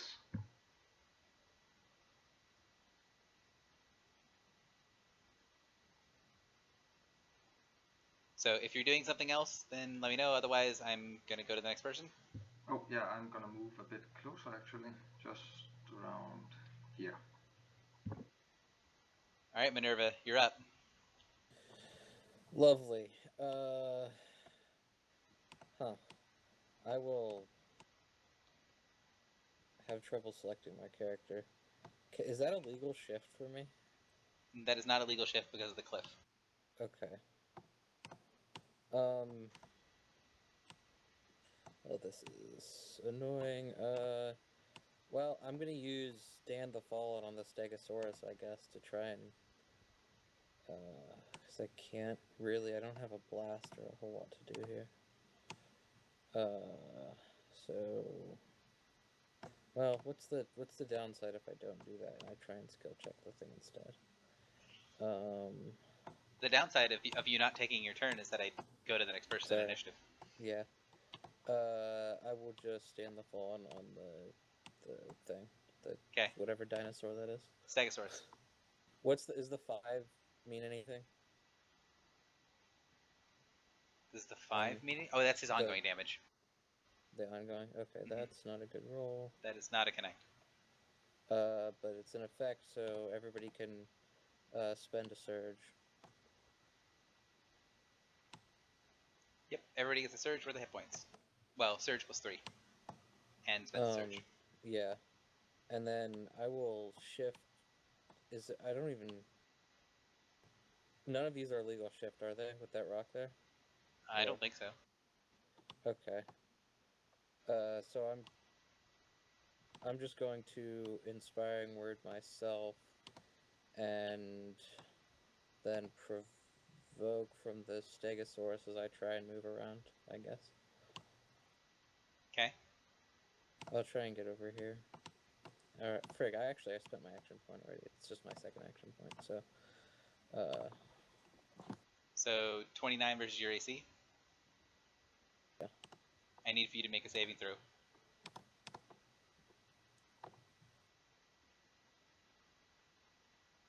That is not a good roll.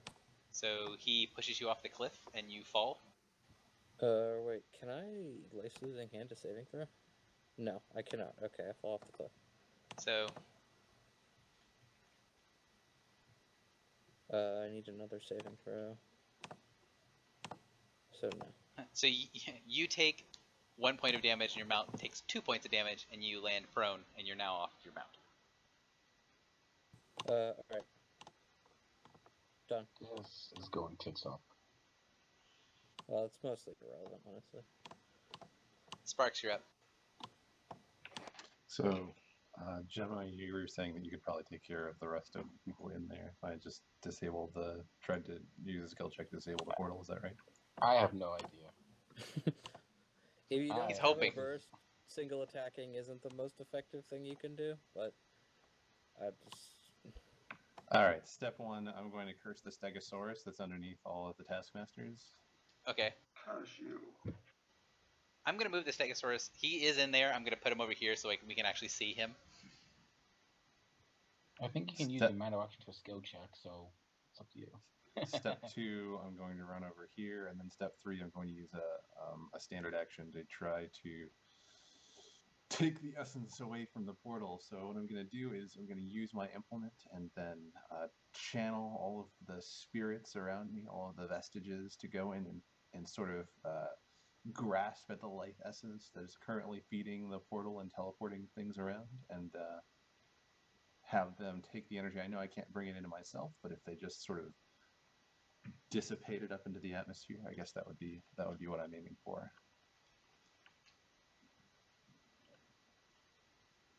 Sounds good. Go ahead and give me the. It sounds like an Arcana check, maybe. Nice. That is definitely a success. 2 of 3 successes on the challenge. Okay, and that is my turn. The Stegosaur takes 5 points of damage. Is unhappy that he's taking 5 points of damage. Actually, need to make checks for the other guys.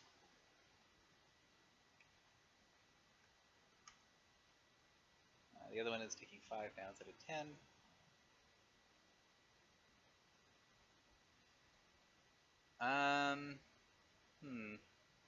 Oh, what's my sphere? Is my flaming sphere here or? Yeah, the flaming sphere is next to the Stegosaurus, so it'll do damage to him. Yeah. I need to find the macro again. Everything's lost in the pile of enemies. So he thuds backwards and then he charges up to bat someone. And takes 8 damage before doing that. He's not going to run into the square because he doesn't really have a reason to. He's going to crit. Alright, I'm done. So the crit is 30. So he crits you and you go flying off in the distance like Team Rocket. Rip. Nebon's blasting off again. So he shakes his head side to side and with a snort, like, that's right. Sting, you're up. No, we agree. You're the boss. Well, him being there is not where I wanted him to be.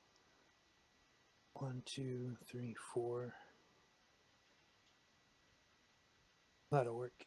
So I've got a pixie dust power in here somewhere. But let's my mount fly.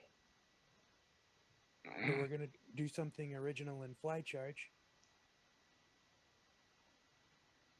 Over here so I don't provoke.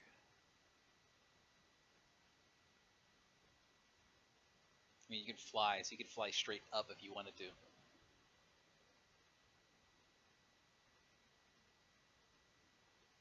Yep, I just wanted to get over here. And let's charge. Just take a sword that's under the pile. Yeah, that's a good idea. And I assume my +1, +3 Vanguard went away. Mm-hmm. Correct. I have a Vanguard weapon. Let's throw that into the stack.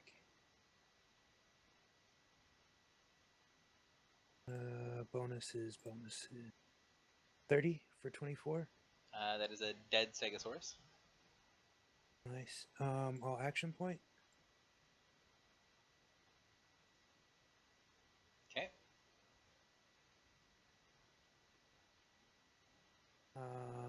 And there's a burst in here somewhere. We Please. can cut. What is it? Never mind. Continue. I'd like to chop down some of these staffs if that's all right. Sounds good. 29, 29, 17. Versus AC. The 229s will hit and the 17 will miss. Total is it only 10 points of damage? Is that accurate? D10. I rolled a 4 and a 1. Yeah, it's accurate. That's sad. You killed one of them. Oh, goody.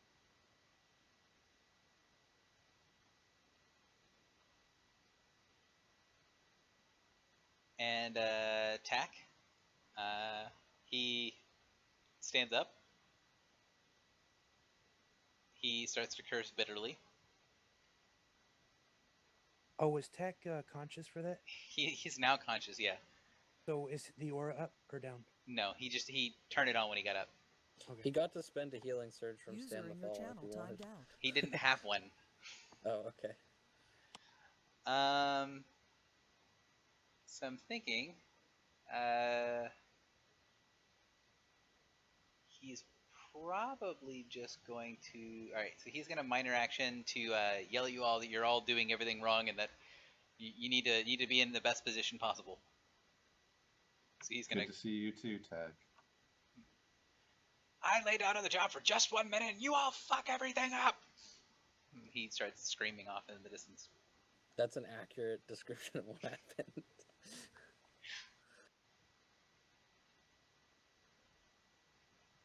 So everyone can shift too if they'd like.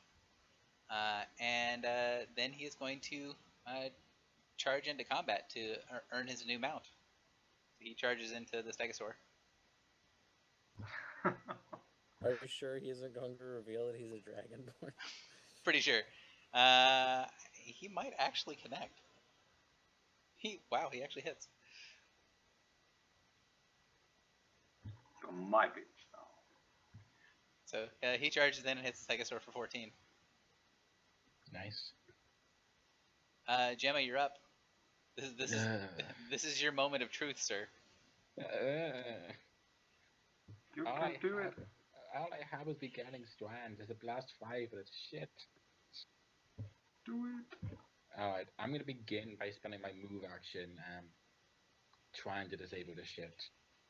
Because now I have actual contact with it, I'm just gonna try and release the last summoning after I saw what the spirits did. Just so you know, next turn they're getting up. Yeah, but there's only some. I'm gonna action point just because I can, but it's like. Alright. So what are you doing first? Spending a move action to do an Arcana check. Okay. Did you already move adjacent, or I thought you were one square away? I shifted 2.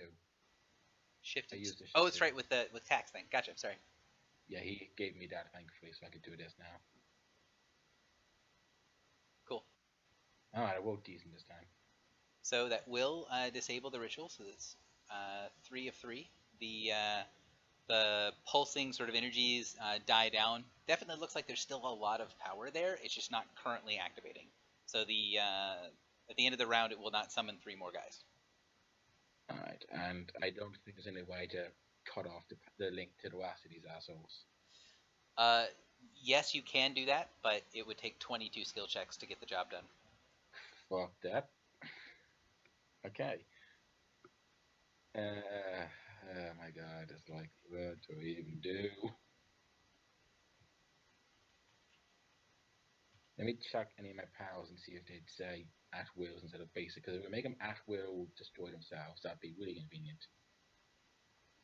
They are not currently formed. They are currently objects, so they don't have attacks or abilities or anything like that. Whatever the biggest damaging, whatever damaging effect you have that can hit every one of them. It's just beginning strand, so fair enough. If they're objects, maybe this would go easier. Are you asking if you hit objects with psychic powers, whether it's going to be helpful? Oh, Is that the plan? I should ask that. Yeah, that's something I should ask, actually, yeah. Would this do anything to them? They're objects, so... No, is what I'm saying. What I'm User hearing. joined your channel. I'm saying that they're going to be resistant to it, although... Oh. And I will say that you know enough to know that they're going to be resistant enough to what you're doing that it's not going to help. Oh. So, we're just fucked then. You won't do any damage to them if you hit them with this. Can I move them? You would be able to move them, yes. Okay, moving them out of the thing seems still useful, to be honest. And some of them are already spawning out of it. I don't think it's going to do anything. I mean, at this point, like, what else am I going to do, though? Everyone just here around. Just slide them into the building, action point, charge the door. Maybe. Just put them in the building and close the door. Everyone around here is going to take damage as soon as it's their turn. Okay, so here's a quick question. I'm just going to roll how many d20s do I need? 18 d20s, and 18. you can add 9 to them. I think.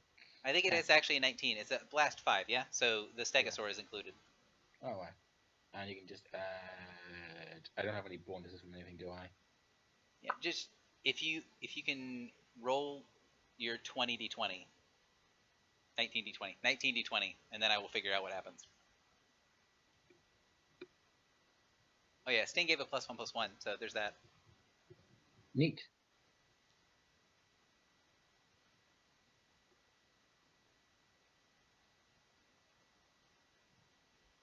So yeah, I'll you'll save just roll something. 19d20, and then I'll figure out what happens.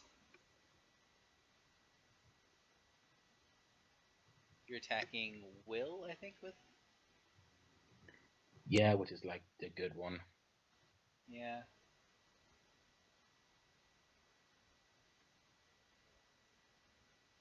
Well, you crit twice. That's nice. So these are at plus What's the 11s. +11? Yes, including So +1. you need does or does not include the +1. It does include the +1. Okay, so you need 13 or higher. Mm. So you got 1, 2, 3, 4, 5, 6, 7, 8. You have 9 misses. Actually, one was on the Stegosaur, so the last one is actually going to hit. So you have 8 misses. So 8 of the Emerald Taskmasters are going to stay here. Where do the other 11 go? And would you like to kill or knock out the Stegosaur? Kill that thing. I don't give a shit. It's been a pain in the ass. So Tack sees you blast and kill it, and he just turns to you and just like screams, like spittle coming out. Why? Whatever. I'll deal with him later. If we survive. The other Right. 8 just go inside. If you can push anyone to these 3 squares, then they could take damage as well. Yeah, fair enough. I'll fill up those squares first, and then I'll shove out the other ones. Okay. They are currently objects, so they're not going to take damage from stuff. No, but when they are formed. I realize this. I'm making it clear. Right. So these guys up here can't be pushed inside the building because Okay, that's fine. there's no legal pushes.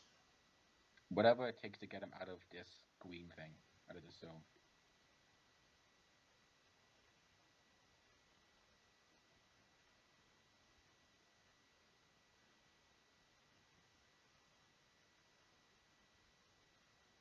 Let's see. That. Let's go to there.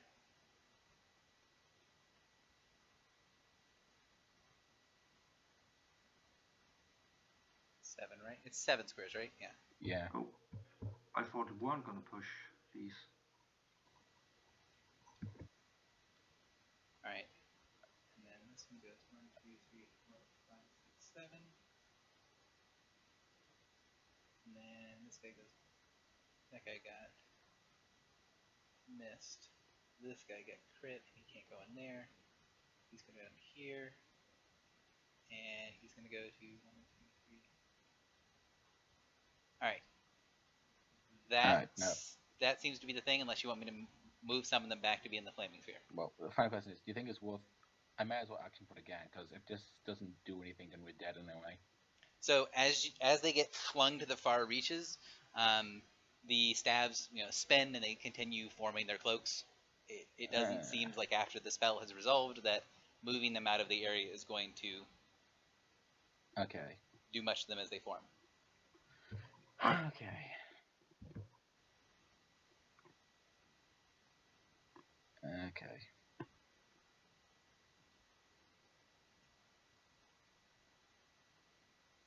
So, what else would you like to do?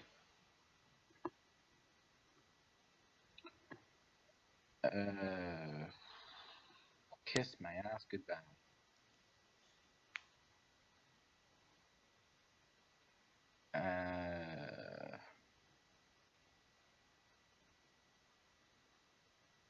So, I need to know quickly because getting a little far in a session. Okay. I got nothing else. The end of the round, the Taskmasters form, and to make my life easy, I'm going to roll a whole bunch of initiatives and try to place them. But for some reason, Navon is below me, and I can't fathom why that's a thing. Delays. Oh, delay, right. Because he's not below me, he's at the beginning of the next round. Gotcha. Yes. So, Navon, you're up first, and all of my guys are going to roll initiative. So I make a death saving throw. Yes. Actually, Okay. I'm going to roll initiative for once for all of them to make my life easy.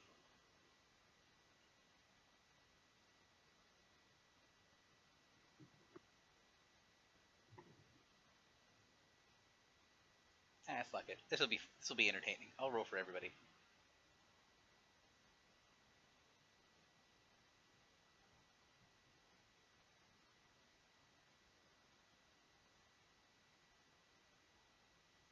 Navon, would you change your initiative to 100, please? Okay.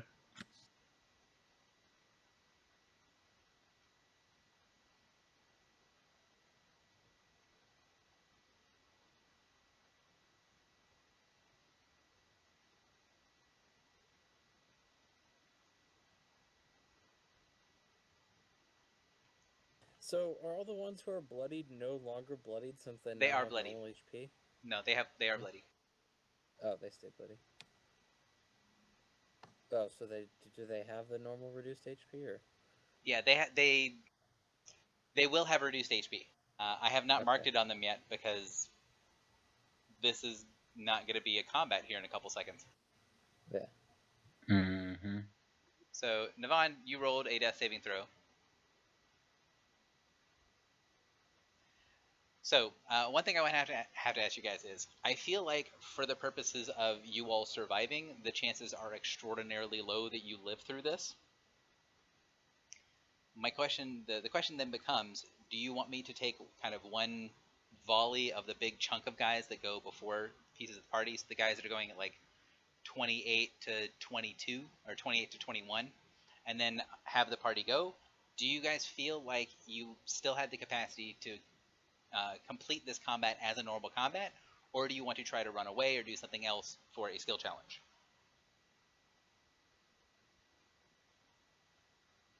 I think we're pretty fucked as far as actually winning this combat. Like, maybe if we had left them all together and blasted them again, but if they have reduced HP, but so many of them go before us anyway, like, I think we just need to take off. Get out of here. Well, I could have hit everything in 5 blast radius with a fairly damaging attack, but it seems kind of useless now that half of them are gone. It's like, I feel this would have gone much better if we hadn't pushed them out of the thing, but So I took a risk there. at this point, we need to get out of here. Okay. I apologize for that. I took a risk there. So what we're gonna do is, Varlis, you're gonna take your turn, and then once I get to Minerva in the combat initiative, that is when we're gonna switch to skill challenge. So everyone before that gets a turn. Right. So Varlis gets a turn, and then the taskmasters who are before Minerva get a turn, and then once Minerva's turn happens, that's when we go to skill challenge. Well, if you can light up all these guys, we might live, you know? Who knows? I'm trying to figure out how many of them are actually next. 1, 2. I mean, if you have a blast 5, that'll hit all the ones that are still here, and most of these guys are bloodied. Yeah, but most of them are also not next on the turn initiative order. It's only 2 of them, and one of them isn't bloodied. So we're still gonna get ganked by at least 1, 2, 3, 4, 5, 6, 7. Well, 8, it's the best option, 7. I think. All right. Carpe diem. Move up here, I think it was. Check. Yes. Okay, move there. Use my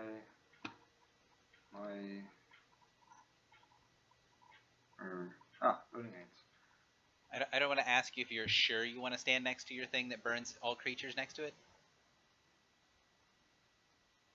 It's on the start of his turn, and he won't have another one of those. Yeah. Okay. The start of the turn, so yeah, I'm gonna just stay here. Besides, nah, never mind. And use my burning hands.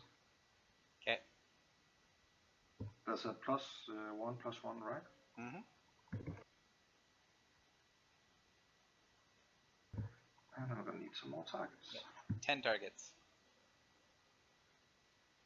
+1 to those. I forgot to add it. Good rolls. Those are amazing rolls. Huh? You do not miss. Well, there's a nat one. I feel really shitty now. Yeah, there is a nat 1. But other than the nat 1, you do not miss. So you missed the 4th guy? Yeah.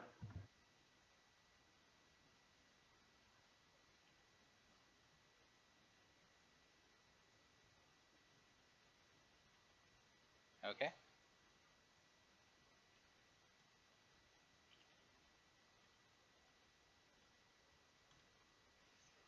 Alright, anything else? Yeah, I can't really do anything else, so I'm just gonna look my destiny in the eyes and notice that I'm probably gonna die. Oh wait, actually maybe I can do something. I need to check it. Alright. Yeah, no, I can't do anything else. So Taskmaster 28 just got lit on fire, so he is going to move up to here, and then he is going to bolt you. Well, he's going to bolt you, and then he's going to move up there. 21 AC on Varlas. That is gonna hit unless I do something. If I have the same AC as the attack, is it me it goes to or is it him? It goes to Is the he gonna hit me? ties go to the attacker. Alright. So 21 won't do anything. So I'm gonna use my shield. Okay. And shield is until the end of the next turn, right? Or until the start of your next turn?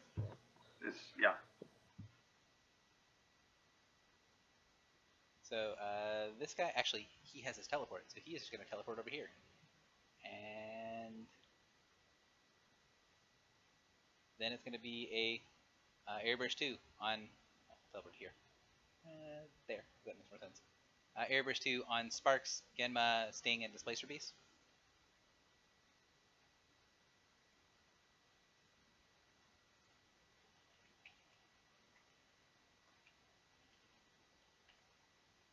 So 14 on Sparks, crit on Genma, miss on the 18 versus the Displacer Beast, and crit on Sting. The crits do 18 points of damage, and you lose a surge.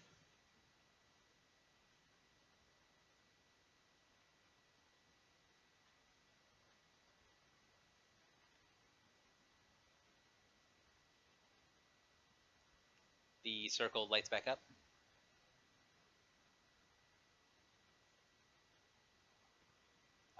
Taskmaster is going to teleport here and do the same thing again. Oh, which one was that? Where did that come from? The one that was inside the building just teleported in. Ah, right. So. Question. Answer. If I don't take the surge for the displacer beast, he'll take the damage and then die, so I'll still lose the surge, but it won't be a target anymore. So right. I'm gonna you do won't get that. sucked into the thing. You don't lose the surge when the fake companion dies, you lose it when you resummon it. Right. So you don't lose a surge when the companion dies at all. It'll just die. Okay. So 15 versus Sparks, and then 18 versus Gamma, and then 18 versus Sting. That misses Sparks. Fortitude. Yay, con locks. He can't teleport, so he is going to bolt on Genma. 27 versus AC on Gemma. Yep. 18 points of damage, minus 2 penalty to attack rolls. Or, sorry, to defenses. Yeah, okay. one over here. Gonna do the burst thing.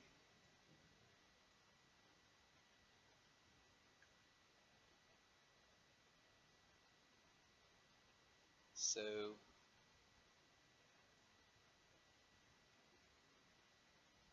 12 versus Fortitude on Sparks is going to miss, 20 on Gemma, and natural 1 on Sting, and I accidentally rolled an extra 1.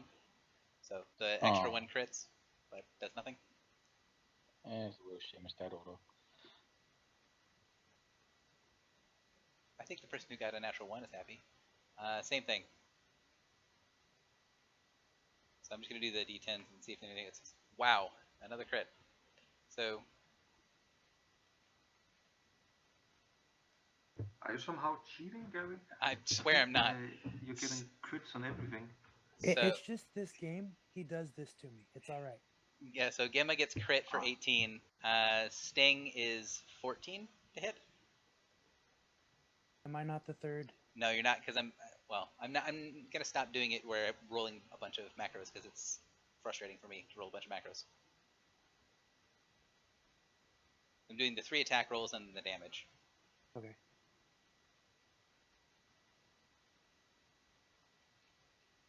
So I have 2 guys left, both who are not in the zone, both who will teleport into the zone.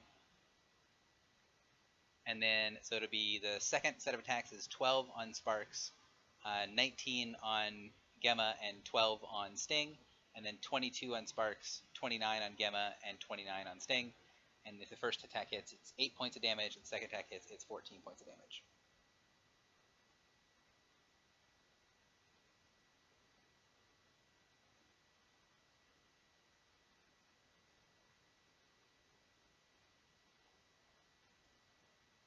Minerva, you're up.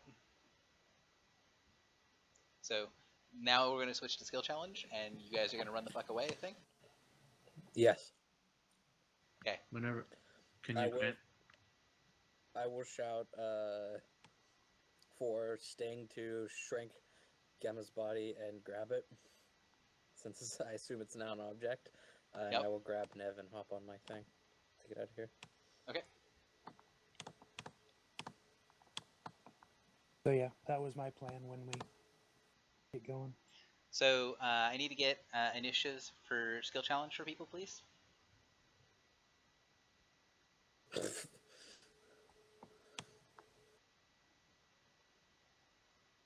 Oh, this is a skill challenge, so we don't get your bonus to initiatives, is that right? Yeah, it doesn't matter because you're not rolling against anything. It's irrelevant. Okay.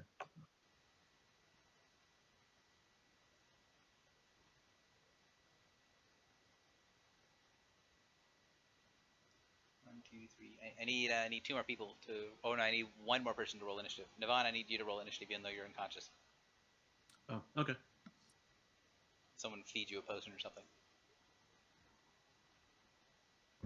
Valis has taken one of his potions out and just What about hurling Gemma? it towards Nevin. Gemma is actually right in dead. the head. He's not unconscious. Oh, right. Oh, I see. So Taskmasters win at the top of the round effectively.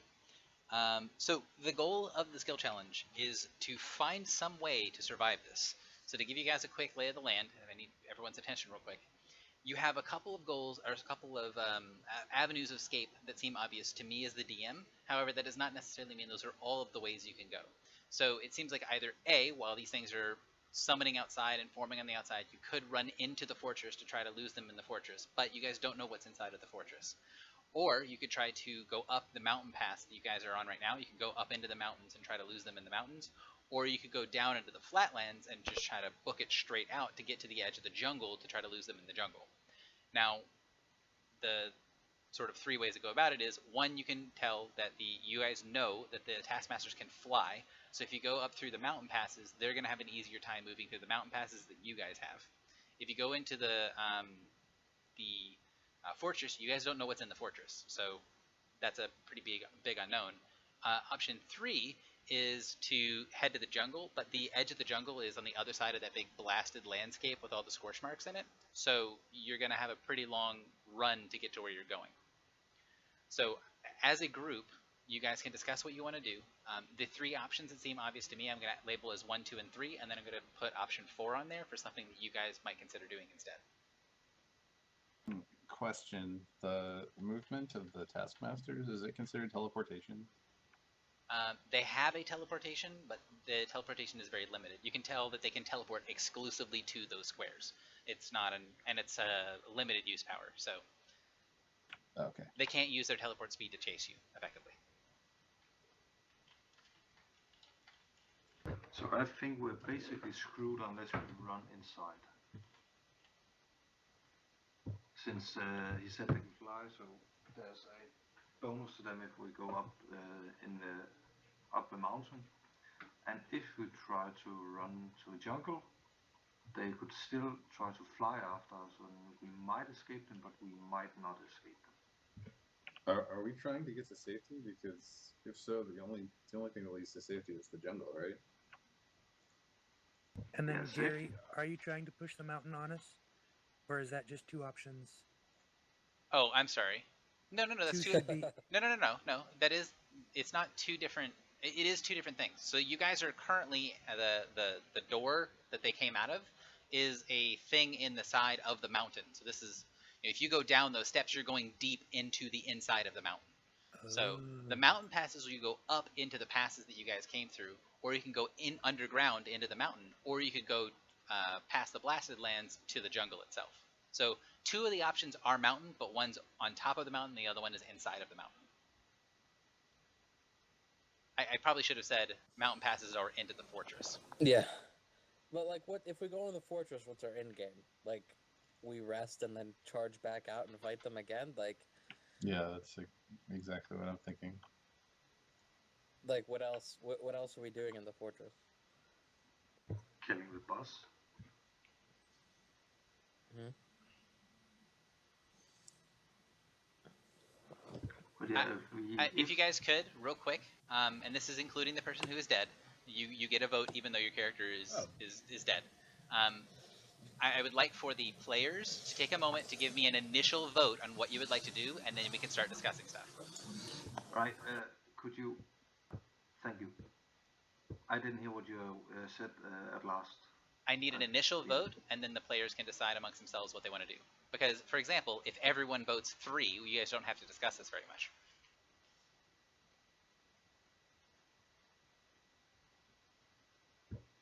Alright, everybody else votes 3, so I think I'm just going to change mine to 3. Okay. Since, yeah. Alright, so the object of the challenge is to make it to the edge of the jungle without dying. Ha. So the taskmasters are gonna, as you guys flee, they're gonna fly up into the air and swarm around like a giant cloud of angry bees, and are gonna be lancing down with bolts of radiant energy, trying to blast you as you escape. You can see as you guys are running down the mountainside that there are those big scorch marks that are all over the place, are probably from an effect very similar to this.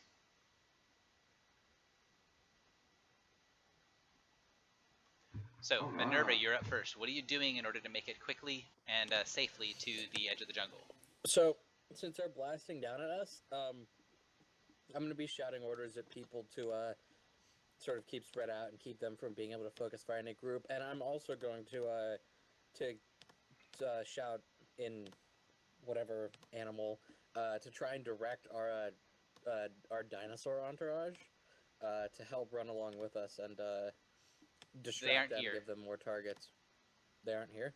Yeah, because you left them at the edge of the jungle, because they wouldn't go... Oh, okay. I thought they came with us. No. Never mind then. Just the first part then. That's less fun, but... I would just try and keep everybody moving in relatively hard to hit formation. So sounds like an intimidate or a diplomacy? They're identical, so just diplomacy, I guess. A bluff. We'll be fine, guys. Don't worry about it. Nah, nobody thinks we're gonna be fine. That's probably like medium. That is, in point of fact, medium success. So that is 1 success towards the challenge. Varlas, you're up. Alright, you're saying they're flying around in the air? So they are flying up above you like a swarm of angry bees, blasting down with their magics. Alright, so trying to fly would be stupid as well. If you fly, you will likely be a much easier target. Yeah. Damn it. Alright. I deleted someone. No, I didn't. Never mind. Anyway, everybody's here. I'm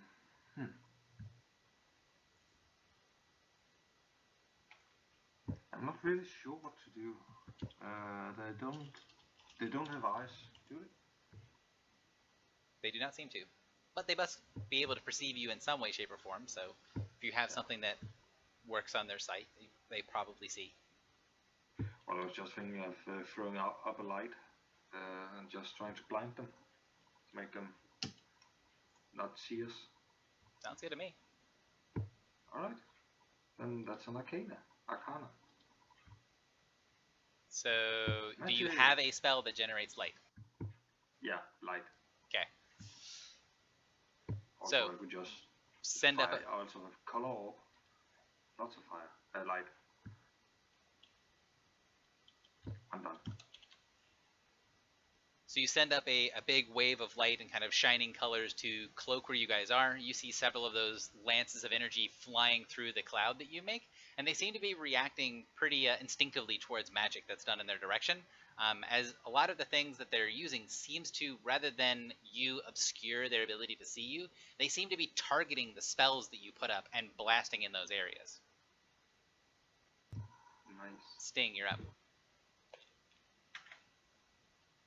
I'd like to throw my shrink dust on Gemma, stick him in my pocket, and then fly as fast as I can. So Is athletics okay? Mm-hmm.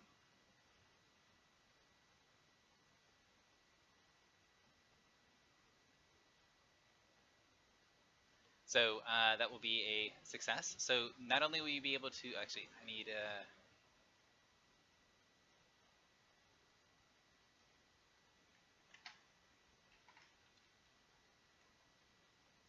Okay, so that is a hard DC success, so you are able to quickly make your way down. So not only will you have the benefit of succeeding for the round, you'll be able to give that benefit to someone else. So the people that you have their name on the list, they succeeded for the round, the people have a plus sign next to them, can also help use their ability to cover someone else. Sparks, you're up. Yeah, okay, so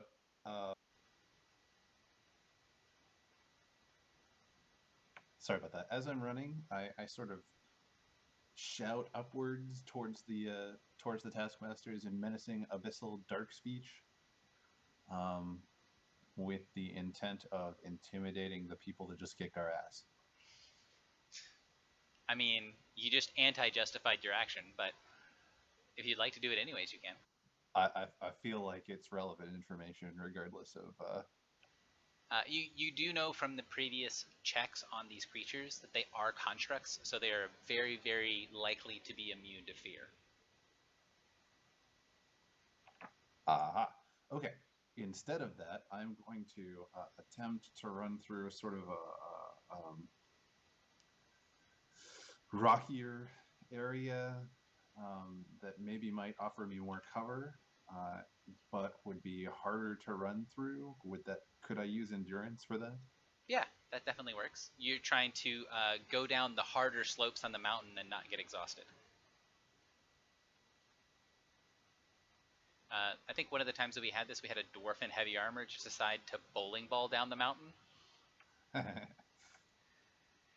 So you didn't attempt to bowling ball down the mountain, but you succeeded. And by succeed, Okay. I mean you hit a lot of rocks on the way down. So lose a healing surge, please. Navan, you are last for the round. Okay. So did someone put a potion in my mouth to wake me up? Sure.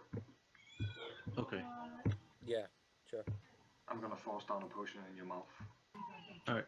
Drink up. Me hearty sure. Alright, I'll just say I'm up.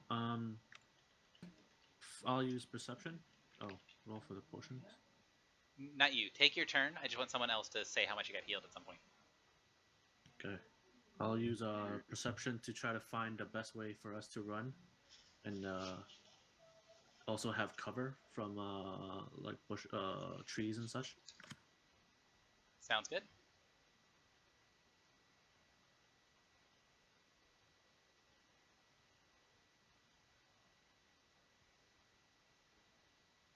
Cool. I made hard DC. Excellent. So you can find a way down the mountain. As you guys are terracing down the mountain, you can see that there are kind of grooves and ditches. Specifically, there are places that look like there's less scorch marks on the underside of some of these little ravines and crags and stuff. And you can try to find the places where it's not going to be the easiest place to run, but it's going to be the hardest place for the guys up top to be able to hit you.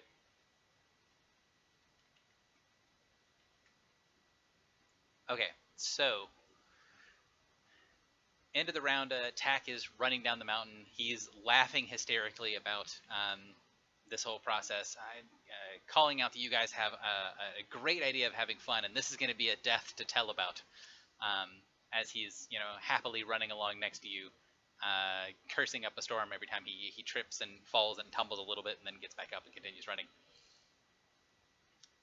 At the end of the round, so Varlas, Sting, and Nevan, you have the ability to protect one person. There's only one person who's not currently on the list, so I'm going to assume that one of you guys decides to protect Sparks. I'm gonna protect myself. I don't know if that works. Save me, please. Yeah, sure. Yeah. Oh, you guys were friends. Friends and friends. I'm gonna take a small fee for it, of course. Oh, I see. I see how it is. About maybe 10% of your total earnings on this mission. You can take all of Tack's earnings. How about that? This is in initiative order. So 19 reflex against Minerva, 21 reflex against Varlas, 21 reflex against Sting, 27 reflex against Sparks, and then 15 reflex versus Navan. That's a hit. So if you get hit, you lose a surge. If you do not have any surges, then you instead take a surge worth of damage. 21 versus you is correct, yes. Right, miss. So as you guys continue, you guys basically make it to the bottom of the heavy incline that led up to the entrance of the fortress. And now in front of you there is an expanse that kind of imagine what Mordor looked like in the movies. There's pot marks in the ground, there's holes, there's a little bit of water that's kind of running through that's dark and seems to be filled with some sort of mysterious liquids. You can see there's big stones and boulders that are all gathered around, and you can see the swarm of angry emerald light is flowing down the mountain chasing you. You can see that the creatures don't seem to be specifically like looking at you, but rather they're flowing all around the mountain and coming down like a wave rather than like a single coherent unit that's charging down at you. So, Minerva, you're up.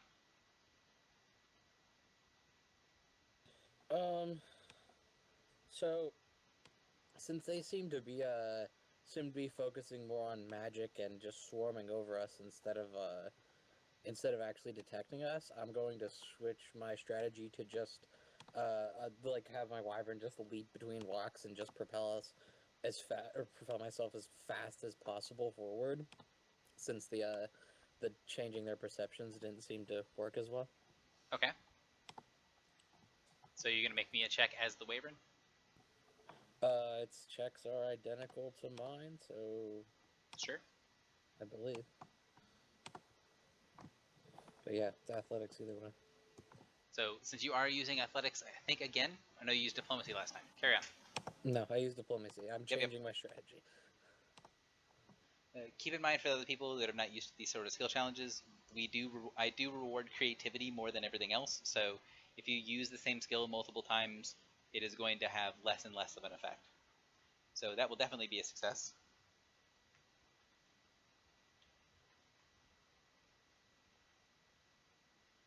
All right, Varlas, you're up. So you start making your way very quickly along the tops of the rocks. You can see that there's a lot of little deceptively deep gullies as you're jumping over top of them.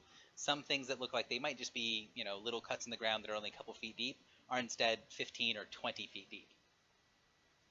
Regardless, you're up. Alright, and they're still flying above us. There's no cliffs we need to get down or anything. Yeah, you guys are at the bottom of the mountain now. You just have this big, flat expanse from here to the edge of the jungle. With a lot of holes in it. Yep. Alright. I'm gonna fly over them. Not high, just above the ground. Just so I don't fall down, but not high enough to make a better target for them. Which would be an acrobat. No, athletics. I'm gonna use a kite sail I got from Zendikar. Nice. Yeah, so... I could see I'm both not sure which athletics one or it is. acrobatics. Either one could work. I just need to check which one. Yeah, acrobatics it is.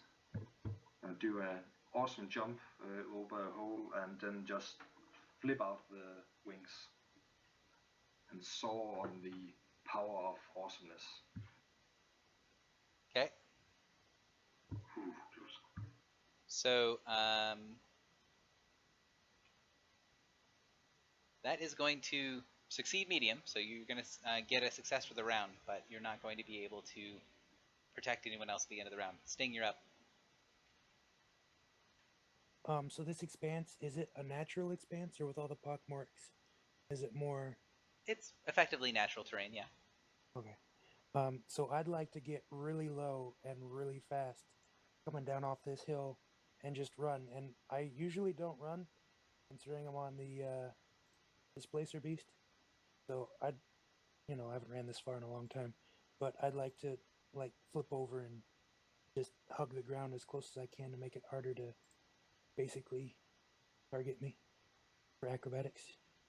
So you're going to Top Gun your way down into the little gullies? Yep. Cool. Go ahead, acrobatics.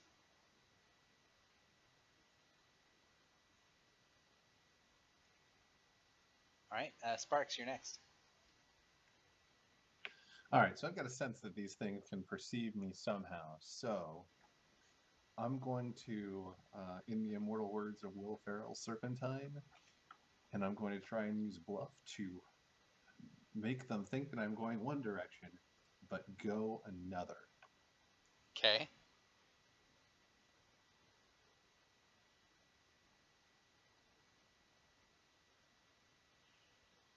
So you do an excellent job of faking them out. You can tell that from your earlier thing of disrupting their energies in the square, you can sort of sense roughly how they're focusing on things, and you throw a little bit of magic and a little bit of deception that way, and as soon as that little bit of magic puffs into life, you see a huge beam of light slam down into where your spell just collected and incinerates a about 20 foot in diameter hole into the ground that's about 8 feet deep.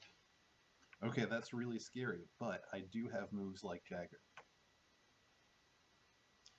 You are now aware that if you directly cast spells, it will get the attention of the creatures in a way that is, to quote Sparks, very scary. Navon, you're last. Okay. I know. My character knows this is a very stressful situation, as we're about to die, and I know how stress can sometimes either allow people to do incredible things, but it could also break them down. I'm gonna use insight to keep an eye on how people are doing mentally, and if they're focused on that, and if they aren't, I will try to get them to refocus by motivating them somehow. Okay.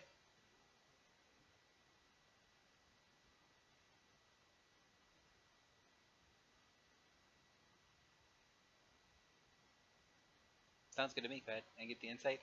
So, you're trying, as you're moving very quickly, to get a kind of feel of what everyone's doing, but the giant laser beam of doom that just incinerated a big chunk of rock was also extraordinarily loud, and as your ears stop ringing from the blast, instead of being able to kind of see what people are doing and kind of understand a better idea of what's going on, all you get is just Tack's continual just stream of profanity, interspecs with a little bit of laughing as he starts to get over being deafened from the blast wave that came your way.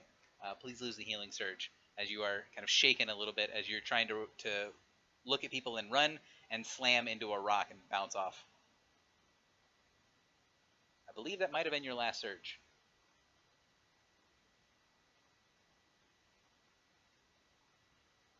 So at the end of the round, the blast waves are going to come down this way. Minerva or Sparks, I assume one of you guys wants to help Navon from getting attacked. Yeah, I think Navon I will helped me sure. last turn, so I'll fall on my. Well, I'll help him out. Thank you. All right. So next wave of things.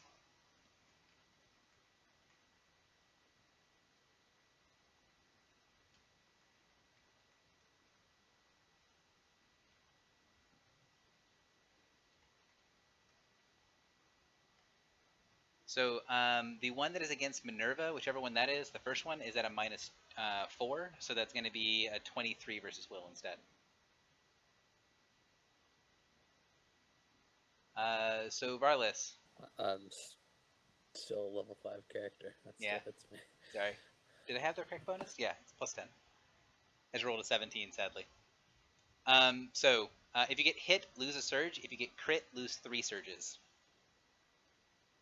Damn. So you see the big swarming angry hive of those green lights flow down over the area, and then rather than sending out a blast wave of those bolts, instead you get this very strong feeling of it's in initiative order. So Varlis, you're the 30. Instead of getting the bolts that come down from the sky, what you instead get is the land around starts to shake. You see little bits and pieces of ground starting to lift up as the life force is being sucked directly out of your bodies. You feel the one of you guys that gets crit, Varlis. You see this sort of ephemeral light escaping from your skin as your soul is trying to be pulled out of your flesh and into that angry cloud up above. You guys continue to run. You make it to the edge of the blasted lands, and you see just the thicket and the rubble surrounding the area right at the edge of the jungle. So the last obstacle you have to get over to be able to make it to safety is the wall of like thorns and stones and rubble that's separating you from the jungle, and then being able to actually escape into the jungle away from the things that are pursuing you. So either your goal is to get over the obstacle or to lose your pursuit in the jungle. Those are the two major goals here. So your skills should do one or the other. Minerva, you're up first. Okay, so have we met up with Team Dinosaur now yet, or is that still further? The dinosaurs are ahead of you guys on the other side of the barrier, so you could Okay. potentially do something to interact with the dinosaurs. Do we need this barrier to stay up if we want them to stop pursuing us? No. Okay. It's a barrier to you guys because you're running along the ground. This is all of like the debris from the area that's been blasted behind you. Yeah, I'd like to intimidate to handle animal basically, and I'll shout orders at the dinosaur and the wyvern and stuff, and sort of if we could all crash into this wall and bring it down for everybody to run through, and then stampede our way into the jungle. Sounds good to me.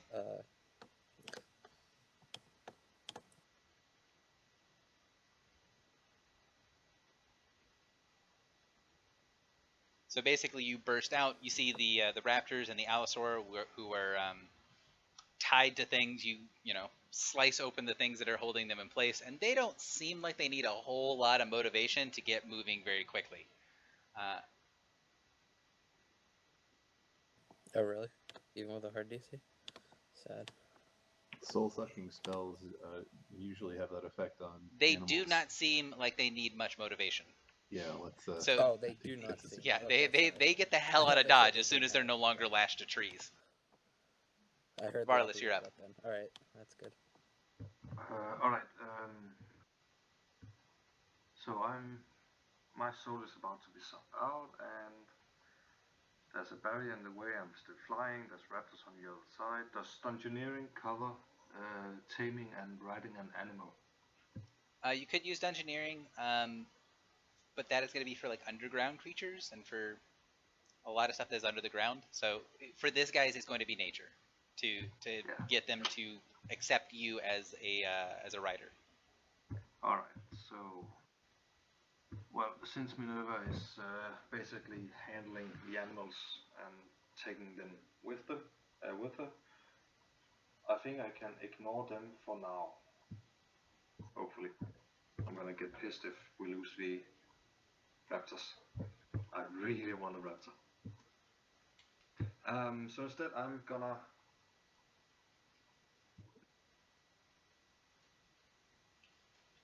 Christ, I really don't know.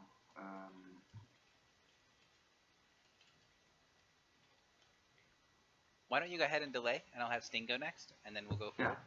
Yeah. Again, the two major things you have to do is either getting through the barrier fast enough that you can kind of get a measure of separation between you and your pursuit, or getting over the barrier safely and then finding a way to lose your pursuit in the jungle, because the jungle is very dense and thick.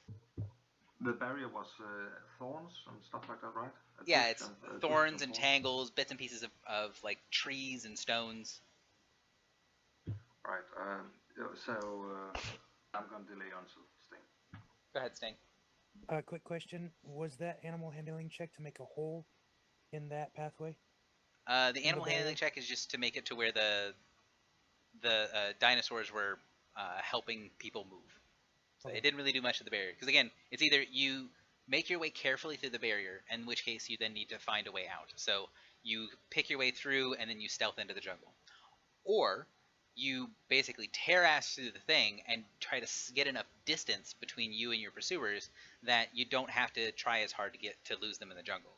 That's the two sort of methods for getting out of this. Yeah, I'm gonna try to do the latter. So if they're going towards the raptors and whatnot, I want to be nowhere close to that. I divert sideways. I'm low and I'm flying, so I try to kick up off the ground and jump over the barrier and just hightail it into the bush. Okay. Athletics. That's not athletics. I mean, it is, but it's just not a lot of them. So that will be a loss of a surge. You kind of go and you jump up over a little thing, and you are focusing so much on making sure you are separated away from things. You go through an area that you thought was just like some dense leaves and ended up being a branch as you smash headlong into one of the branches and start pinwheeling off into the distance. Varlas, you're up. Do you need to continue delaying, or are you good to go? I think I'm good to go. So you said that repeating actions would get less of a result. Correct. You will get a minor penalty if you repeat the same skill. Alright, so no acrobatics for me. Or what about previously used skills? Like if I use Arcana again? You could use Arcana again because you didn't use it last turn. Alright, then I'm gonna use Arcana and try to blast a hole through the barrier and just zoom through on the wings. And Okay. getting close to the barrier, collapse the wings and land on the other side. Either skidding to a stop or just landing perfectly. Sorry. So you pull in your magic to blast through an area. As soon as you pull your magic into yourself to begin casting your spells, those of you guys that are a little bit further in the back can see that angry cloud starts to go yellow instead of green, and this huge lance of radiant energy flies down from the sky, aiming directly at your body as you pull magic into yourself. Hey, yay. Smite me, oh mighty smiter.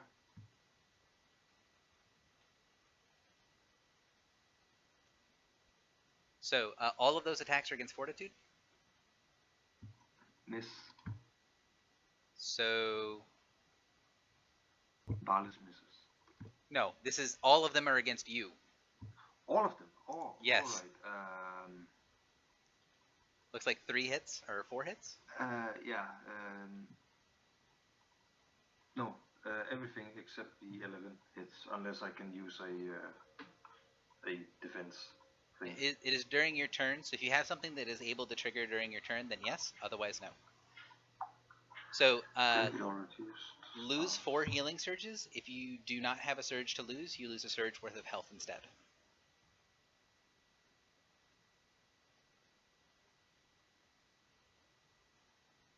So this huge beam of radiant light comes down and just incinerates the area around Varlas. Everyone kind of gets blinded momentarily by this flash of light, and you see Varlas sort of stagger out the other side.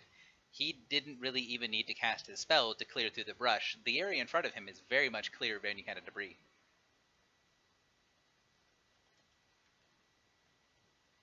So you have 2 surges, correct? Yes. So you lose 2 surges, and then you lose 2 surge value worth of health. I think your surge value is 20, or sorry, your surge value is 10, so you'll lose a total of 20. Sparks, you're up. Okay, that scared the bejesus out of me, but I'm still going to try this anyway. So I have an encounter power change of Levistus. What I'm going to try to do is, I know I can't aim my power, but I'm going to try to project it away from myself. I don't know, call it 50 or so feet to the, it's range 10, so that's not unreasonable. 50 or so feet to my right, and then hope that when they go to investigate, they will somehow slow their pursuit, allowing me time to safely get over the barricade. Okay. Now you did just see what happened when Varlas used magic, so I want to be very clear that if you do not succeed on the check in order to properly send your magic off somewhere else, the same thing is going to happen to you. Bad things will happen. Yes. Okay. If you do succeed, you're fairly certain that they're going to do the thing that they just did wherever you put that spell. All right. Big deep breath then.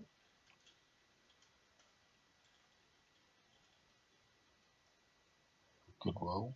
So you send it off to one side, and you see this enormous beam just lance down into the ground and just slice through the barrier, leaving a big scorched path that goes for about 50 feet off to one side. You could tell that they weren't entirely sure where you were, and so they just sort of blasted the entire area with a beam, hoping to hit something. All right.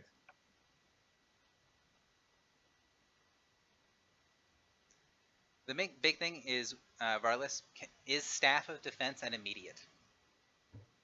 Yes. You cannot use immediates on your own turn, is the only problem. Alright, give me a second. So, Navan, you were last but not least, sir. You guys are right at the edge of the jungle. Okay. I can use the same skill if I didn't use it the previous time, right? You will not take a penalty if this is the skill that you used the first round. Although, Okay. again, the more sort of justifications, the more interesting things that you do for skill, the more creative that you are, the easier it is to make checks and the more benefits that you get. Oh, okay. What other skill? Oh, I haven't used nature, so I'll use nature to figure out the general geography of we call the geography on our way up, and again use it as a way to find a better path for us through the barrier. Okay. Getting through the barrier is quite easy now that 2 people have used the happy people in the sky to cut you guys a wide path. You can walk through it without it being hindered at all. Okay, cool. But finding your way in the jungle, definitely good for nature. So go ahead and give me a nature check.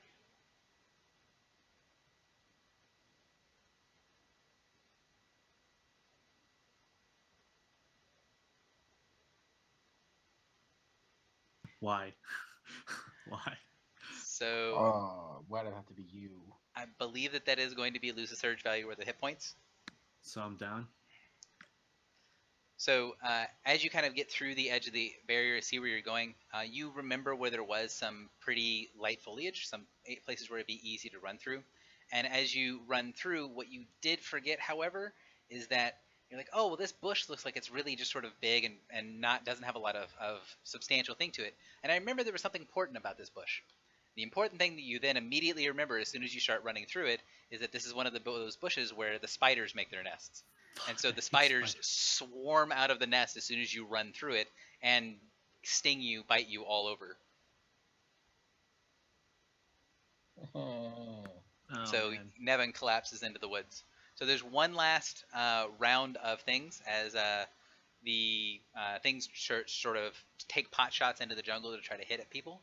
And then, assuming you guys survive, you will be done with this series, or done with the thing and able to escape into the woods. You guys have enough successes in this last round to be able to escape.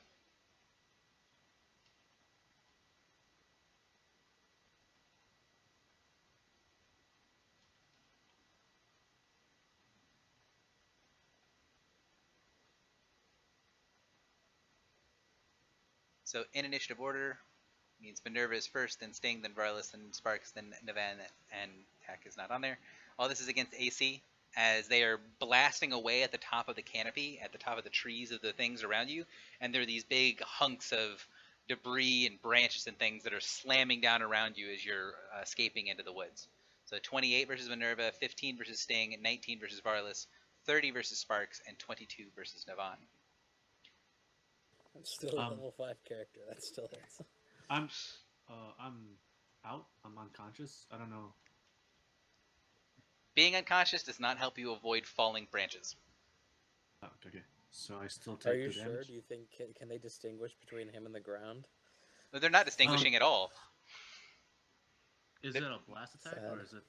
It is, well, if you have something that helps protect you against blast attacks, this would count, because basically what they're doing is they're just blowing up the treetops and hoping some of the stuff falls on you and kills you. Okay, because I was gonna say if I'm prone, would I get like? Prone will not give you a benefit for the blast, unfortunately. Yeah. Right. I also have a question. I just remembered something. Does this count as ranged attack? This is a area burst, so sure.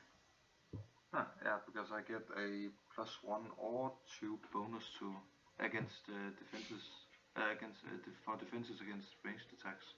Okay. So, if you got hit, you lose 2 surges. If you're out of surges, you use effectively use your bloodied value and hit points. So you lose your 2 surge value and hit points if you get hit. And then you guys are able to, with the dinosaurs, limp your way into the jungle as the taskmasters continue to blast the area directly in front of the jungle, sending sprays of debris out hundreds of feet into the jungle. So, I'm gonna go with you guys decide to go back to town rather than deciding to go back into the fray, into the combats. That was invigorating. Let's try again. I guess I need to roll for attack, I guess.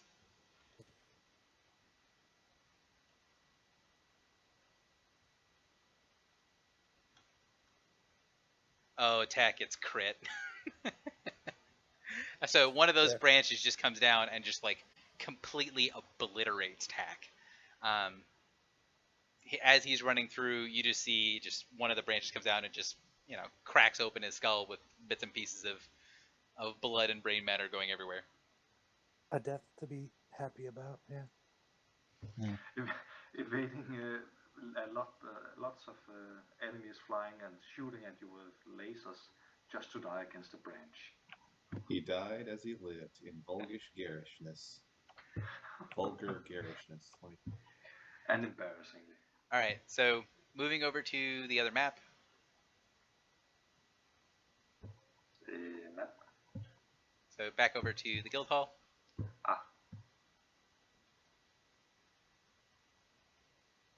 So yeah, put yourselves on the thing. That happened. At least we didn't die. Well, all of us. Stop following me.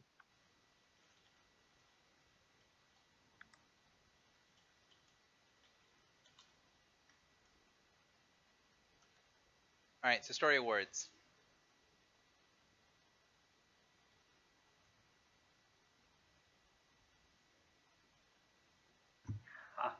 Continue to accumulate story awards of Gary murdering us.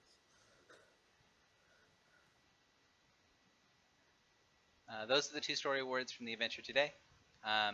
So the different types of story awards that exist, Half a Friend is a meta story award. Basically, it's something that you make a decision during the adventure and that will affect other adventures later on. So if you have a group of people, the 6 of you guys are in a group again. If Tack is in one of the later adventures, he will consider you a friend. If you have say like 3 of you guys go to play another adventure and 3 haven't played it before, you encounter Tack. Tack will say he's a friend. If 2 of you guys play and then 3 other people did this adventure, but they were Tack's enemy, then Tack will be an enemy to the group. So it's based on the majority of the people that are there that have these story awards for choices. The second one is a thing that you can void to get a certain benefit. So many shinies, you can basically write it down on your character sheet. You can then delete the part where it says what the effect of so many shinies is to get whatever the effect is. So the AL we play today is 6. So you can get a level 12 or lower wondrous magic item for 50% of the normal price. When you do use it, you want to write on your character bio or on your Mythweaver sheet under your section for the campaign notes what you purchased from it. So let's say you decide to get I'm trying to think of a good Salve of Power, which is a level 10 wondrous item. You can say so many shinies and then cross out the effect, and then at the end just put in parentheses Salve of Power and go ahead and buy Salve of Power for 50% price. Does anyone have any questions about story awards? Considering I'm dead and can't possibly get resurrected, is there any point in me writing this down? You can get resurrected. I'm level 5. You can get resurrected, yes. Ah, just wanted to. I wasn't sure about that. Yes, you can. So, I should know this, but I don't remember. I think it's your loot chance becomes 0, but you get half experience and full gold. Is that what it is? That is correct. Yeah, so you don't get a chance to roll for loot at the end of the adventure, but those of you guys that died in this adventure, you will get half of the experience from the adventure, and you will get the full gold reward.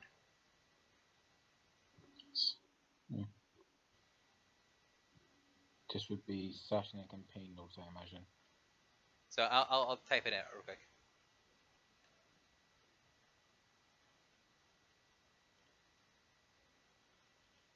What was the name of this adventure again? Genesis 1 Emerald Mines, I believe. Genesis 1 Emerald Mines.